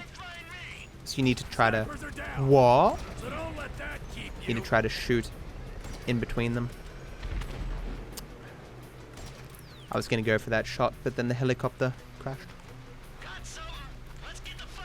I take a little bit longer here than I need to, because I need to wait until Michael sits down, or the game can bug.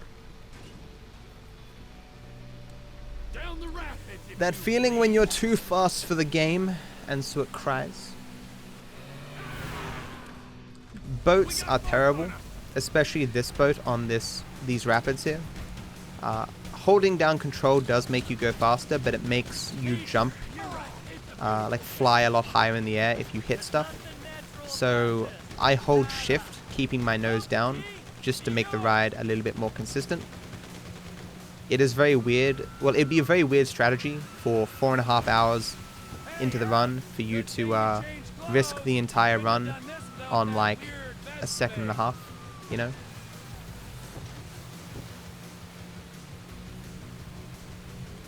There's not many examples of that where we don't just use the fastest humanly possible strats, but this boat is just abysmal. So Trevor is meant to have taken out this helicopter, but sometimes he does not. There we go. There's somewhere we can pull up just down the coast. This was really solid. Like, my shooting, the sniping was very good. I wouldn't be surprised if this was a gold. Even though I missed the first jump on the train, my speed was so good with both jumps that it was I don't even know if I really lost time. I certainly lost time compared to Pixel Perfect because I did miss that one sniper shot, but I think it was really solid. Nah, it's not going to be a gold. But I think that was a really solid attempt there. I got no complaints.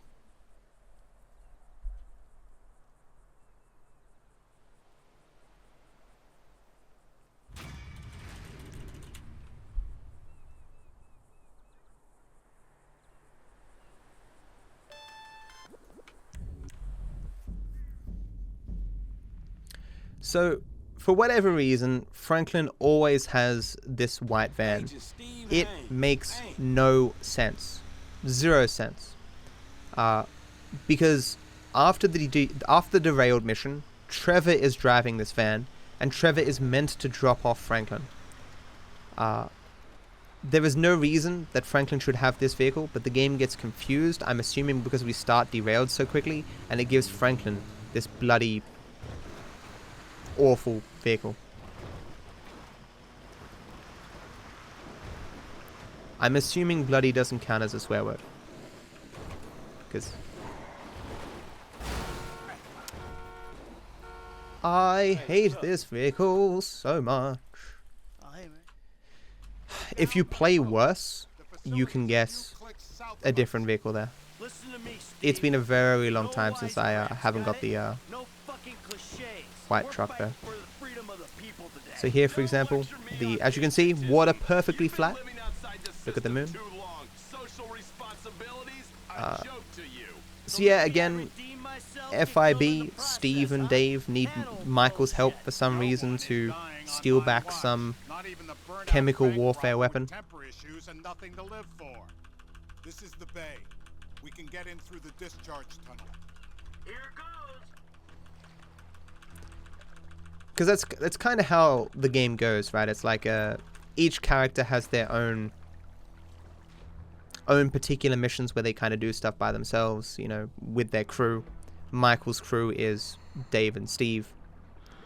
Franklin has Lamar. Trevor has Ron and Wade, and Floyd. And then there's the stuff where they do it together with Lester. There'll be a crate over the outlet. Townley, you've got the cutter.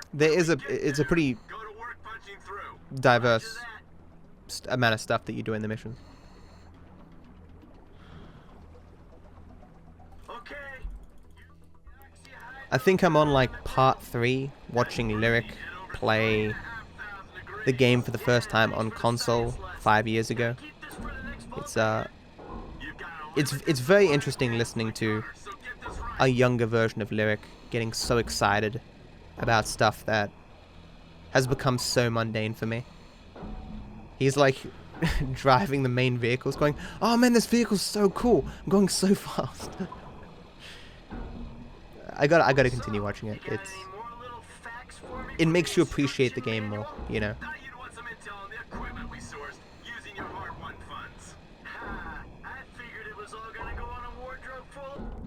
I mean, sometimes just explaining things to someone who doesn't know what you know makes you kind of relive that feeling of wonder and discovery or whatever. It's like when a few days ago people asked me about UTD on the Warcraft 3 engine, and I sat there just explaining all the rules and intricacies and stuff. I mean, and the same thing with doing this game here. It's quite good as well. But of course, I get more opportunities to explain GTA 5 than I get to explain the games of my younger years. So this is fairly simple, of course, as well. I'm just holding shift and moving along. There's nothing to make this go faster. I can't even bring out a gun if I wanted to, or blow myself up or anything like that. It's just a fairly simple way into the building. There are, of course, a few small optimizations when we actually get out of the water. But when the game restricts you so much in what you can do, it's very hard to have strats.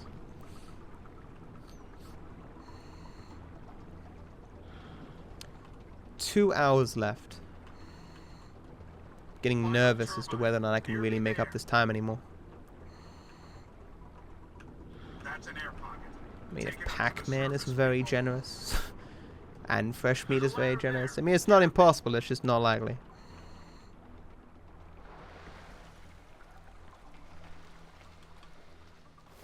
Okay, so the game wants me to be very stealthy here and not use weapons, but there is no consequence to use weapons, so it just makes everything faster. Jumping, of course, indoors. Because why not? I got this strange glitch once where I kind of half-phased into the wall here and like Michael kind of weirdly ragdolled while standing up. Oh, there it is. You see how he flicked his head?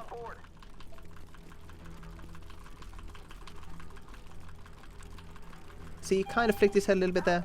It's not as good as the clip, but there must be some pixel where Michael can clip in.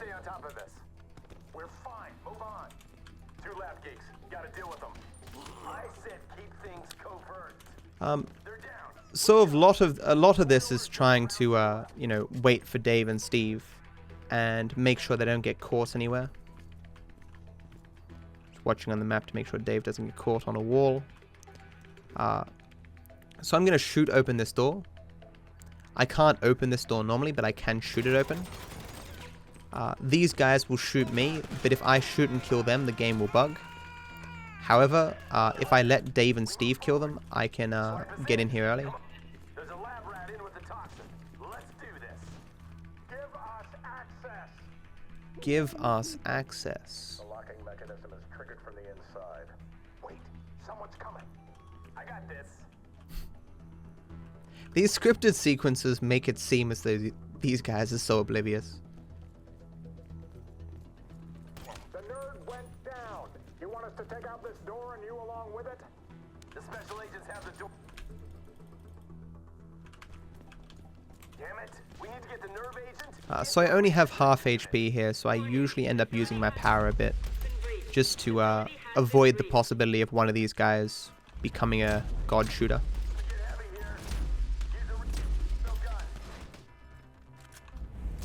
As with Franklin's ability, I want to make sure I use it as little as possible. Sometimes I have to use it. Oh, what? He was off the wall faster than normal.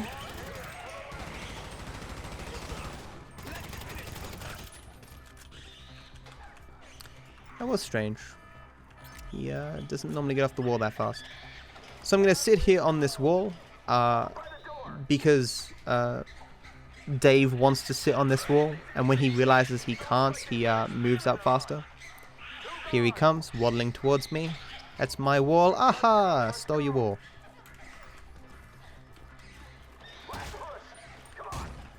So I can't stand in front of Steve there, so I have to kind of try to get up ahead of him here.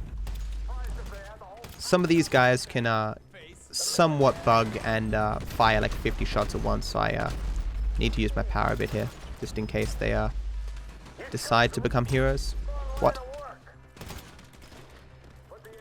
When I get out here, I would love to use first person to run, but this is one of the scenes where it's not seamless moving between third and first person.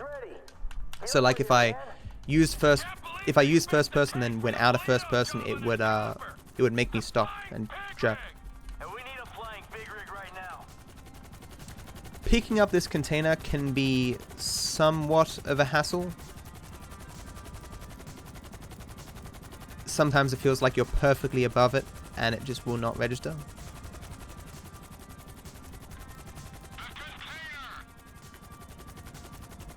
That was pretty terrible.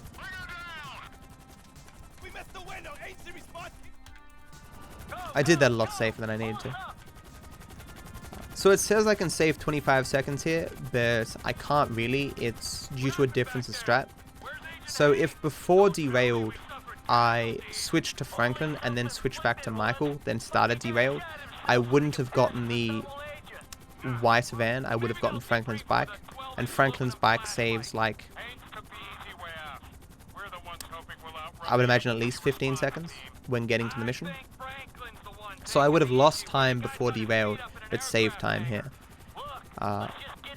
After some testing, I'm pretty sure that switching to Franklin is not worth it.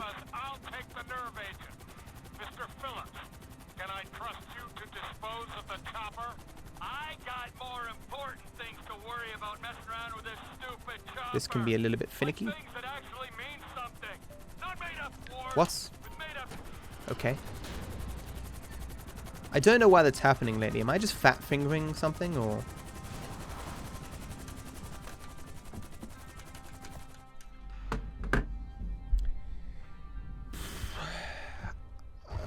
So a bit of a... Martin, of course, was not very happy with Trevor because Trevor, at the end of Car Libre, Trevor shows Michael that he kidnapped Martin's wife. And he's fallen in love with Martin's wife. But his wife, Martin's wife, convinces Trevor to, you know, give her back to Martin. And Trevor ripped off Martin's ear or something. So Martin's now going to be a good husband to his wife. Or something. It's kind of weird. I know. Leave me now. I love this song. So I need to quickly blow myself up with C4 before the mission pass screen comes up here.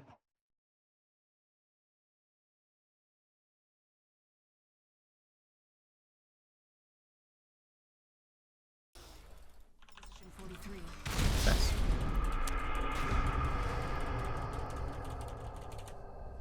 Spamming enter doesn't make you load in faster unless you're actually in a mission, so. Okay, final stretch, 2 hours. Need a fast car here. That does not look like a fast car. Is there fast cars there? No fast cars.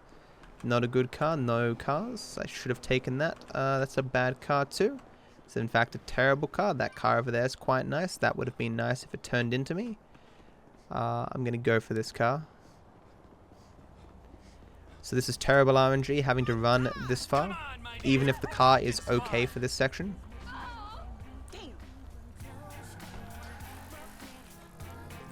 I still think this was better than taking the brown car, because that brown car is like the worst.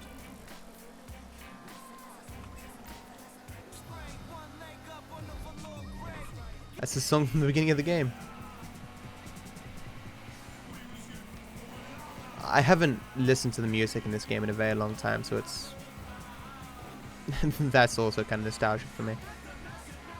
How long's it been? I mean, it has to be like a year or two, something like that. Normally I listen to content ID free chill hop. What terrible RNG. Could have been worse though. The angle that I hit that, I was concerned that I was just going to flip into the air and onto my back. Bad RNG, but you know, could be worse. Running against a gold here though is not particularly nice, because I'm definitely going to lose 15 seconds at the very least. Probably more than that. I'm pretty sure I got a perfect vehicle on my PB. I miss you already. What the F word are you doing here? That's a funny way to If only everyone in this game talked like Floyd, I might have a small chance of getting into GDQ. I could run in and get Floyd and Deborah. I know she seems kind As of they, uptight, but she I can have understand, fun. you know, why they might reject it just on the language alone. You gotta appease advertisers and stuff. Boys trip. Exactly. But I honestly think I have a You got all over yourself. the bigger reasons I'm gonna be rejected is the time. Yeah. Syrup. Accidents. We've all been there. We sure have. Took a but slightly wrong they route don't here. taste like syrup. Doesn't cost time, but No licking. Okay. You remember when we met? Sure. Last year. I was on the way to I wonder if I Jack should with do any percent Gabriel no mission skip as well. Kushtronic And you stopped in Sandy Shores to get lit, and you met a dealer, and he looked after you. When your I might do a. abandoned you. That was weird. Well, I mean, wasn't it? The last time I saw him, it was with considering you, there driving isn't out to the even quarry, a and then they tutorial just for any disappeared. percent no mission skip, Right? I mean, they were gone. it might Some actually be friends, beneficial right? to And now make a Cousin tutorial. Deborah- Or to make a GDQ submission video, because then that could act as a tutorial. Because I'd be saying, hey, you're meant to take a taxi here. You're using a purple line for this reason, and so on. Hey, Lester. Hey, Would I say 15 seconds? Close. But no cigar.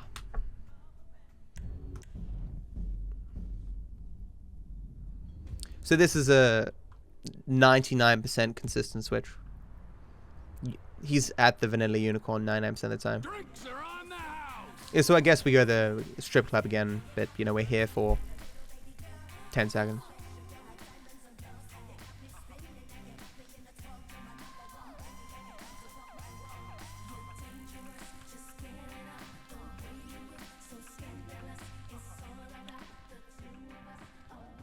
How many times have I sworn during this run, guys? Not including saying bloody, because I will be bloodied if bloody counts as a swear word. I'm an Aussie, damn it. Should I say dagnammit? What the hell is dagnammit? Anyway.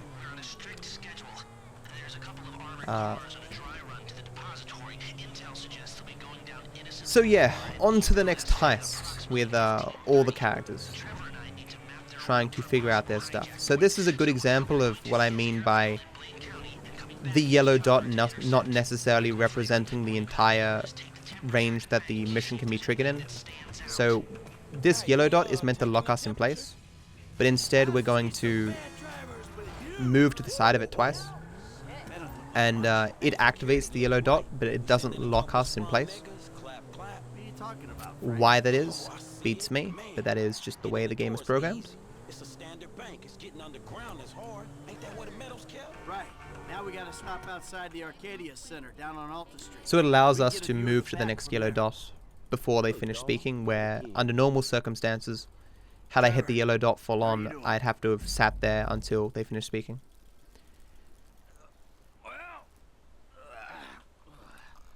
I'm pretty sure I've timed this twice now, and it is faster to blow myself up here. The spawn location is just a little bit down the road. So it saves the time of getting in the vehicle and driving that little bit, but it's hard to say. I think it's got to be like a second or two faster.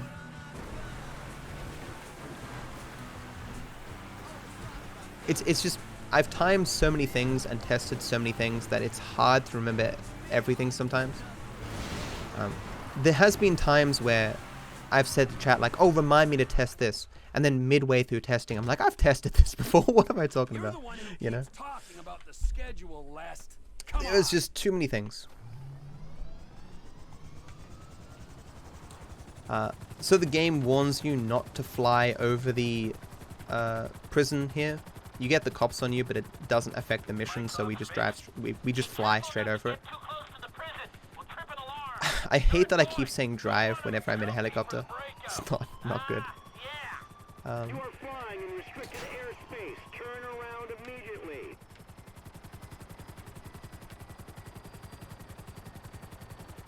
So far, yeah. The security's internal rather than external. It's quiet enough that any disturbance is going to get picked up immediately. What those two don't know is there's a special team of cops on standby 24/7 any other call. And it's never been hit. Man, those guys must get bored. They may be cops, but they work for the government. There's nothing government workers love more than... Yes, the yellow dot isn't there right now, but it will reappear when I lose the cops. There you go. The reason why the time down the bottom right hand corner is red is because when you blow yourself up, when I did before, it skips ahead time and you have to arrive here before 15:30. Not a concern though, I mean, it's heaps of time. This is, in 100%, a huge mission with so many collectibles. In this category, it's pretty simple, like I just sit around for a little bit. I question if I should open my window here.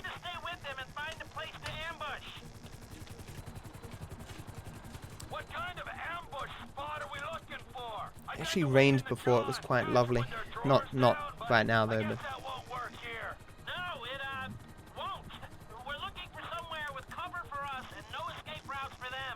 So all it is just staying a little bit ahead of where they're going to be.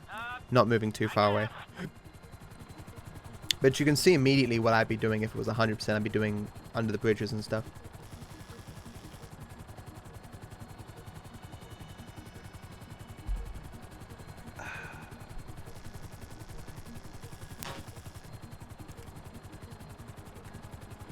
It's possible to go to the bathroom here as well, if you sit yourself in the right spot.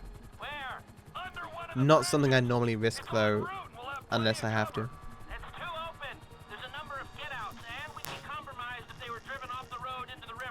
For anyone who cares, those audio clicks are not on your end, it is the game.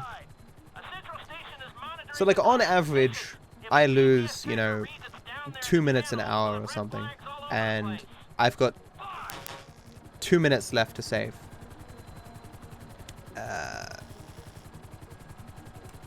So, you know, the odds of this being world record is, you know, astronomical. Unless, of course, I perfectly do my new strats on the last split, and I end up golding by like 30 seconds or something, but it's not going to be a thing.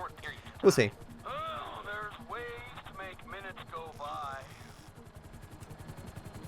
I think it just highlights, though,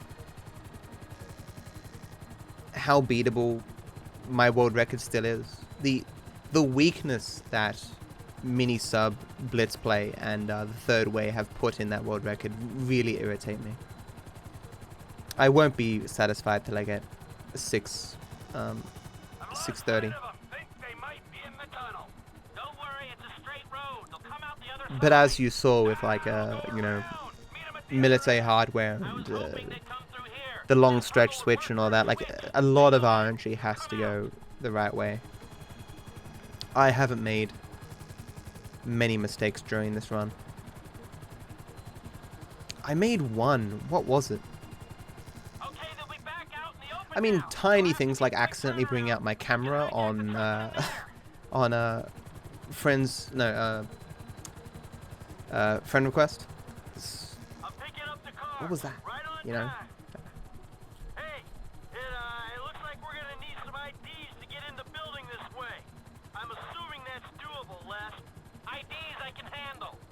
This is all just scouting for the final big score. If I remember from planning the tool store job, they're excavating the new LS Metro tunnel around here. They take us around the building and find the construction site. Roger that. Looking for a big asshole. Now just hover here. With a lot of these missions, you have the option of being different characters and doing one job or the other. For example, after this I could fly back to Trevor's airbase to end the mission, but it's faster for me to switch to Michael and end it at his house, because Michael and Franklin stay in their cars. I've got a mission map that shows you that there are some missions you can do in different orders, but for the most part there's not a huge amount of flexibility. Like, the story isn't perfectly linear, especially if you want to do side missions and stuff. But for the purposes of speedrunning, it's really obvious what the optimal route is meant to be. There has been a few changes over the years, but like if you go back 3 years and look at the mission order, it's roughly the same as it is today. All the time save has come from all the small optimizations and people getting better at the game and stuff. Ugh, couldn't make that turn around.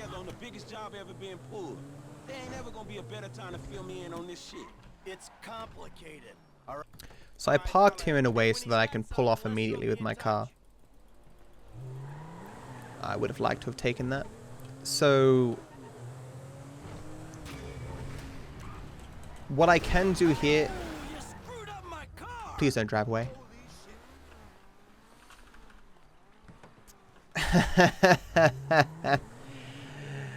Ah, game. It's the second time you've done that to me this run. Gotta love those aggressive AI. Ah, it's beautiful. Oh, it's so painful. I just feel like I've been knifed in the side. So as I was saying, there is a possible strat that I can do here where I can save a vehicle if I get one early enough in my garage, which loses me a tiny bit of time compared to perfect RNG, but it makes the run a little bit more consistent. With that vehicle now running off, there is no reason for me to do that. I just lost time for literally nothing. Thanks, Rockstar.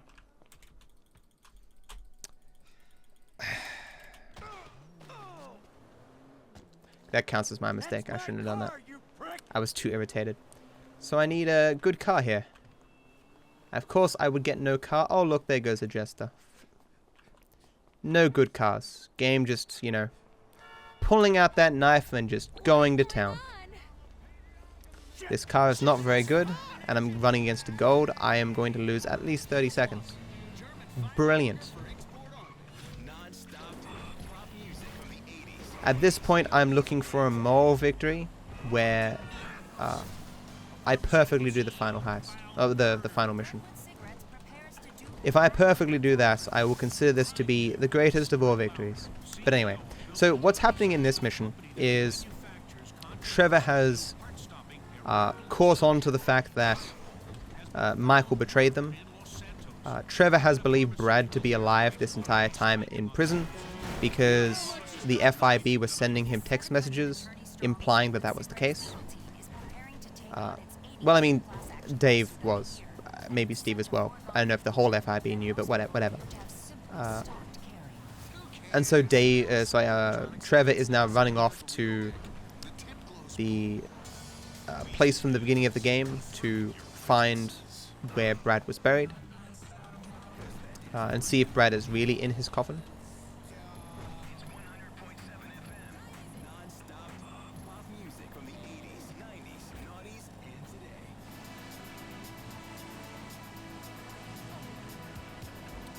You can play Trevor for this mission, and that just involves you flying a helicopter over the ocean, the plane over the ocean.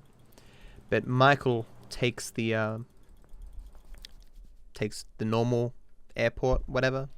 And for that reason, I have no guns here. Well, I have just my pistol.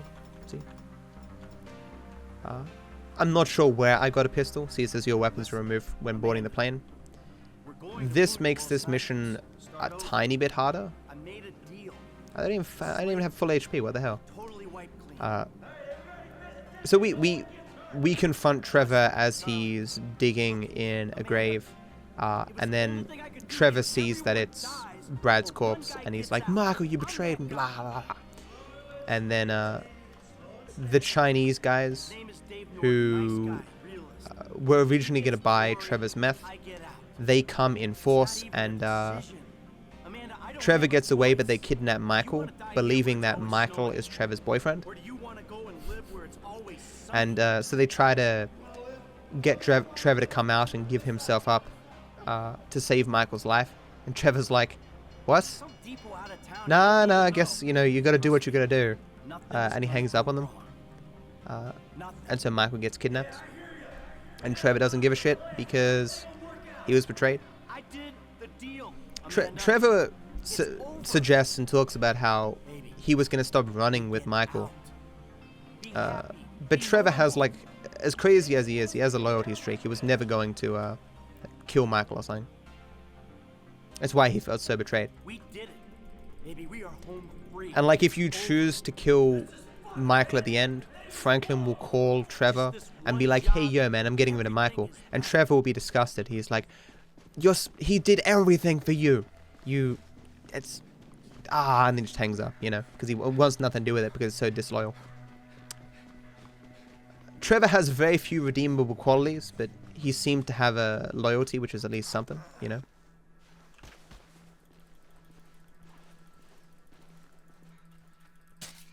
So I'm running this in third person because for whatever reason, if I run it in third person, the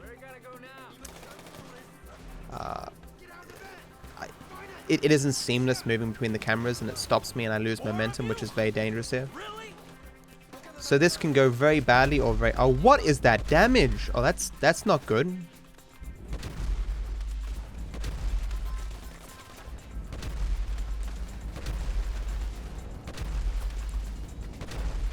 It's not good at all. If these guys are super good, they can kill me here. It's not likely, but... Oh, don't, please, don't. Just stop. No, okay. Okay. You kind of pick how many guys you want to kill there, and you know, you can sit there for 5 minutes taking everyone else, or you can take out those who you think will give you the highest chance of getting through. I doubt there's anyone who's... There's never going to be a point where people won't have a decent chance of dying there. Like, I mean, by decent chance, like, I'm sure 1 in 10 I die or something. It's a very scary section. So same kind of thing here. I'm trying to get some heights with my plane so I can land at the airport. And then I have 2 missions back to back where I'm switching to Franklin. And Franklin has the possibility of being, you know, right at the mission or a minute away.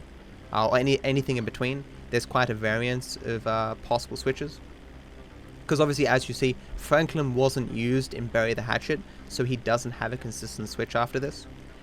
But there's nothing you... Like, there's no way to reroute the game to remove these good switches without losing just a heap of time anyway.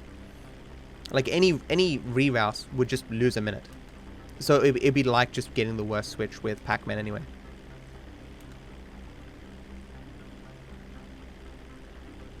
Yeah, I'm gonna lose a lot of time here. Bugger. Is bugger a swear word?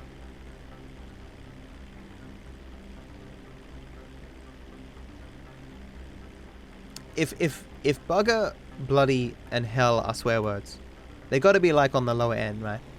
Possible? I think I said the F word once. This one, I think.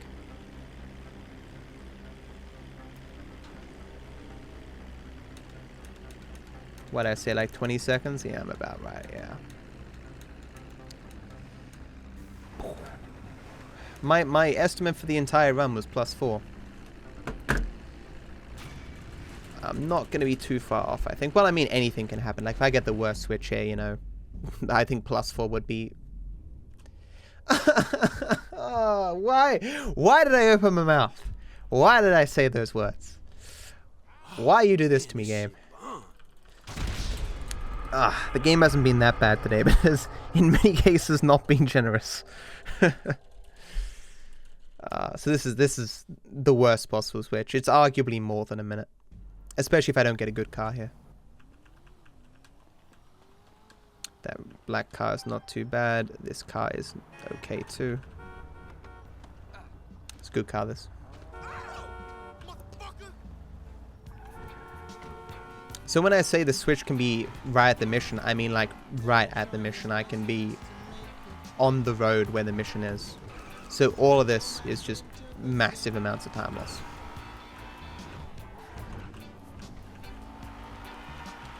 To be fair though, I mean the odds of me getting perfect cleaning out the Bureau RNG like I did on my world record would be very unlikely, so...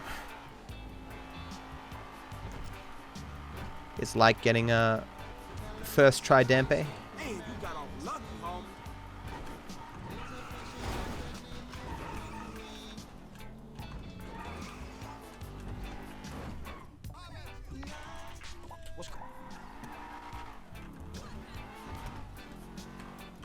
I wonder if the warp works with this car.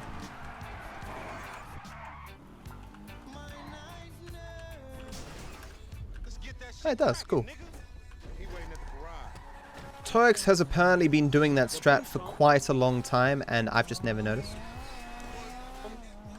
I don't watch all of Torex's world records with a fine-tooth comb these days, but when I occasionally do, I guess I just might have looked away during that little bit there.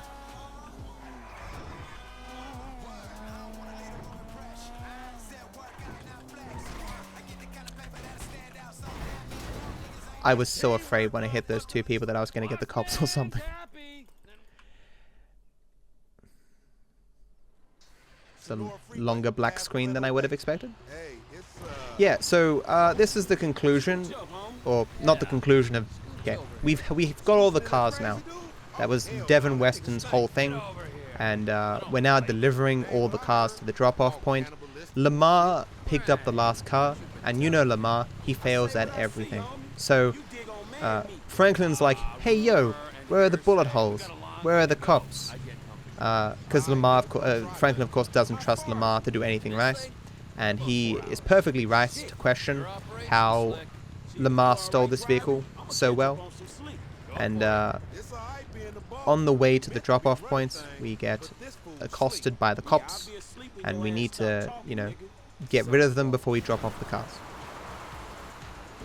And that's what this is all about. I'm taking a very strange route. I suspect no one who played this casually would take this exact same route. I'd bring up the map and show you why we take this route, but the point is the yellow line is wrong for the vast majority. Like, you see it change between 14 kilometers there to 7 kilometers. The game doesn't know what it's talking about. For a dude that kills dudes, that eats dudes, and fuck dudes, you talk fruit. It's unconfirmed. Don't say the F word, Lamar. I won't be able to play this game at GDQ. Like, maybe he's dead. The last one. Oh, shit, man. Fuck. Do Frank know about No! I don't know if Franklin knows, but let's just This dialogue is quite funny if you listen to it all. There are no real strats for this other than the scenic, or the route that we're taking. I wouldn't call it scenic, but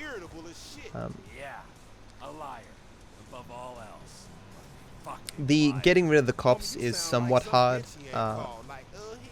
Failing it is, well, Pac-Man used to be a kind of Monka-esque mission. It certainly cost me a lot of world records back in the day, not fully understanding where when it's best to kill the cops, or how long you can sit away from the drop-off points waiting for the cops to despawn and things like that.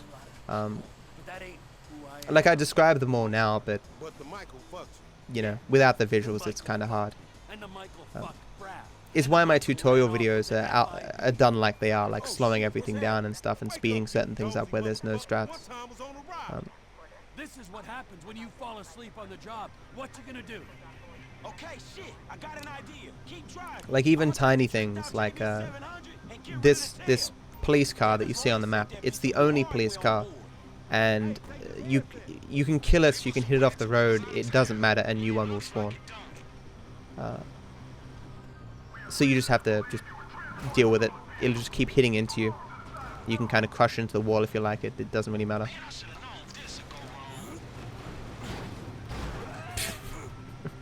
See, a new one just immediately spawned. You can go along the railroad track here, and the police car won't spawn until the very second you hit the main road. I've always wondered, like, if I succeed in killing this cop like a dozen times, will that change something? I've been caught with the merchandise. So of course Franklin, in his infinite wisdom, on a moving truck, is climbing into the back of another car. Because that makes sense. But I mean, it makes more sense than Trevor flying into the back of a plane with another plane, right? So Yeah, so I'm going to lose 30 seconds here at least compared to world record, because world record had a good switch but not the best switch. I here had the worst switch. So you don't really want to kill all these guys using the spikes, because you get those cutscenes every time, but you kind of need to kill at least some of them with the spikes. I mean, or do you? Like, I've just run into some times where they don't all like to die.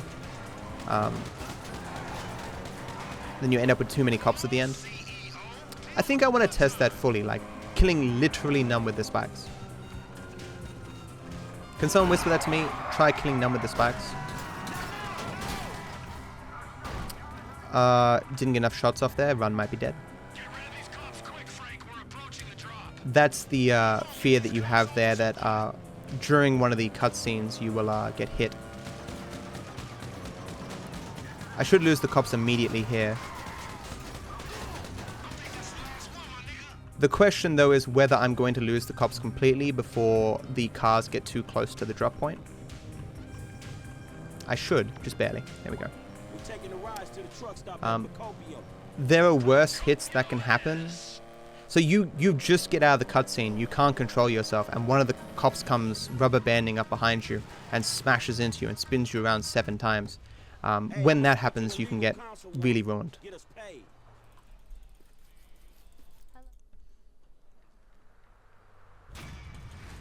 So we want Franklin to be anywhere else but here, and we achieve that by switching to Trevor, killing Trevor, and then switching back to Franklin.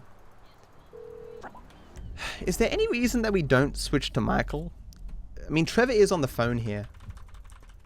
Don't think Michael should have C4, right? Can someone whisper me test using Michael here?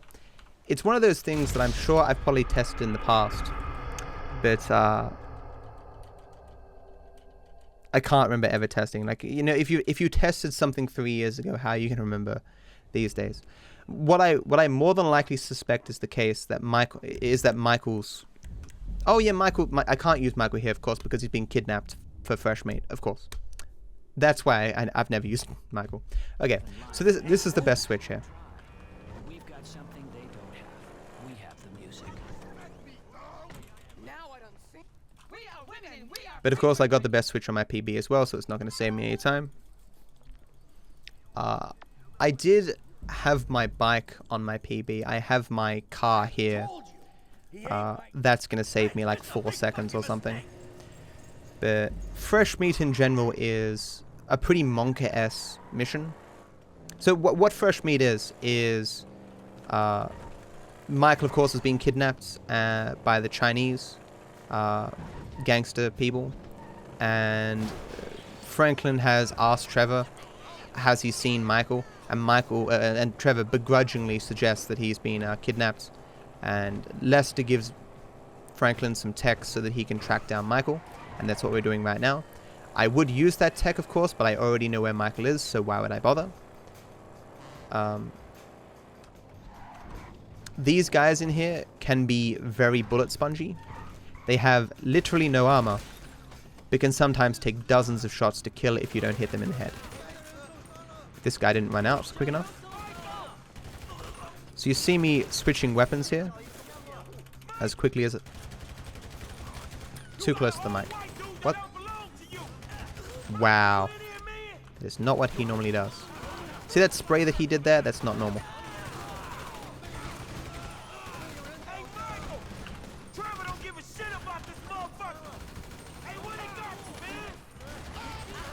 Ah, that's not normal. I'm dead.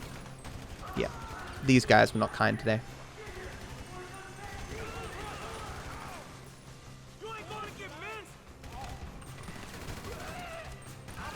I just took cover there to get a little bit of HP. It's very unlucky. There's these bugs that can happen where they fire their entire clip super rapid fast, and I'm just lucky to not die when they do that. The goal there was to kill them all without reloading. I succeeded.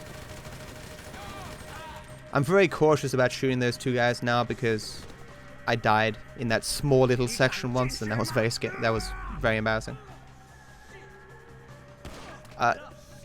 I should have mentioned, you may have seen that I skipped this small cutscene. This guy on the right here usually falls into the blender, but if you kill him from far enough away, it doesn't do that. These sprays, man. Be at ease, game. Be at ease.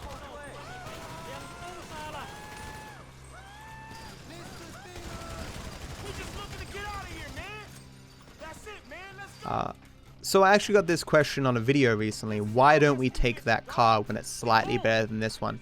And the answer is that Michael takes longer to get into that car than he does to get into this one.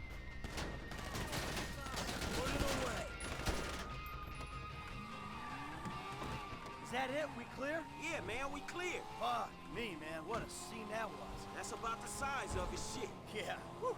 If I recall correctly, it's actually a very weird long run. Although I haven't experimented with it in quite a while. Maybe there's a way that I can move the vehicle very quickly so Michael does the normal jump down. I don't know. Can someone whisper me test taking other vehicle on fresh meat? Hey, how'd you even find me? Lester sent me this app that track your sales signal. Lester. How'd you even know I got snatched up? Even tapping another person here on this drive can lead to you getting the cops. In most missions, it tends to ignore crimes that you do in the for the purpose of the mission. But sometimes it forgets to do that, so any future crime can lead to the immediate cops. And Trevor freaks the fuck out. He was about to kill me, Franklin, and then these Chinese guys show up. They take me. He fucks up. For real? For real. Okay. Well, if you don't want to talk about that. No. Should just hit the pole. That went very far before it stopped me there. That wasn't too bad. Could have used a few more curves and stuff. Okay, so the vehicle that I get running out of my house here, I will use for the next couple of missions. It needs to be a very good vehicle. If I go in first person here, it will slow me down for some reason. I hear a vehicle. I do not see a vehicle. None of those vehicles are good. This vehicle is good though, but oh, no. Not very good RNG, having to run up to the top of the hill, but at least I got a good car. This is where saving a vehicle would have come in handy. I would have saved a vehicle and used it for this mission. Oh, come on. What is this handling?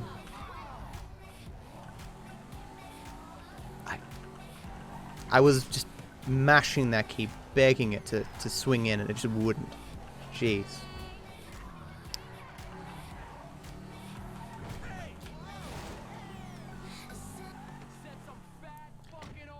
So, casually, you chase these guys down, but instead we're just going to shoot them with our guns immediately. Because we have to save all the frames.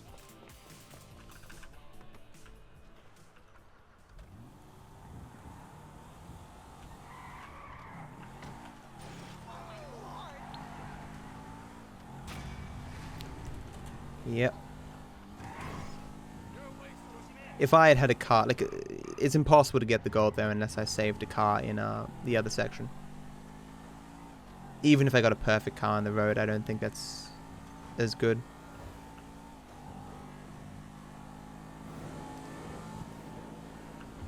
As I say,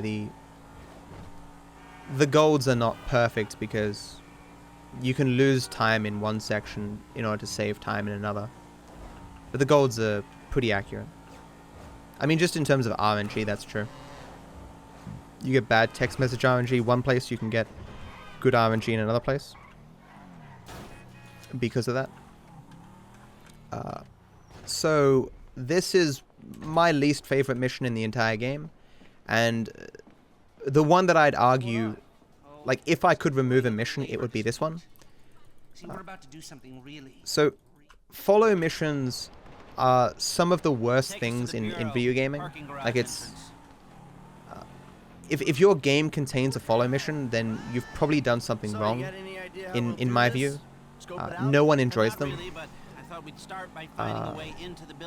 We're going in through the parking lot? But at the same time, follow missions with RNG are even worse.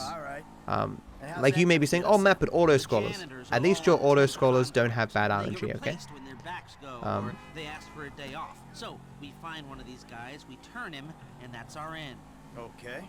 There a particular So guy? what this is, Here we are. not only did I have the RNG as to whether I had a good vehicle or not, but now I have RNG as to whether... So, okay, what I'm doing here is... okay, I should be explaining the story. Battle of Rocco, which I just did, that was all about killing the manager and his bodyguard, who I beat up before on top of that building, if you recall. Still helping Solomon make his movie. Cleaning out the bureau here is about getting an in for the FIB building to delete some specific files. Files on me, files on Trevor, files on Franklin, and some files that Dave and Steve wants deleted as well. Although I think Dave and Steve don't know about that me deleting the files on me. I'm doing it because I want to. And so I need an in for the building, which is this guy. That's it? That's not it. Although, if I recall, I don't even need this janitor because you can't put a price on freedom. I get a choice of how I want to enter the FIB building, and this janitor is only useful for one of them, and it's the one that I don't do. I'm pretty sure that's the case. See what you can do. But yeah, so the janitor can either come out 4th or 5th car. This is the 4th car. Meaning I've gotten bad RNG here. I'm going to lose 20 seconds. But then I have to follow the janitor back to his house without spooking him. And he follows the road rules. So he can go red light, red light, red light, red light. 5 red lights before he gets to his house. I, of course, want all green lights, immediate green lights. Which is super unlikely. I got something like that in my my world record PB thing. The only strat here that affects this at all is I can despawn vehicles by staying far back and moving the camera. He's gonna get his severance package. Can I just get rid of this, please? Some creepy euphemism or a plain statement of facts. I can't get too far away. This is a there we go. cavalier style tailing. Can we tighten it up a little? Oh, nice. Okay. Got us starting with a green. That's good. That's good. Okay, we got one black car up there. We'll get rid of that. Is that bike gone through, or there's another black car? Get rid of that. Put away the smartphone or pad or whatever the hell that is for a minute. Oh, another green light. Get closer to him. No surfing while I'm trying to get rid of this. Guy. I can't get rid of the back, I don't think.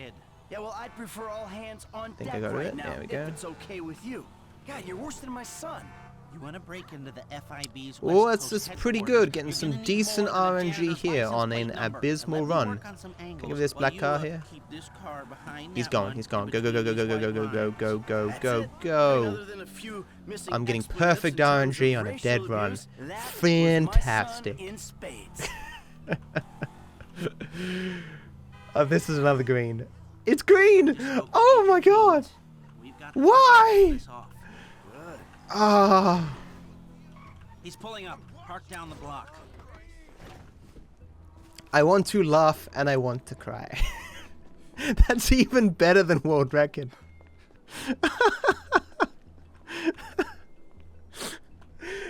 Oh, I'm so angry, but it's so funny.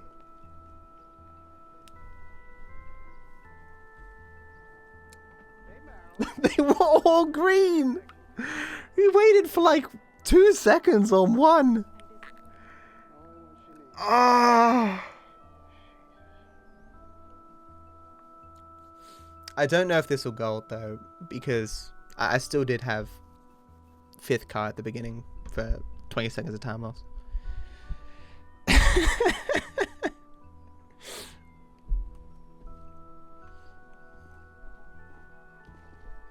Anyway. Phasing into the wall here.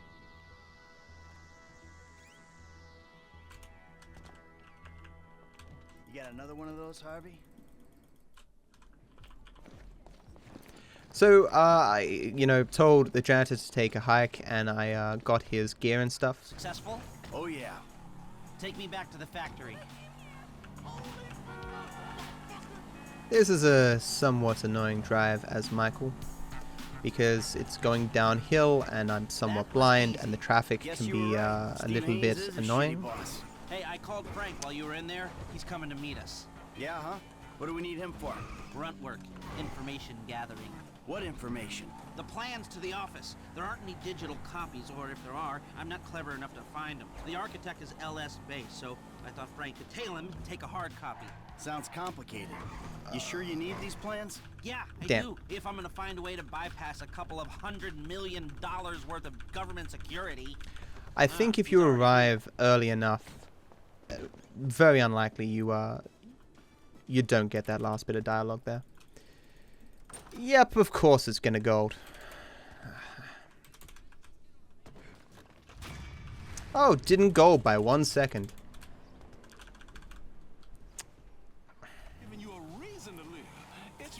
That kind of RNG doesn't happen very often. Maybe this whole spawning, despawning thing actually has some effect on the lights. I don't think it does, because I've been doing it for a while and that's only the second time since that I've had that RNG, but I don't know, man. Having that twice in a recent time is kind of unlikely.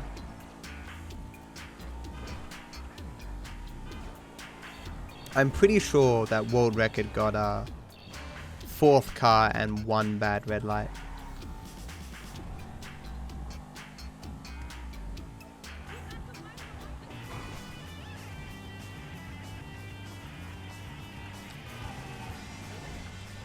At least my driving has been pretty on point. Like, I've only had a handful of tiny things, you know, most of those being unavoidable.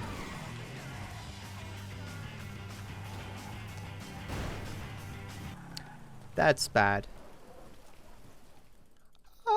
Is that still gonna make things harder for me now? Because what used to happen when you hit that black car is it would cause it to give you your normal car. Fuck, that's not good. So this is one of those things that you don't normally get told about, because Watch out! Are you gonna take this seriously? Bad dad. if you wanted to save your car that you brought to the mission, you hit your main vehicle, as I did there. Unfortunately, I need a 4-seater car, so having this 2-seater red car is not particularly useful. It's nice because I drive this first part a little bit faster, but without having a 4-seater car, I'm not doing well here. It's also hard to say what cars are actually 4-seater cars and what aren't. I'm confident this one isn't 4-seater. Too many cars in this game are 2-seater. I am 93% sure that if I kill myself after this, it will spawn me with the other car. But that will cost me time.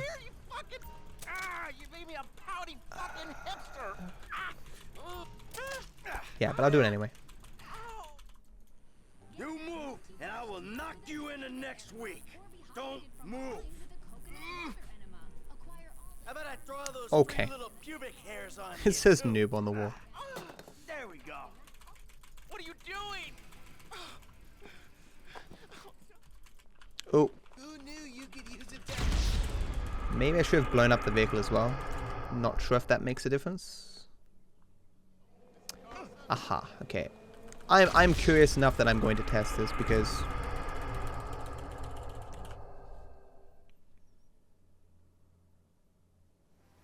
okay, it's not good. Oh, can I have that, please?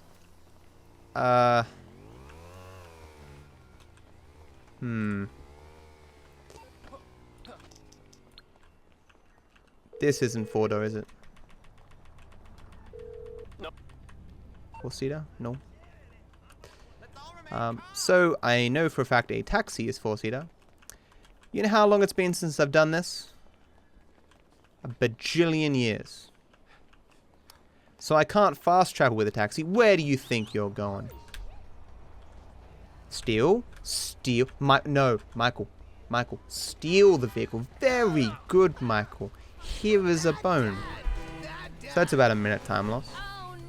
But at least you got to see something mildly interesting that you probably didn't know about the game. Additionally, this vehicle is much slower than Michael's main vehicle. So you might question, right? Matt, why did you think that it would spawn you with your main vehicle? The answer for that is, it normally spawns me with my main vehicle at the end, if I blow up a taxi. It's again showing the inconsistent programming of Rockstar games in general. Like, why in the final section, if you blow up your vehicle, does it spawn you with your main vehicle, but not in the middle of the mission, just the end of the mission, you know? Why would it not spawn you with your main vehicle if you touch the main vehicle before you go into the mission? It doesn't make any sense. It's clearly an oversight, but it's an oversight that I know about, so I only have myself to blame. Although, it's an educational experience, because hopefully, at least for the next couple of years, I will now remember that I can't blow myself up at that point. Screw both of you. You're only here because I decided to get us back together. What are we? A 90s boy band? Michael, kids, Backstreet Boys. So I could now blow up the taxi to give myself the main vehicle, but I have tested and I know for a fact that blowing up the taxi is not faster. Even though the drive is faster with the main vehicle as opposed to the taxi, it doesn't save time overall, because blowing up a vehicle, of course, does take time. Oh, that's okay. This is good. It's good. It's good. Maybe we need more time. Time for what? I thought he was a little bit slower. That was cathartic. Catharsis all over my face. Probably just the meds you rated. Okay. Cathartic. Alright, I just don't want it to be more of the same. At this point in time, I'm going for my goal of +4. Because that's what I said I'd get, and by golly gee willikers, I will get it. We do, all of us. Yes, Mom. For real, peeps. Because I started to understand something. Yeah, so this is the mission where, you know, they all realize they really do love each other, as weird as they all are, and as flawed as they all are, and they all become lovey-dovey. Or the trash guy. 1, 2, 3, 4. And so next is architect plans, the other mission to set up the bureau raid. In the same way that the janitor mission gives me one option for the raid, this architect plans gives me another option. I'm not really sure it warps you away to here. Trevor is always half naked like this for a couple of seconds then I switch away. This is another mission that casuals do very differently. The game tells you gotta be sneaky, gotta follow the guy, gotta find those plans. But in actual fact, you can shoot him immediately and take the plans. This is my favorite mission to do in the entire... Okay, no. My second favorite mission to do in the entire game. So I shoot up to get him out of the vehicle. He also opens his door. And then I get in, and then I spray paint my car, and the mission's over. A mission that would normally take, you know, 10 minutes, 20 minutes, whatever the hell it is, sneaking after the dude. You're doing, you know, a minute, which is great.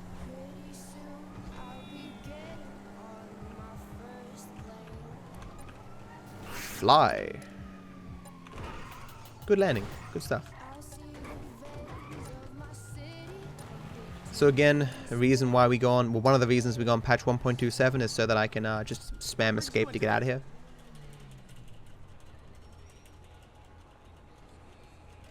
That should do the Or right click rather. I spam right click these days, but same difference.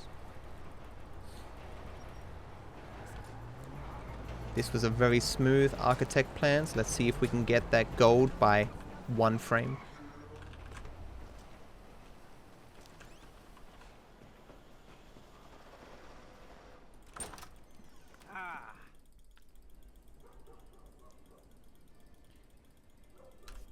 Come on, that 1 frame gold. Come on. And we have a winner. Oh, so close. So it's a little bit of RNG when this spawns.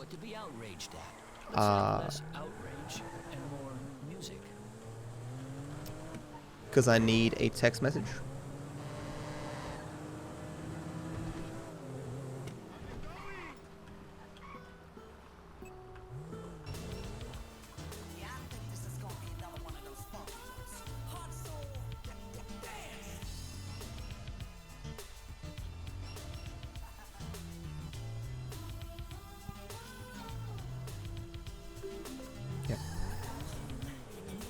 It's almost immediate in this category because I have sleep mode on, and all the driving I've done, I've received a lot of text messages. Keep in mind, of course, you again can't receive phone calls and text messages in missions unless those phone calls and text messages are associated with that mission. Hey, what are you looking so cool, calm, and collected for? Guess because I'm not the one who's about to die, but... So if you run down these stairs immediately, Franklin will stay there and be annoying. If you want Franklin to run into the vehicle, the only way to get him to do that is to fire your gun. Don't know why he sometimes gets spooked there and other times does not, but what can you do? It's one more of those inconsistent things, like sometimes it's you need to run longer, sometimes it's you need to get into the vehicle, other times, in this one particular case, it's firing your gun to make the other guy run faster. Some NPCs you can outdistance by like miles and they still keep running after you. Franklin, you move 2 feet away from him and he stops moving. It doesn't make sense, but that's what they chose to do.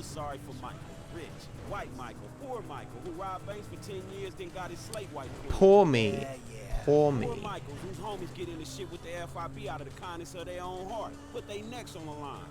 Man, where's my get out of jail free card, motherfucker? I'm sorry, okay? You know what, Mike? You're a real easy dude to identify with, man. Pour me. Pour me. Man, pour me a drink, nigga. Okay, okay, I can see. Maybe I've been a little caught up in myself lately. A little? Man, just give me the plan, okay? Damn, I wanted to jump there. Not that it really makes a difference, but sliding off I think might be a little bit slower. Hard to tell. Then we move in the chopper. Okay. Last hour. Because clearly I'm going to get a 6:28. Clearly. So we've got 1 hour left, guys. If you want to pilot the first leg, I'll take over once you jump. This is an annoying flight. This helicopter is the worst in the game. And it's just a matter of flying up as fast as possible. I've become convinced that the camera matters here, so I try to angle it up a bit.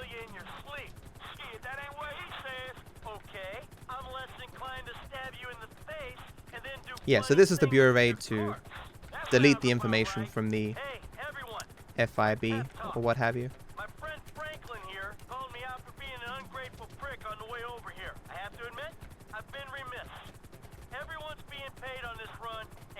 Come on. But it ain't great money for the crazy target you're drawing on your backs, and there's a good chance this thing won't work at all. So close. I knew it was gonna be like that. Come on. Look down there. Lester wasn't kidding, homie. He torched. Come on. Yeah, makes me think like he ain't got faith in his own crazy There we go. plan. Hey, come on, grab the stick. Oh, right, there is 2 things of parachuting, right. I am dumb. I have been made a liar twice. Matt a few hours ago. There is no parachuting in this category.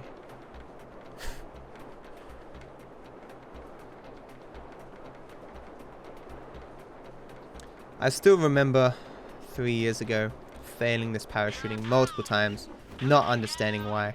Just not understanding how it works. Okay. You gotta tap the joystick, guys. Just tap the joystick. That guy always lands like that. Scripted shenanigans.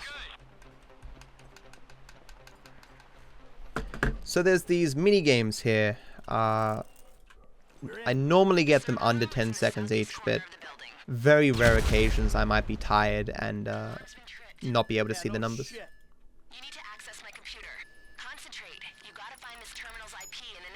So the goal there is just to try to find the first number. So I look for 30. What? I thought I got the E. What? What? What? Yeah, so you look for the first number. In my case it was 38. When you get into a bit of trouble is when there are multiple, like say there were multiple 38s. And so you find one 38 and your brain will not let you forget the location of that 38. And so finding a second one is a lot tougher. Usually in such circumstances, I look for the second number rather than looking for, say, another 38. You can use auto-aim here, but I've stopped using it recently. It doesn't really help. Because you're not moving here, so auto-aim doesn't have as much of a liability. Where is he? What? Oh, he was stuck there, okay. But the reason why I use auto-aim is here. But auto-aim prioritizes the chest, which is not exactly what you want. You use it here because of the gas. Be cool! Guys, you there? Yeah, go ahead. The helicrash caused extensive damage. The explosion went through a couple of floors. Sprinklers brought the fire under control. This just looks so silly. Weapon swapping also doesn't work here. You can't just switch between your weapons to keep your ammo. To reload.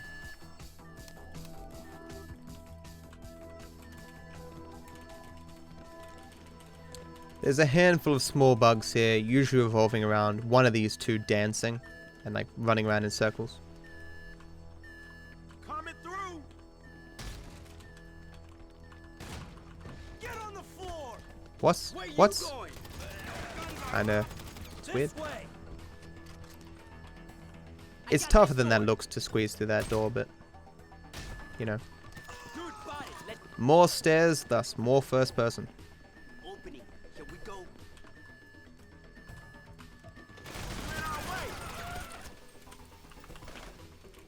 Oh, that's a wall. Come on. Hey, we got a problem up here. Sprinkler system. Can't see anything. Man, can I have to shut it off? Thought I had a bullet there. I did not. Shutting down fire suppression. That was awkward.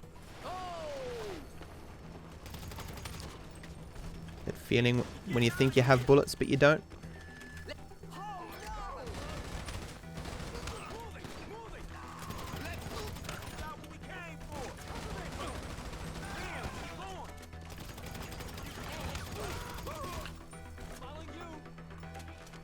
Let's go.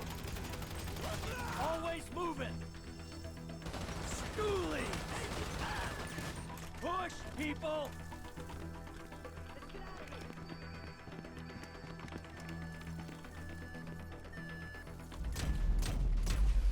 Why did I do this?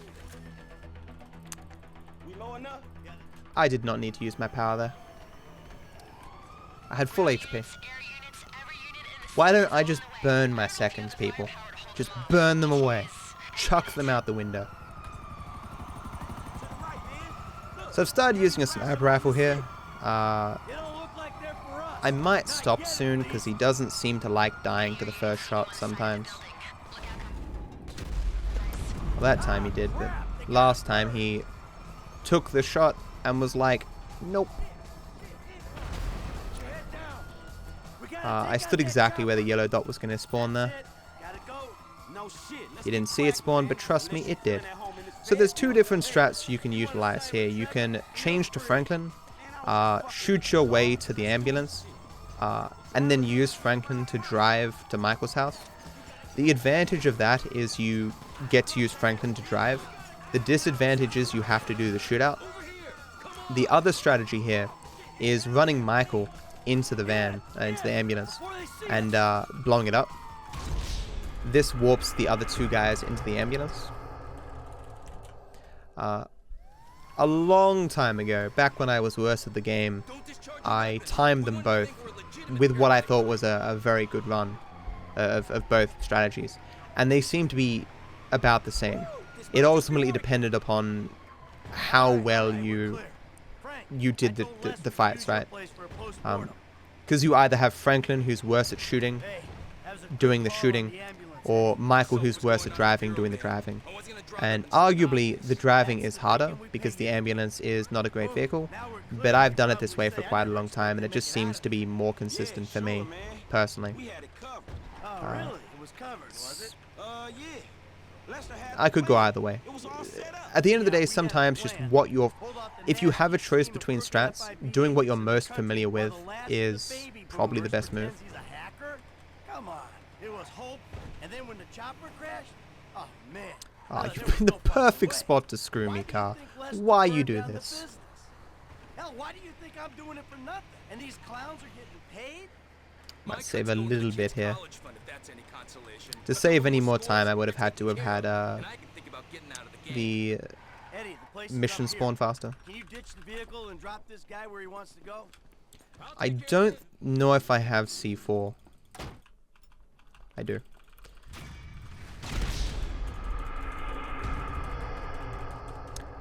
Gonna get that +4, guys. Gonna get that +4.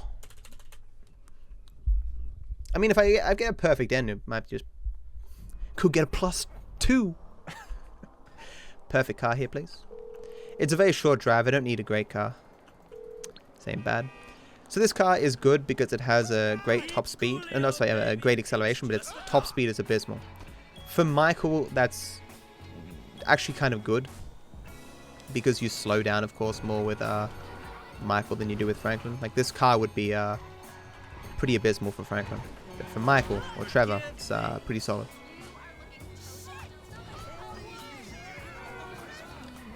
I'm gonna go for it. I'm gonna be cheeky and try and drive up the stairs here. Go for it!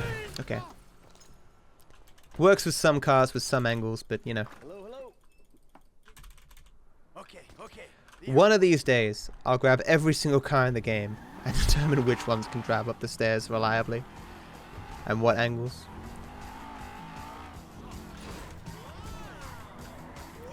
It's one of those super minor nanosecond time saves that have always been on the back of the books. Someone whisper that to me. Tess going up Solomon's stairs. Maybe it's just a more of a refined angle.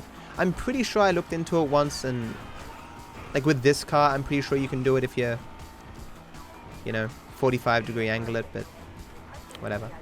There's a small chance of a bug here where the game thinks you're closer to the end than you actually are. So this is bad. So she starts driving, but you haven't got there yet, and so she outdistances you and you fail. Okay. Okay. When I hit that tree, every pore in my face just opened and a little bit of sweat came out, and I was just like, yeah. So what's happening here in Legal Trouble is Devin Weston, who was bankrolling the Solomon's film, which Michael was heavily invested in, and was an executive producer of, or what have you, for his help with Solomon. Devin and a bunch of other people were funding it, but they took out a massive insurance policy out on the movie. So if for whatever reason the movie doesn't end up being made, they stand to make heaps of money, and they have no faith in the project. So they're like, look, we stand to make far more money tanking the film than we do having it come out and it actually be successful. So let's, destroy the film, the one copy, and collect the money. And Michael's like, how about no? This movie is like the best thing I've ever done with my life. So I've got to save it. And this is Molly, driving away, freaking out with the movie. She's afraid of Michael because, as she says, he's a real killer, real criminal, where she's just a white collar criminal. That man's a murderer! He wants to kill me! Which is not true at all. We just want the movie. This is the most brutal death in the entire game, but it's more cartoony, really. Oh, stop! Look out! Oh, that didn't have to happen.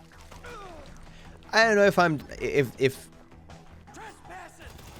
that looks terrible to people. I mean, with games like Doom and stuff existing, I don't really look at that as particularly terrible as far as video games are concerned. But maybe I've just seen it too many times. I don't know.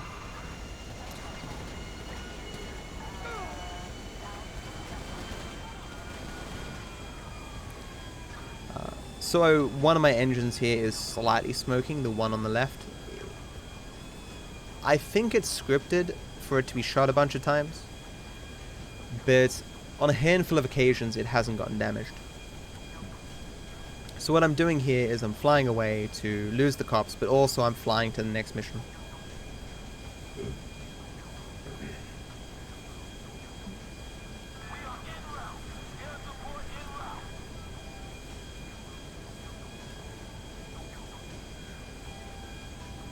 I can't actually recall what the wrap-up is for.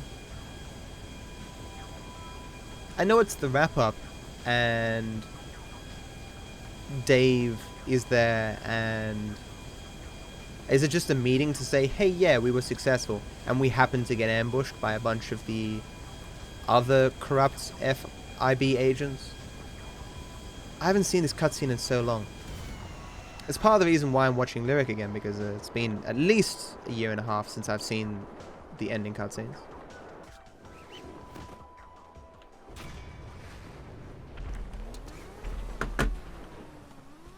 It's also funny, I think I've noticed a little bit of dialogue in the Xbox version that's a little bit different to the... That's bait right there. It's a little bit different from the PC version.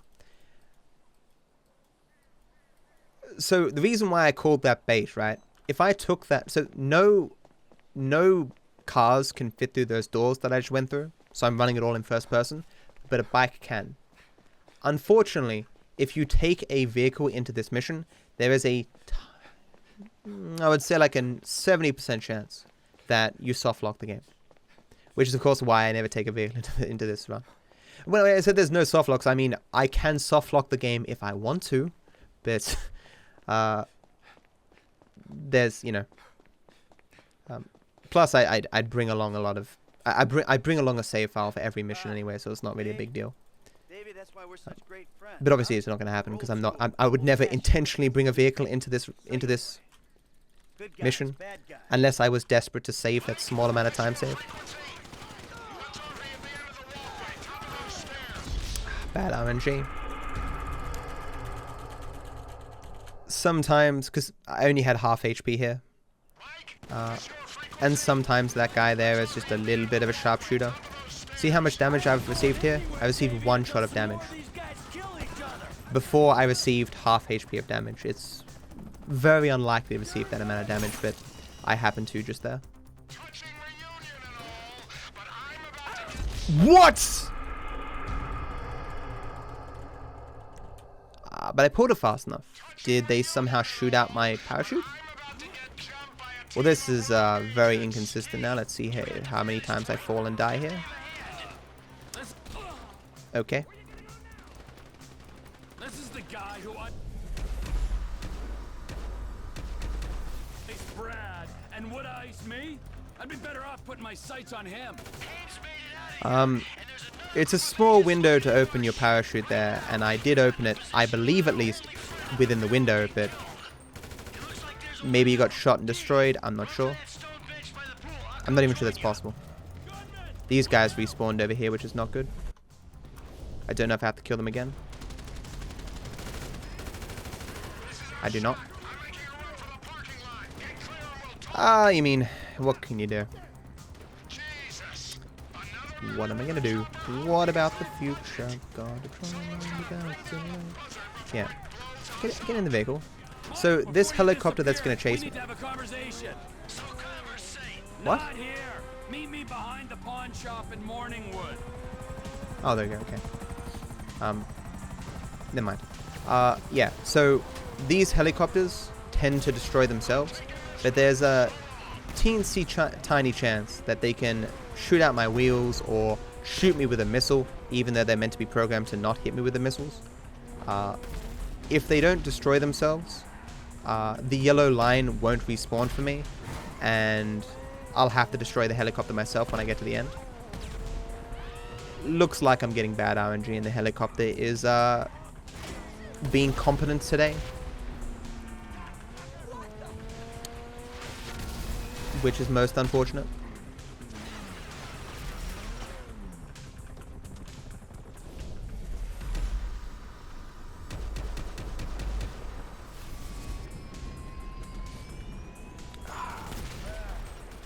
Damn bad RNG.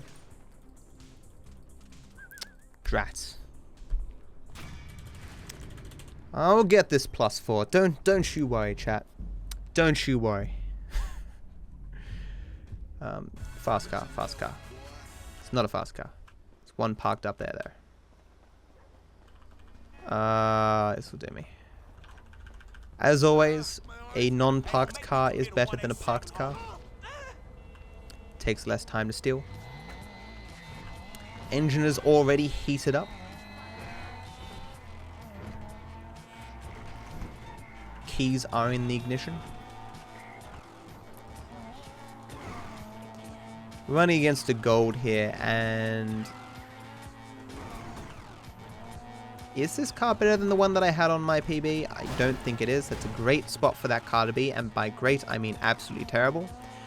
So this is Lamar with his last-ditch effort to make himself some money. So he's gone out to the middle of nowhere. Stretch has set him up to take a fall, because Stretch has grown to not like Lamar and Franklin.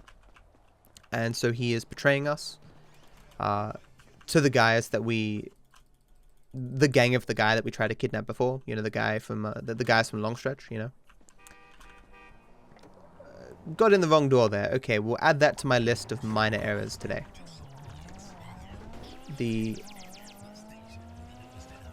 So I'm now going to save Lamar, who is currently in some kind of a shootout trying to protect himself. And I'm bringing Trevor and Michael with me, or at least I'm meeting them now.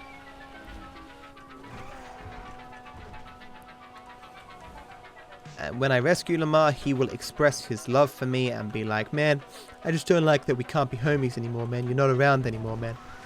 You know. Never leave your homies behind, guys. Unless they're Lamar, because Lamar sucks.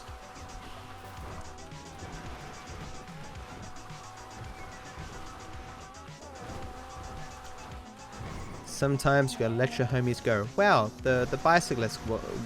The bicycle guy wasn't in the tunnel back there. He normally is. Oh, no. Fix that. Okay. Okay. Yeah, so this is just a very long drive. This drive, it's of course very important to have a good car because it's so damn long. There's no real... Well, there's minor things that you need to know, like the way that I'm controlling my vehicle is specific, like I'm slowing down going into that jump there, because if you go too high up, if you go on that too fast, you flip over it and you go in the water and stuff.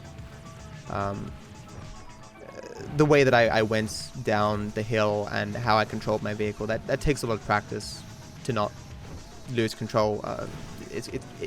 Maybe I made it look easier than it actually is, I don't know. And of course I'm trying to balance on here to get myself a little bit more speed. And then with this shootout down here, this shootout is the reason why I got Franklin to get a grenade launcher all that time ago. Or one of the reasons, I should say.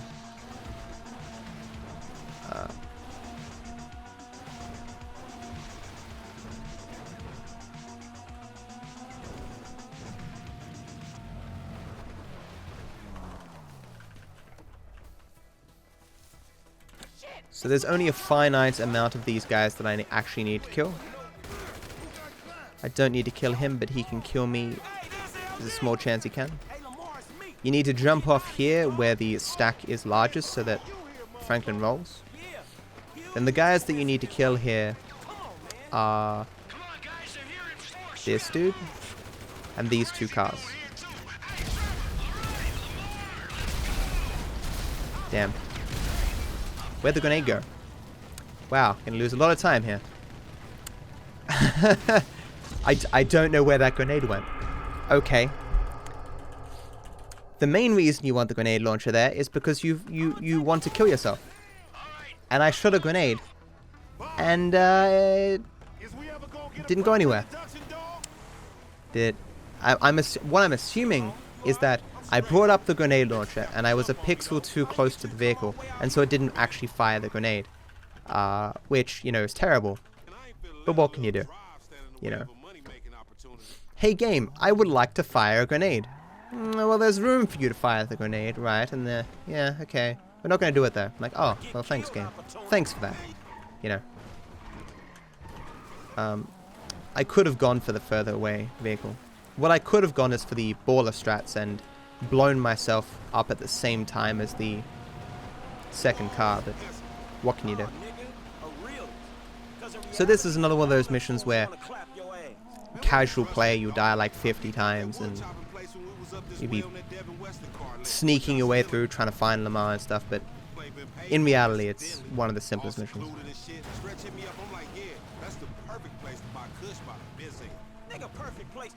Especially now with the grenade launcher. You may question, like, Matt, can the train ever block you? Yes, it can. Very, very rarely, though. On Classic %, I think it's pretty much impossible.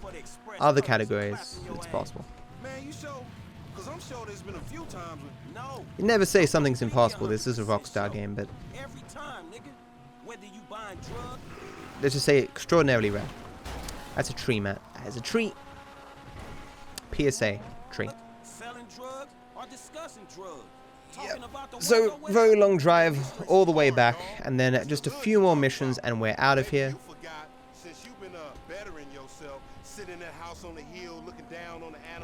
Yes, I should have mentioned the reason why Franklin has a new vehicle, a new house, is because Lester gave it to him as a legitimate use of the money that they've been making.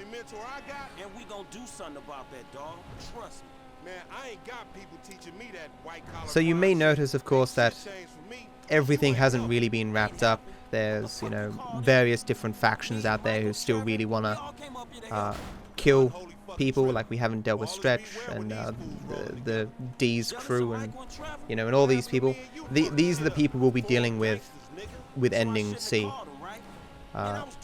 Without doing Ending C, everything's kind of left unsolved.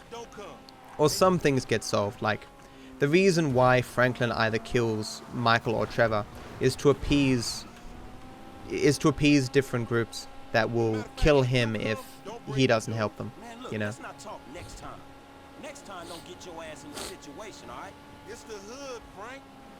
But I mean, killing Michael makes the least sense. It's Franklin saying, hey look, I know you've gotten me like $100 million. That's cool and all, but I'm gonna kill you now. He's like, okay. Or it's like, hey Michael, I know that we've combined killed like 10,000 people in the last like couple of months, but I don't think we can handle taking on the next group of people, so I'm gonna kill you. Doesn't make sense, but I'm pretty sure GTA 5 was released during a time where multiple ending games were all the rage.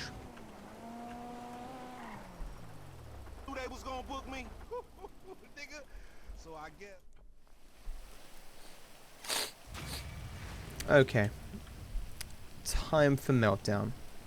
It's the final Meltdown. Da-na-na-na. So Meltdown is the conclusion of the Solomon kind of arc, where we finally made the film. This is the premiere, nice, and we're going to go watch the film. Fortunately, the beginning of the mission is right near this hospital. any vehicle here will do because the mission is 2 feet away.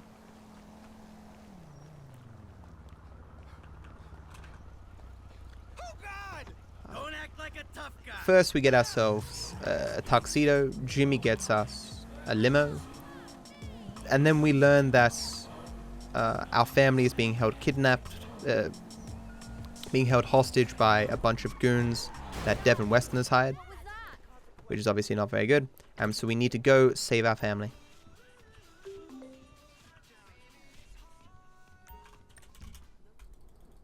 Get in the back, Pop. A stretch limo. What about the family? It took 6 hours, but I've now got the sniffles. Fantastic.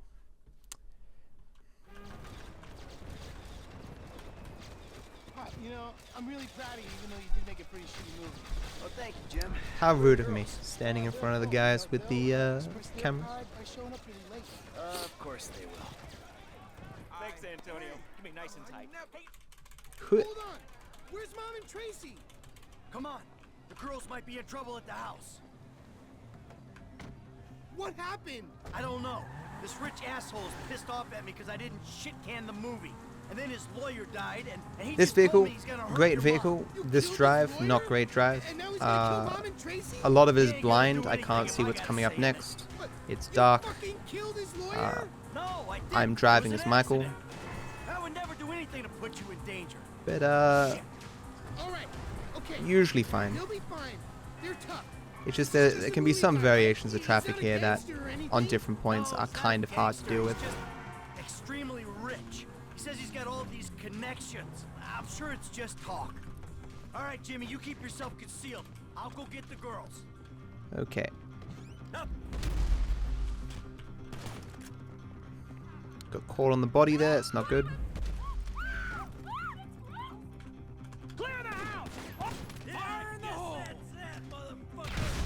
I use my power here because it makes things very easy. Oh, almost missed that shot.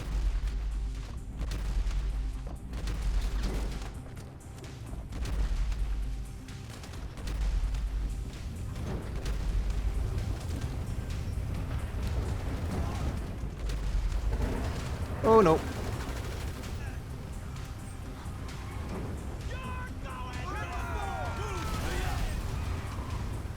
Oh, okay. Okay. Oh, Gucci. Woo! They came to my house. They came to his house, guys. So now we're going to do all the setup for the final heist. The big score, the big one, all the moolah, $300 million in gold. Wouldn't mind $300 million myself, just saying. Doesn't matter if you're in first person or third person here, it doesn't seem to make a difference, but I will go to third person just so you can see me stumble around somewhat drunk. This mission has a chance to bug out a bit and cost you a few minutes, but that's in other categories. Well, to put it another way, the chances of this screwing up depends on how many phone calls and text messages you've received near the end of the game. And of course, in Classic Percent, because we're not using taxis, we of course receive more than enough. So I think in the entire history of me running this game, I've gotten the bug on Classic Percent once. And even then, again, when once upon a time, we used to think it was a soft lock, but then we found how to kind of fix the bug, but it costs you like 2 minutes to fix it. So we pick the subtle setup rather than the loud setup. You might think, well, Matt, wouldn't loud be better? Wouldn't that be faster? Because, you know, you don't go around all stealthy like. The setup for the silent big score is, it's not actually called silent, but you get the idea, is much faster, because what we do is we buy this garage and then we buy ourselves a bunch of gauntlets. Normally Lester will send you a message telling you where all the gauntlets are located, but we don't bother with that, we just buy them ourselves. You buy them, of course, in blue, because blue is the best color. Fight me, chat.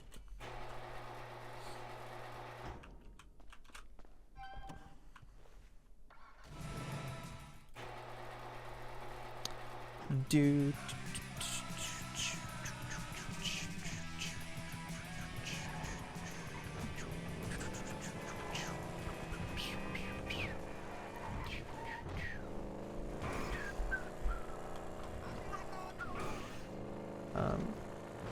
Yeah, unfortunately, the setup for this heist is quite boring, in the sense that I do the exact same drive 3 times in a row, and there's still RNG on it, because whether or not I get a good vehicle at the end to drive back to the garage is entirely up in the air.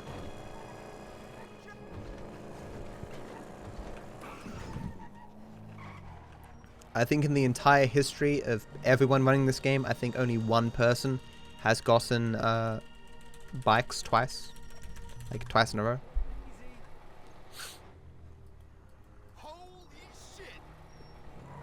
Holy S word.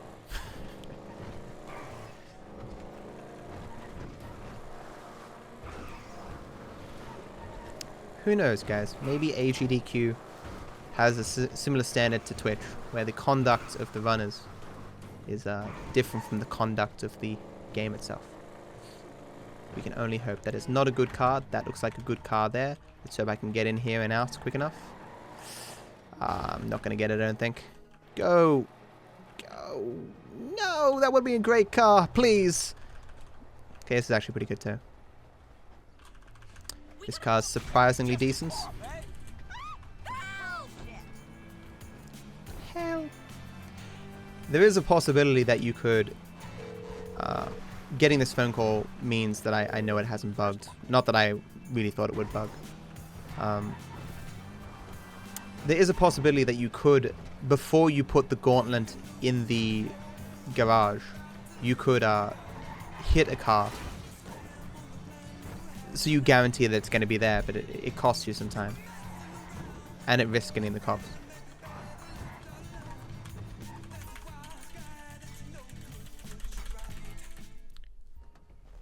Do do do.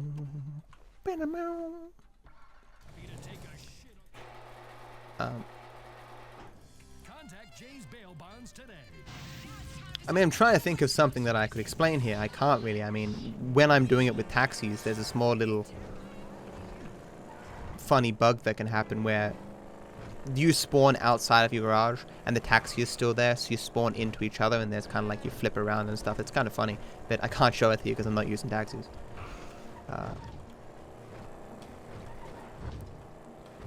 Because taxis, as boring as they are, they have their own strats associated with them.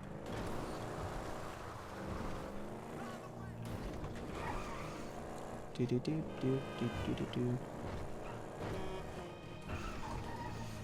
I suppose if there was a an incentive for the colors of the main character's vehicles, I would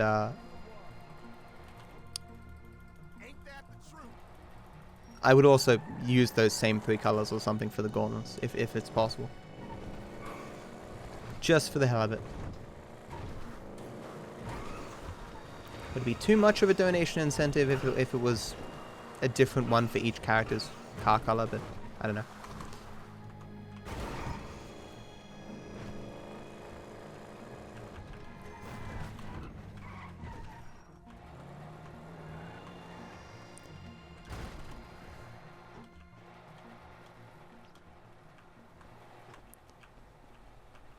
It's a terrible car. Oh, I have to get it. God damn it. I would actually be curious if... Oh, it doesn't matter. If using the iFood app just for cosmetics would be something that would invalidate a run. I mean, it shouldn't, but at the same time, like... You can't really know if they did another upgrade. Well, you can, technically, if you just test it. Like, you'd combine... You do the same drive they did, and then see if they beat your time. And of course some of the upgrades do have cosmetic differences, like they change your exhaust and stuff like that. But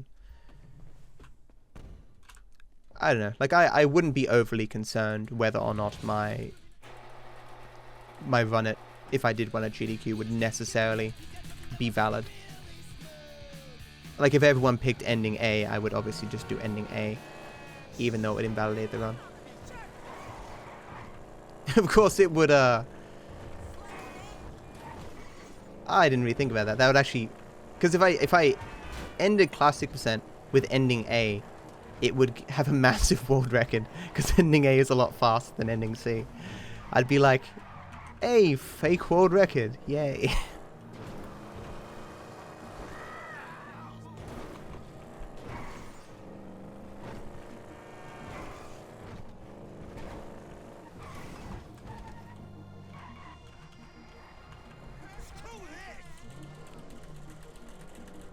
I'm going to go out of my way here to give myself bulletproof tires. I also gave myself armor there. I don't think that makes any difference. Never done that before. Don't think giving myself turbo matters either, because the limiting factor of the drive on the heist is not me, it's the other vehicles. And I can only upgrade 3 of the 4 vehicles. So there'll always be one lagging behind. What? What?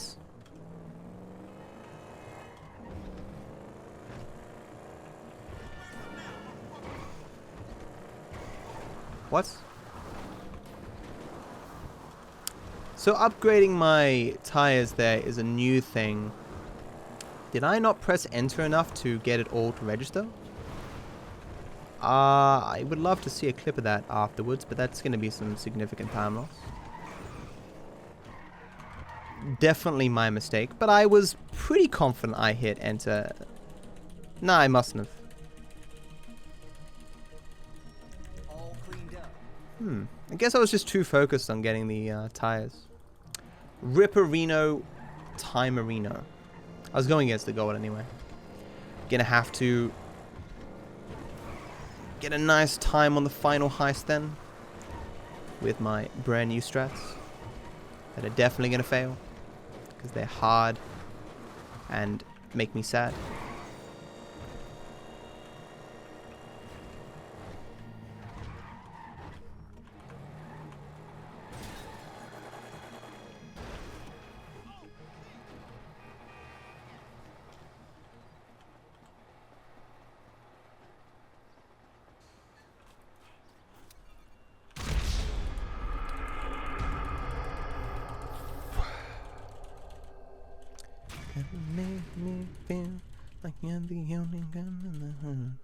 Okay, so I killed myself here to get myself closer to the stingers. Not for any reason related to time of day. I really wanted that car.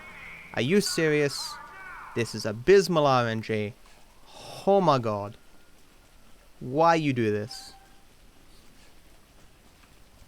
This is definitely time loss. All the time loss in the world. As I say, this game has definitely not been gracious. It has just been kicking me in the teeth repeatedly. I like my teeth. Wish it wouldn't do that. You don't have the best teeth in the world, but they're, you know, better than no teeth.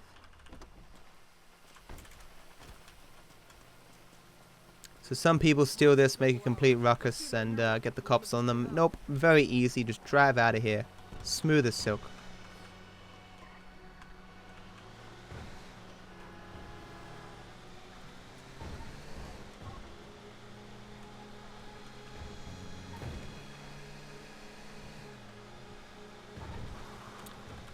Then we have the final heist, and then one more mission, and we are gonskis.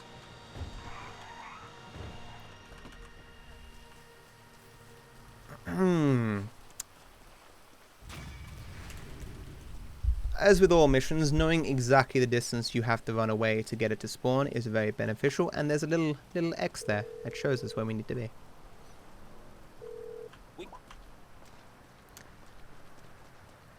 Gotta wonder if they put that there intentionally. The speedrunners in the future. Of course they didn't, because Rockstar doesn't care about speedrunners. I mean, why would they? Hey, man. So we really doing this shit? Come on, we're on the clock. Let's get to the tunnel. This the best you could do? What are you talking about? These fucking guys? They're cool. Look, we pulled that These thing with them. It went fine. fucking guys. Damn it, I swore. Damn it, Trevor. You I set gotta these move. guys up for a fall? Ugh. Is that what this is about? If they're the diversion, maybe it makes sense. Gets uncomfortable sitting in a chair for 6 hours. New to me. I flew by though. Listen to this asshole. It's Most all of the good. runs where No one is being the set game up. isn't amazingly cruel, they just fly by, you know. This is the Can I big make it? one. Yes, I And can. fuck me if we don't need any So, doubts in the back of the our beginning of heads. this heist is quite Alright, boring. aren't It here is yet. an Let's sit interactive tight. No cutscene, need to panic. but the rest of it is quite cool. Something wrong? Nothing's wrong. We just gotta wait. You saying don't panic makes me want to panic. All right, here we go. This is it. Deploy the stinger. Now keep driving. They should go over it.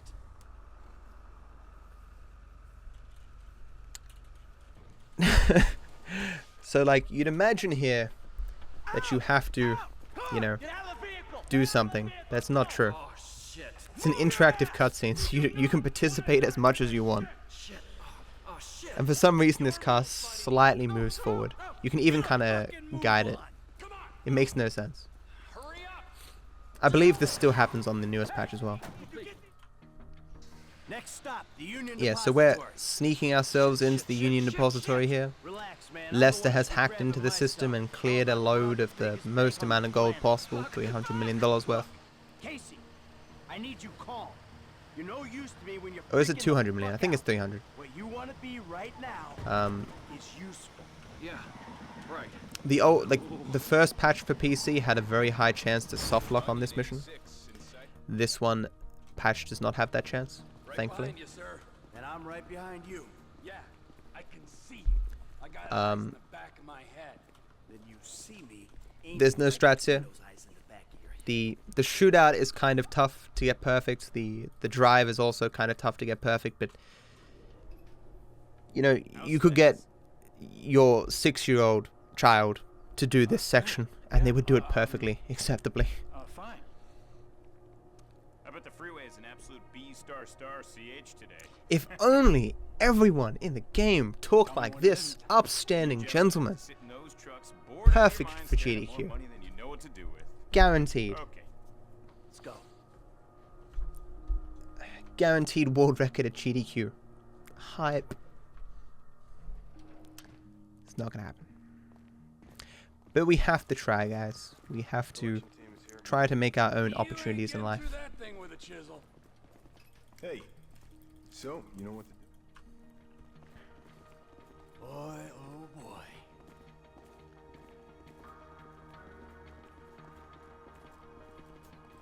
It's a good thing this is finishing around now because I have a dinner I need to get to for my dad. So what's that worth? I guess for Father's Day. He doesn't like me buying him stuff anymore, but he says, "Ah, don't worry, man. Let's just go out for dinner, have some food and catch up." I'm like, "Oh, cool." That sounds about right. The collection team has the cargo.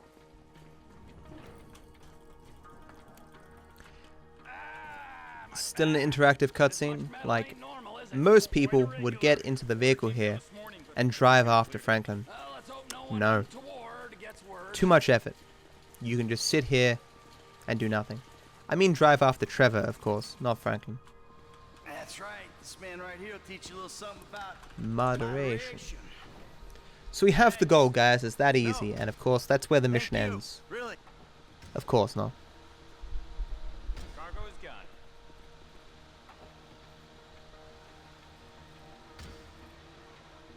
Follow Trevor. Don't need to. Look how many bullets I have, guys. Can you imagine a person having 7,281 bullets on their person? They will just be a cube of bullets. Pickup was good. How's it looking up there? Not good, man. Meriwether know we took the UD. They out there looking for you.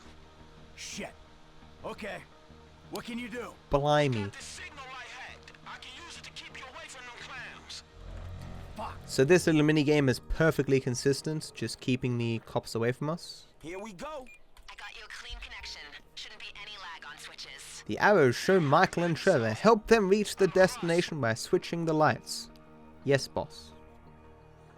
Hey, Merc's coming from There's a the east, gold for only doing 10 switches, but a gold medal, but who cares about gold medals? Hey, look, you gotta go left. Oh shit, more Mercs coming from the northwest. There it is. Boom. Change is in. Changed. Okay, look, so you gonna go right at this one. You're good. Green light ahead. So the strategy with the shootout that comes next is using your grenade launcher to great effect to kill most of the people that are close to you, killing all the vehicles before people get out, and in between the vehicles, taking out as many of these 4 guys that spawn far on the left as possible. Very small window that you can take them out. But when you get used to it, it's not too bad. The biggest liability in this entire section is blowing up a car and having it fly towards you and not seeing it coming and getting knocked over. Or, you know, blowing yourself up. That is something that some people do.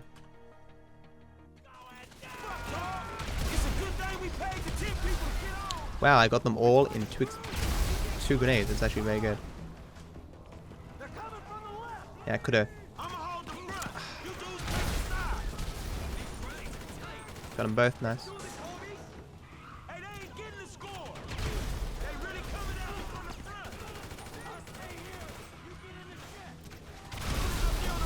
There's 2 here and then 2 more over there. Who can get this fucker? How many dudes they got in this private army? Ah, missed him. Missed them both. If you're What? gonna kill anyone, kill the fat one. Say something. I think that's it. That's the last. I wonder if I could go for those 2 before I went for the 2 guys that sniped from the overpass. I think that'd be very awkward though. You know, I think that actually might make more sense. Don't know why it took me this long to realize that, but you just get so caught up in doing things the way you've always done it that you don't really consider alternate paths sometimes, you know? Someone whisper me big score overpass guys after 2 final guys or something like that. I don't know what it means.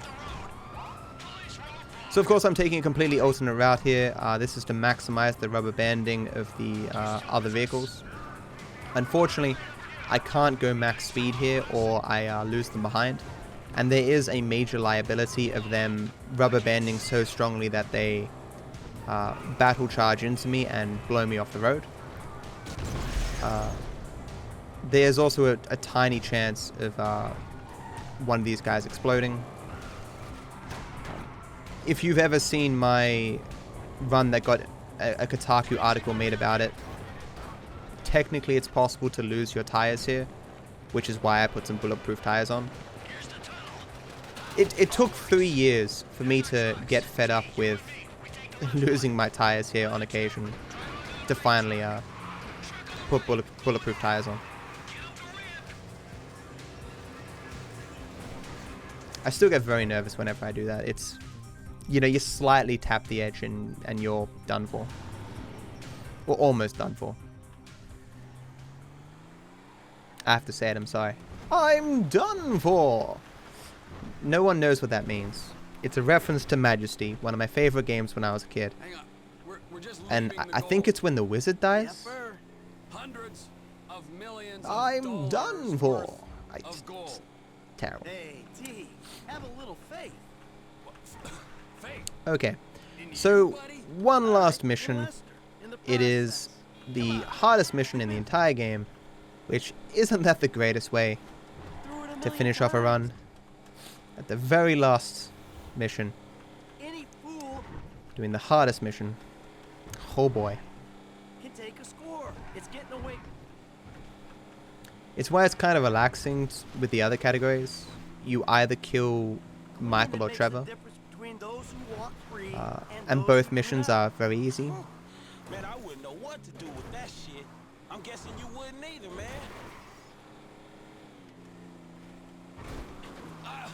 I'm sorry. I just have some trusting issues right now, Franklin. If we get away with this, and it's a big if, man, then I can finally really retire. Watch it, Frank. Michael likes to retire with a very interesting exit strategy. Come on, man. I mean, What am I doing?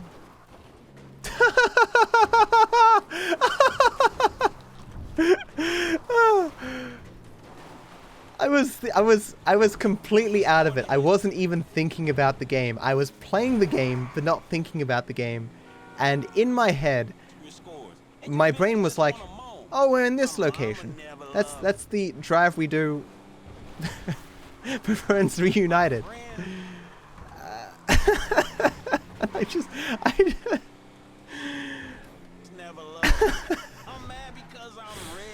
oh, Matt. You can tell I'm a little bit tired. If this was on good pace, though, I wouldn't make a mistake like that. Add that to the... Okay, that's the first big mistake on the entire run, okay? Now my face is red. That was really embarrassing.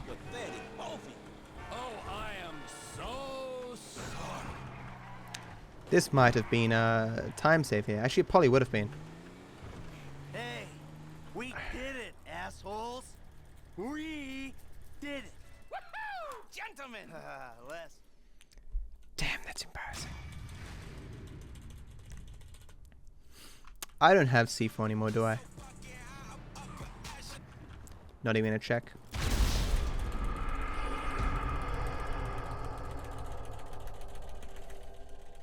Because even if I... Nah, I'm pretty sure I don't. Okay. Actually, no, I think I have one C4 left. It doesn't matter. Doesn't matter. It's about the same time. Give me a fast car. Who gave you my number? I don't know what you're talking about. Good car? Hey, don't make me commit a 187, homie. Nah, I don't.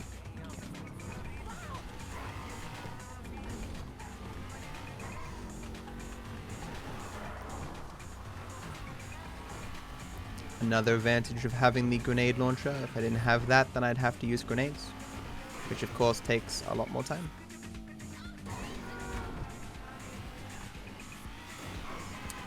My driving this run has been pretty on point though.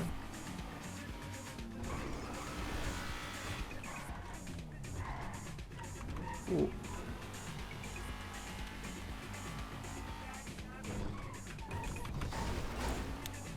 Eep.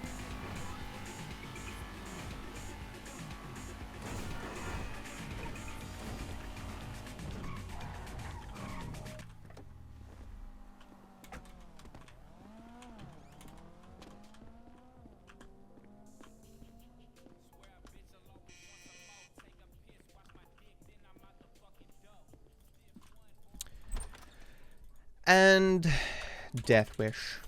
What, are you crazy? Why would you choose Death Wish? So I need another good car here. If I want to save 1 minute and 43 seconds and get my time that I thought I'd get. Neither of those two is particularly amazing. It's all I've got though, which is not great. Of course, then a bullet would come along, which is not too good either, but this drive is long enough that... Is it worth changing vehicle? It might be.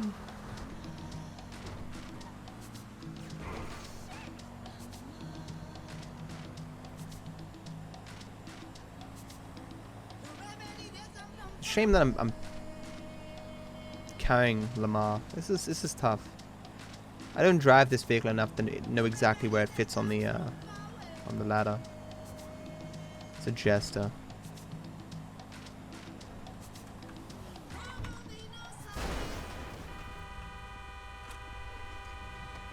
See how long this is? This is so much time loss. Can a jester really make up this time? Maybe.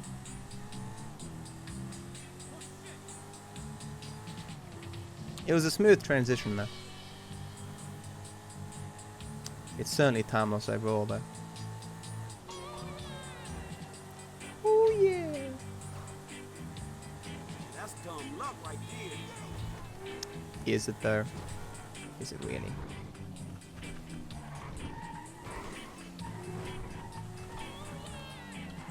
Doesn't matter where I park the car, I am 99% sure that it will turn itself around. You cannot skip this dialogue. Panic, bro. What the fuck do you think? Man, imagine a fucking You can't skip the beginning of this cutscene for some reason. It makes no sense.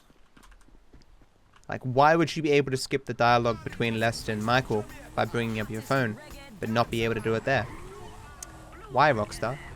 Why? Tell me why. Yeah, so, we've now got ourselves hundreds of millions of dollars in gold, but that doesn't mean we don't have enemies. So, Franklin, Michael, and Trevor are all coming together to take out a bunch of guys. They've kind of, I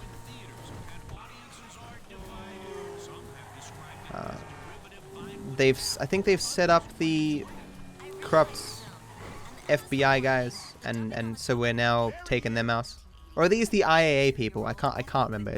We're taking out the military guys first, and then we alternate in taking out all the rest of our enemies, like Devin Weston and Steve and Stretch and so on.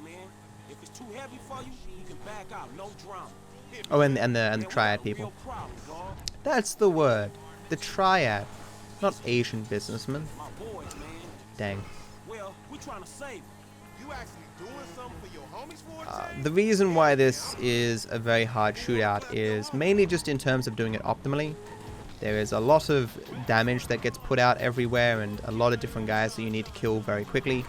And they don't all spawn and move perfectly the same way every time. But more than that, I've changed the strategy recently. I'm using Michael at the beginning here, which is something that I have next to no experience doing, except for the 15 times that I practiced it like 3 weeks ago. And I'm pretty confident it's going to go belly up pretty much immediately.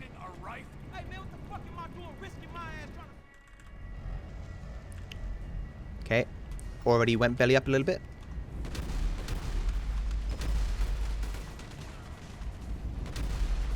Missed him.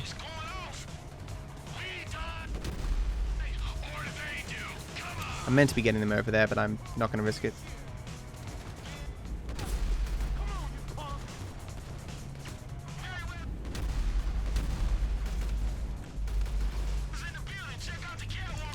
Right. Dang it.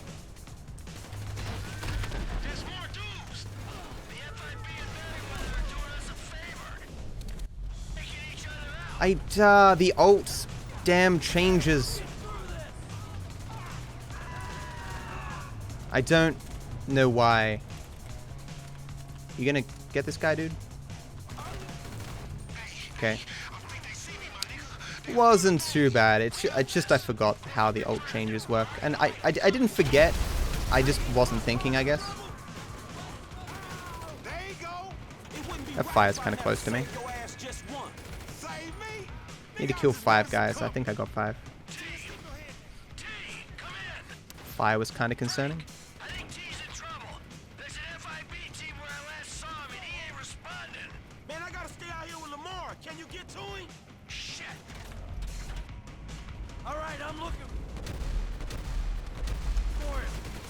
Okay, he did not die.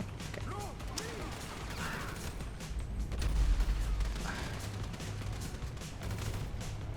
Can you stop being an ass?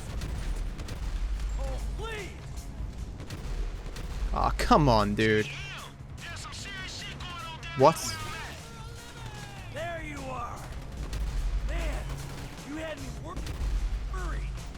I took a knock. I was sitting out a few rounds. Good to know you care. Yeah, well, don't do it again. Now look out, more agents!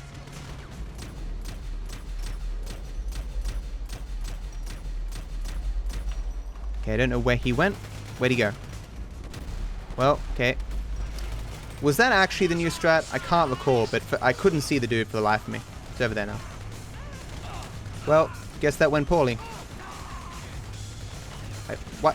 What's going on? What? I don't understand. Why? I don't understand any of what happened there. It kept warping me backwards. I guess I was stuck on a corpse in a very strange way. So I probably... Okay. Those hitboxes are abysmal. So I probably lost about a minute from all that. It's clearly something that I'm still not 100% on. I don't know why I was so visually impaired trying to get those two guys on the catwalk and why they took so long to spawn this time. I don't recall them taking that long during the practice where I was trying with Michael instead of the rockets. Where is he? Where's this last guy? Come on, where is he? Okay. I mean, fair enough. I guess that guy is just invisible. Cool. This car is blocking me in my ability to get to the point where I need to get to. Probably lost about a minute 30 there, I think.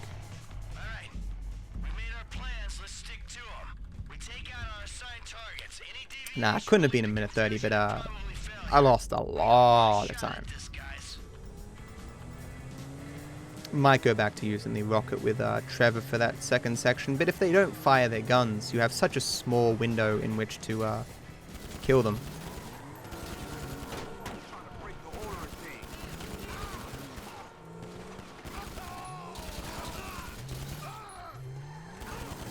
I'm clear. Your pal Stretch? He ain't a problem no more, Frank. Shit, he wasn't my pal. He was a dude who... Shit, he wasn't my pal. So who we got, man? We got Wade Chang and Agent Haynes on the list. Steve Haynes, Mr. Bad Guy. Quickly find a wrong warp so that I can warp to the end. Oh my God!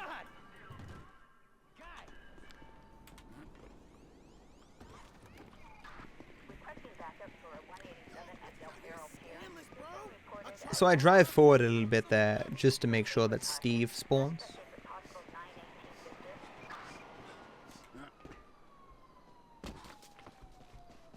So then I can snipe him. And I'm running here to go underwater to make it so Trevor doesn't speak, which would, under normal circumstances, delay my ability to switch to Franklin. Honestly, I was just impressed that I remembered to press F7 to switch to Trevor here. It's hard when you're this tired, you know, after an entire run to play the final mission perfectly. Just so long playing 100% and any percent no mission skip has put me out of practice with it, you know. It was always a hard mission.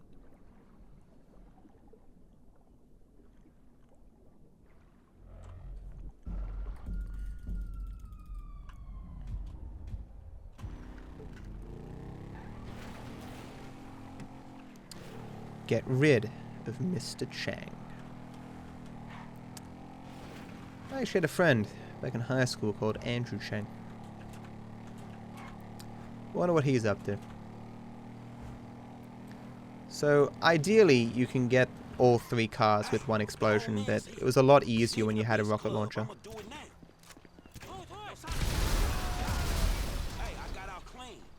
Clearly that first grenade there was a warning shot. You know, I am dignified in battle.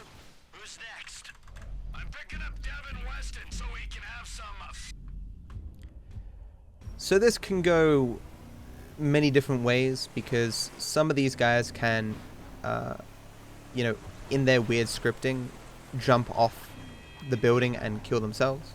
Other times they will survive and it makes it a little bit awkward.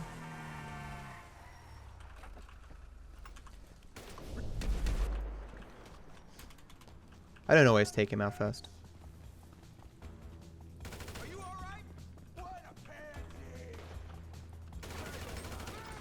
shit.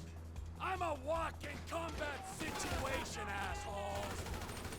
Please. Okay. Don't die. That's fine. This is the guy who normally kills himself. He did not. So there was one guy left on the map there who despawned or killed himself or whatever. It's all good. It's all good in the hood. So that went definitely better than my PB. So I'm gonna save some time over my PB, but it didn't go very well. The biggest regret that I have was when I was spraying up there with my gun with Michael and I only got one of the guys. You don't know what I'm talking about, but was not happy. Back to the drawing board.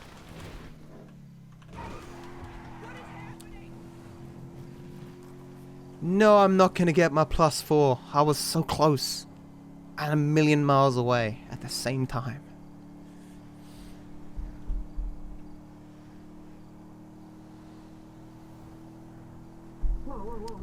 Tell me why. Dun, dun, dun, dun, dun, dun.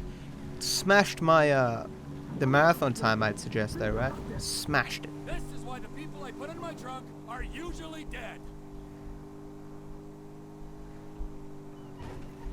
Get some random curbs there, because why not?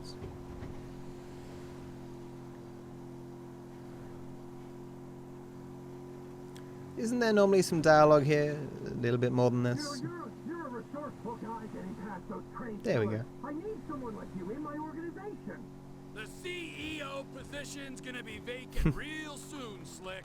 I've got nothing against you, apart from the obvious hygiene issues. The obvious hygiene issues. So Michael had to go. You're looking at it rationally. There are people who are useful to you and people who ain't. And the people who ain't gotta go. Me? I'm not rational. I don't care if you're useful or not. I feel like taking you out, Devo. So that's what I'm doing. This is a serious offer. Work for me. You'll have everything you'll ever wanted. All I've ever wanted is to watch you drift in and out of consciousness as you're slowly disemboweled. It's not saying much that this was better than my PB's final mission, but it was clearly not perfect. Although I did lose some time because of the bad car at the beginning.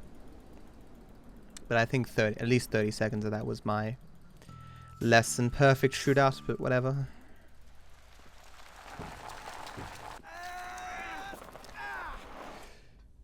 Not bad.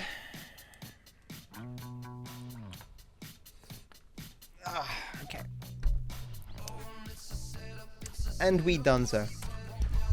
I think the intro of my submission was pretty bad, but you know, maybe I can fix that in post. I'm not sure.